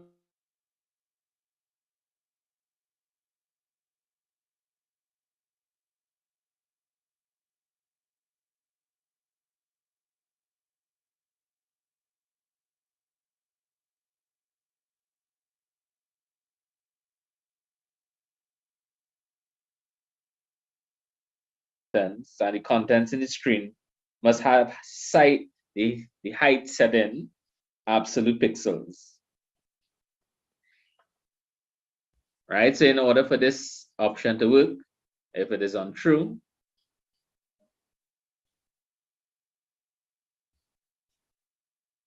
the contents that we are adding must also be customized. And the last option here, which is the screen orientation. How do we want our users to interact on the screen? Do we want them to view it as we are seeing here? Or do we want them to rotate the phone and move it from the portrait into the landscape? So for example, if you are creating, let's say, gameplay, you may want users to interact with your app in the landscape position. Or if you leave it on auto, the user will be able to automatically adjust between portrait and landscape. Right? So again, these are some of the considerations in terms of when we are creating the app. What are some of the things that we would like our users to experience when using it? So currently we are on screen 1, but in this case, we want another screen that we can navigate to. To add a new screen, we can click on the plus, and that very quickly allows us to add a second screen. So currently we have screen 1 and screen 2, right? And for each of the screen, the design and the blocks will be specific to that screen.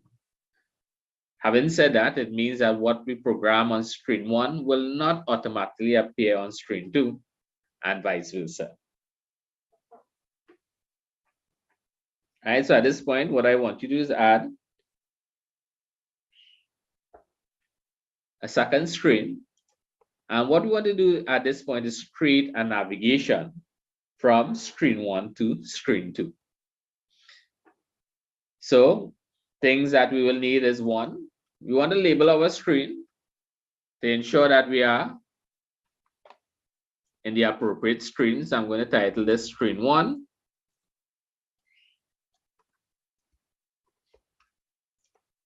And I want to add a button so that when the user clicks on this button, they will be taken to screen 2. Right, so I'm going to pause for you to add the title screen 1 and the word button.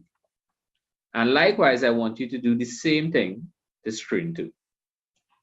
So again, a label, because we want to easily identify which screen we are currently in.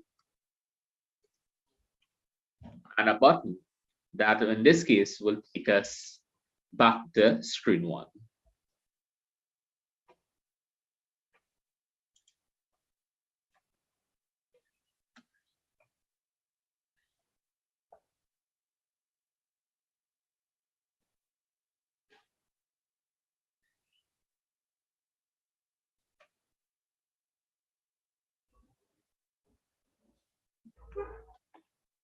Right, so just give me an indication in the chat when you are done, so we can move into the programming of these buttons. All right, done, yes.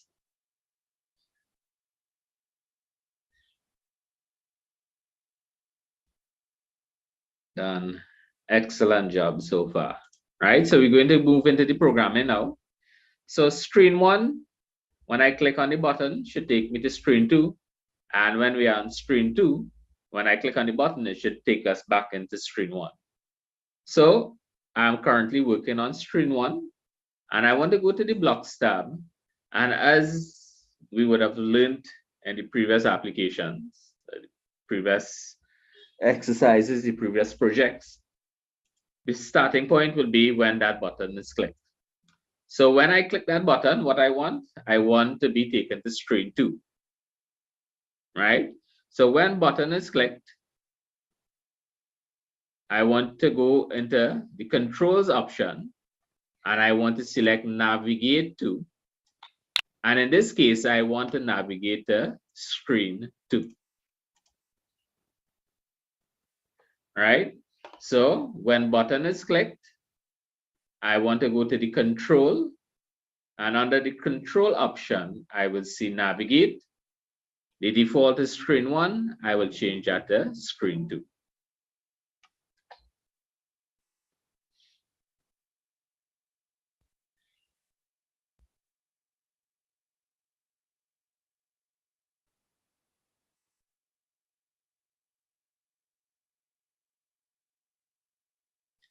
Likewise, we want to program the second screen. So when the second button is clicked, I also want to navigate. And in this case, I want to navigate back to screen 1. So having programmed both screens, I can now live test to ensure that when I click on the button, I'm taken to screen 2. And likewise, when I click on the button, I'm taken back to screen 1.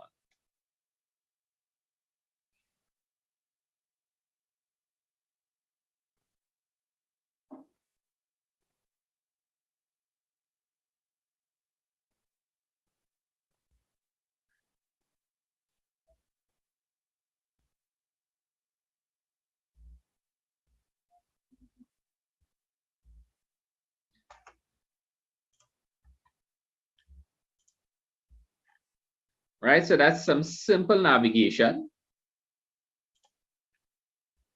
from one screen to the next.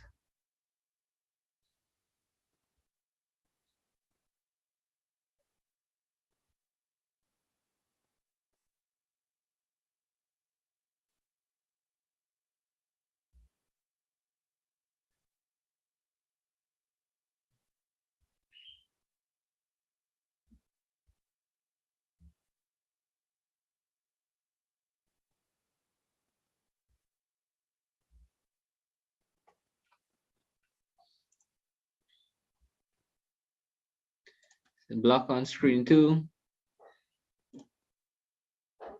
Right, so it's similar to the block on screen 1, just that the navigate should be to screen 1.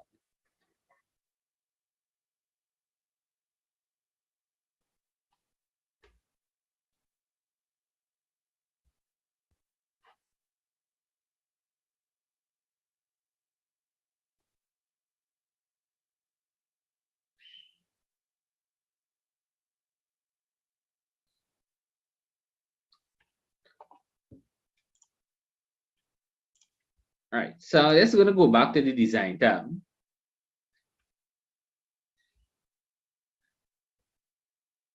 And in the component options, I'm going to look for top tab navigator. Because in this case, again, if we are designing an app, in terms of, the interaction with our app,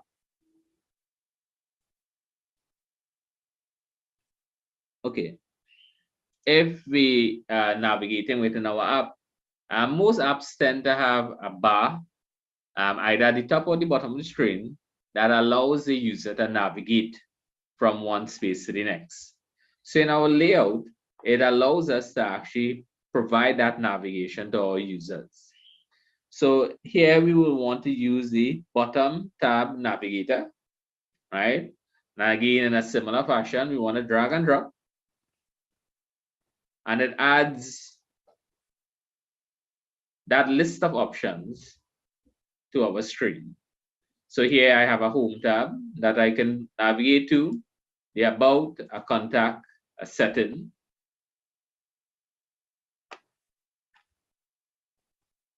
But in this case, we want to make sure that it is visible on our screen so that users will be able to access it.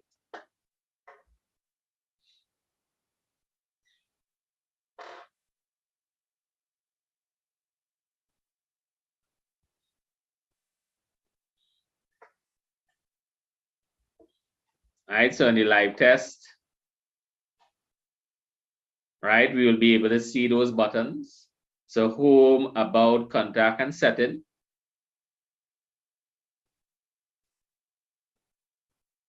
Right, but in this case, we don't want it to say home, about, contact, or setting.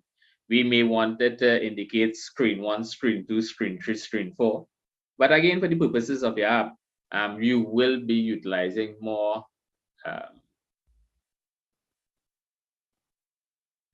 appropriate titles for your app.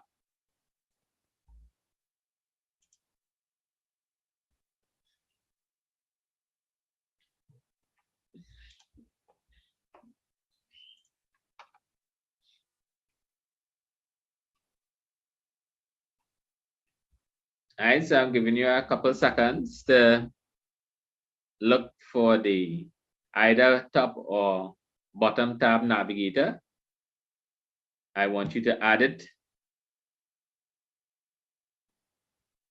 to screen 1. And I want you to investigate the different elements of that screen.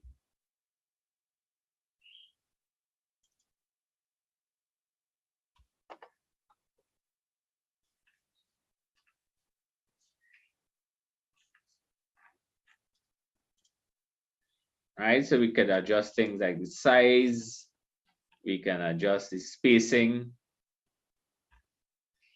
positioning, and also styling. So it provides a more an appropriate way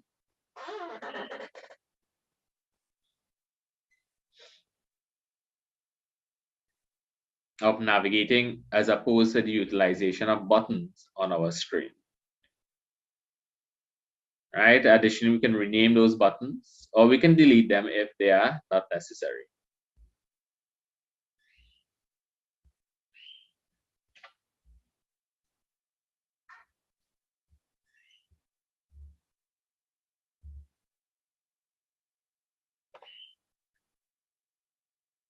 Right? So instead of having to insert each of the individual screen 1, screen 2, screen 3, screen 4, we can use that navigator and then customize each one of those pages within the app. So a very quick way of achieving the functionality or the navigation within the app without having to actually create multiple screens and creating the connection between those screens. Right? So the first way, again, we can use insert individual screens and create the links amongst them. Or 2, we can use the navigator that automatically creates pages for us and creates the connections amongst those pages. So those are just 2 of the ways that we can navigate in the Tonkable app.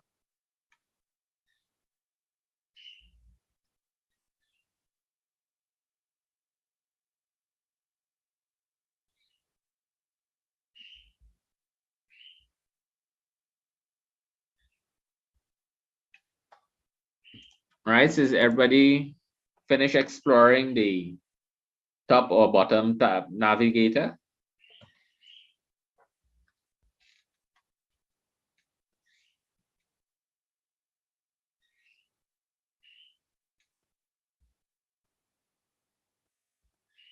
So let me know in the chat, right? Yes. Because we're going to be moving on to our very last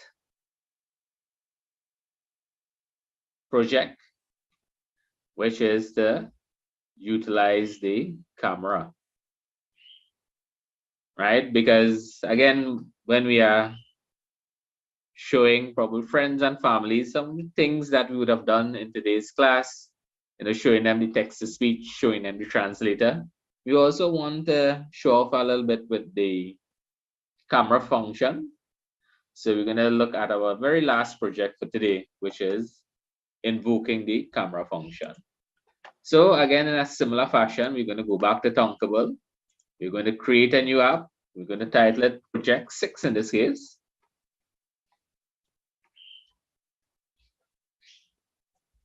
Again, we're going to leave it as just testing. Use drag and drop unchecked and create.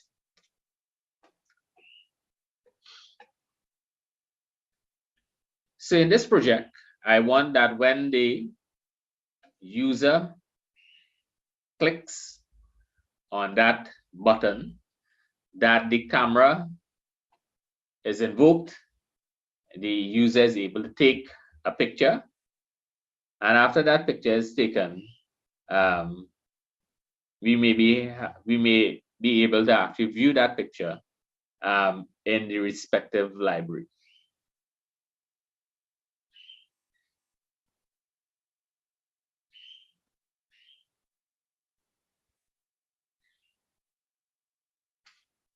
So to start off things, we will need a button, and I'm going to rename that button to camera.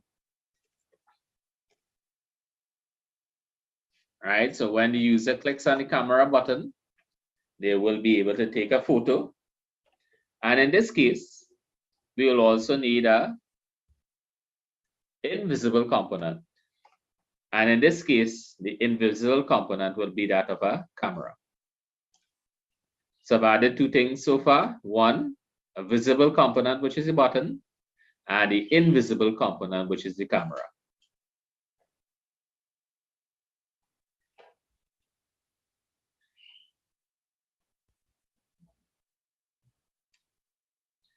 Right? The third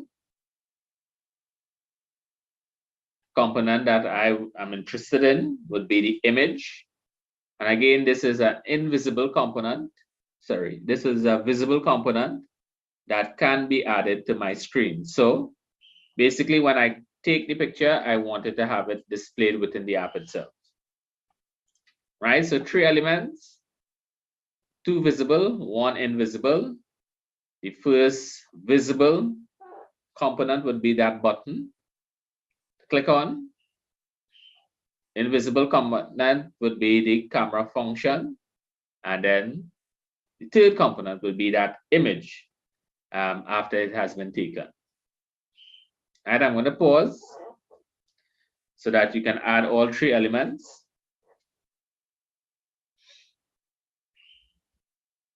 Let me know in the chat. And then we will start programming these elements.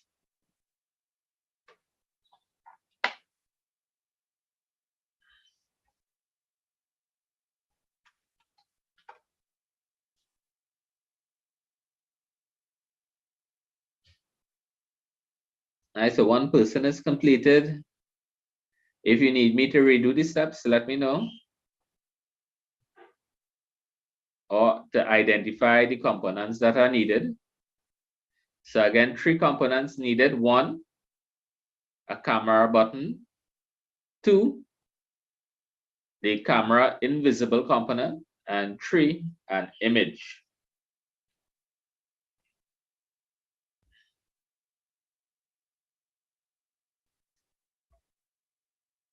All right, so 2 persons completed.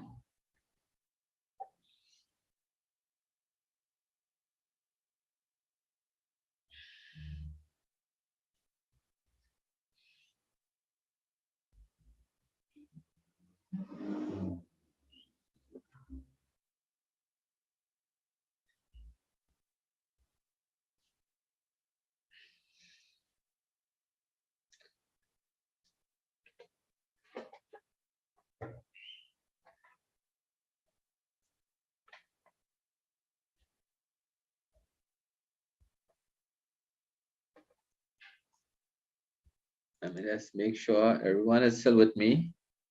Oh, and all right, so joined by a phone. Anika, you're able to add all elements? Yes, sir. Excellent. All right, so let's go program. So you're going to go to the blocks tab. And again, we must think about the steps that the user will take in order to access the camera. And secondly, to actually take that picture. So we would expect that when the user opens the app, the first thing that they'll want to do is click on that button. Right, so we're going to get that when button is clicked. So when that button is clicked, we would expect that the camera function to be invoked. So it says call camera one. And what we want to do is we want to take a photo.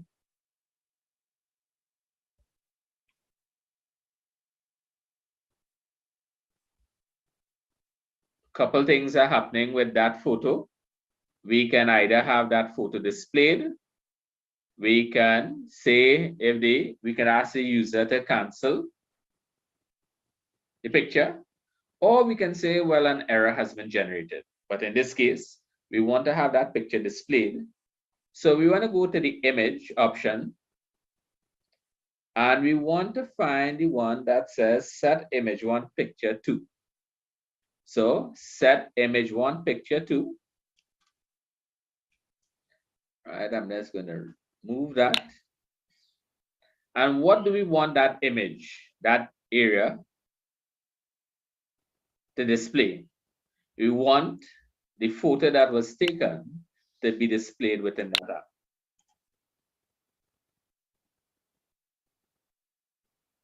All right. So again, from the user's perspective, user would press the camera button. They will expect that a picture is taken, and then that picture that is taken will be displayed on the or within the app itself. So once you're completed, you can go to the live test, and let's see if it works.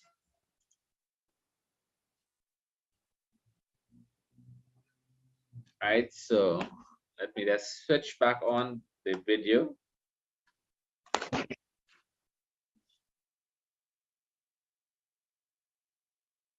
Right, so if you're on your devices, it may, right, so good. So when I click on the camera,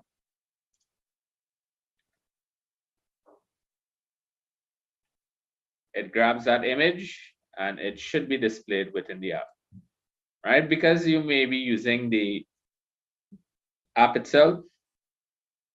I mean, because you're using the live test on the laptop, it may not necessarily work the way that it's supposed to, but if you have downloaded a Tonkable Live app, you may have better success there.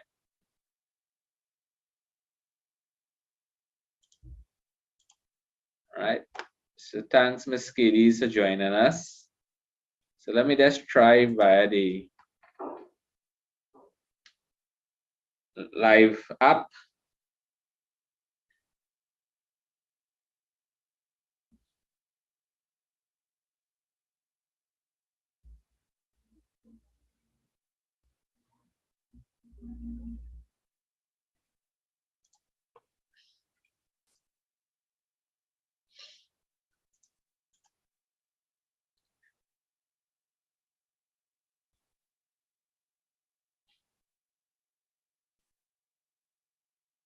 Is anybody able to run the app and make sure that it works?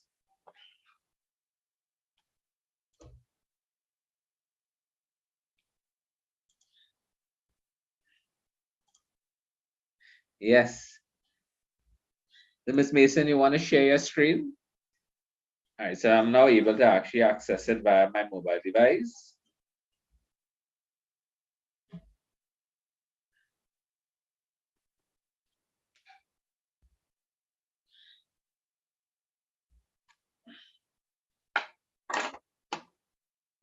Or did you do it on the mobile devices?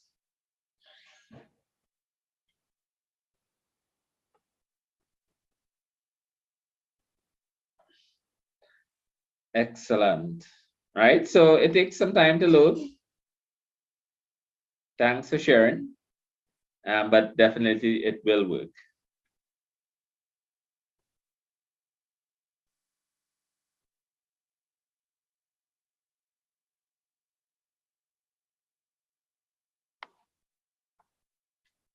Right, so one of the additional things that you can add to your app is something called the AI component. And the AI component actually allows you to take pictures of various objects.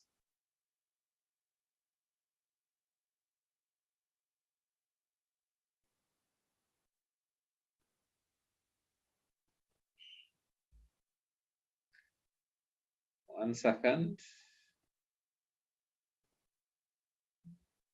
Right. So the AI component is titled Image Recognizer. And what it does, it allows you to take pictures of various objects. Right, it's titled here, Image Recognizer. It allows you to take pictures of various objects and have the artificial intelligence built into Thunkable recognize those images that you would have taken. So for example, taking a picture of a fan, it will return that a fan was detected. Taking a picture of a chair, likewise, it will return that an image of a chair was detected, right? So you can do some reading, you can experiment, you can look at that component as one of the additional components that can be added to your camera, your camera app. Right, so I'm saying that we will be returning to the main room in just under 1 minute. So at this point, I would like to say that it was a pleasure being here this morning. To all our participants, it was my pleasure bringing to you some exposure to what Thunkable is about. I hope that what you would have learned in today's session, that you continue investigating all the platform has to offer. And as I said to you this morning, one of the main things with respect to app design, the programming of it isn't that difficult. The difficult part is actually trying to figure out something or come up with an idea that is unique, that is marketable. And eventually, who knows, probably in 5-10 years, I may see your name as the creator of an app and know that it would have been from a class like this that would have bore that seed that germinated into what you would use probably as a source of income in the future. You can put my name in the notable mentions at the end. So thank you each and everyone. And at this point, I think we are expected to return to the main.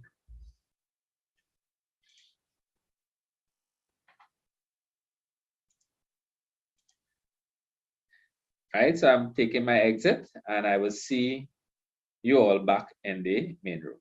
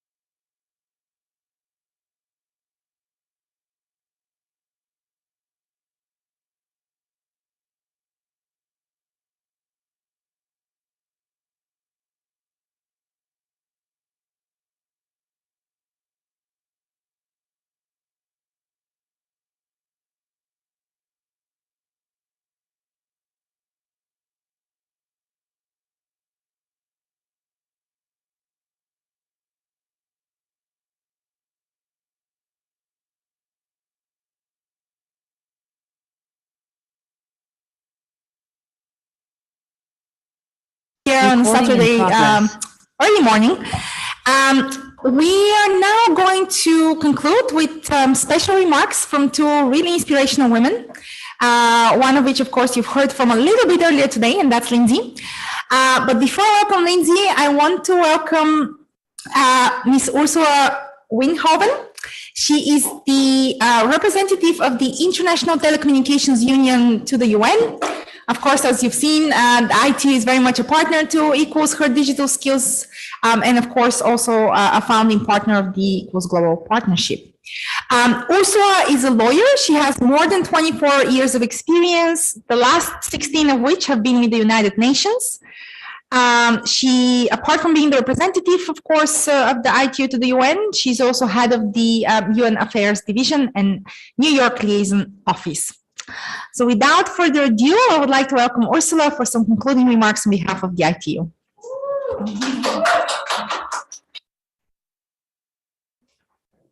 Hi everyone, good afternoon, and thank you so much all of you for joining this terrific Equals Her Digital Skills workshop today. We hope that the training has been very valuable for you in your digital life, wherever that may take you in the future. Today's workshop was organised and supported by the Equals Her Digital Skills partners, including, as you heard, ITU, GSMA, Women's World Wide Web, and Verizon. And we are so delighted that Latinas in Tech and Girls Develop It brought many of you here today. And we'd like to say a special thanks to them, not only for promoting the workshop, but for working tirelessly to build a more fair and equitable digital future for everyone, regardless of gender. All around the world, technology has a gender gap. Most of the world's unconnected people are women, and during the COVID-19 pandemic, more girls than boys were left behind as schools went online. The problem persists with digital skills training. Girls everywhere are less likely to pursue careers in science, technology, engineering, and maths, and especially in least developed countries. They're less likely to know how to use tech devices and the internet. That's where trainings and workshops like this one come in. Let's change that. Equals Her Digital Skills brings together partners who can provide the funding, trained educators, equipment and support to help close the gender digital gap.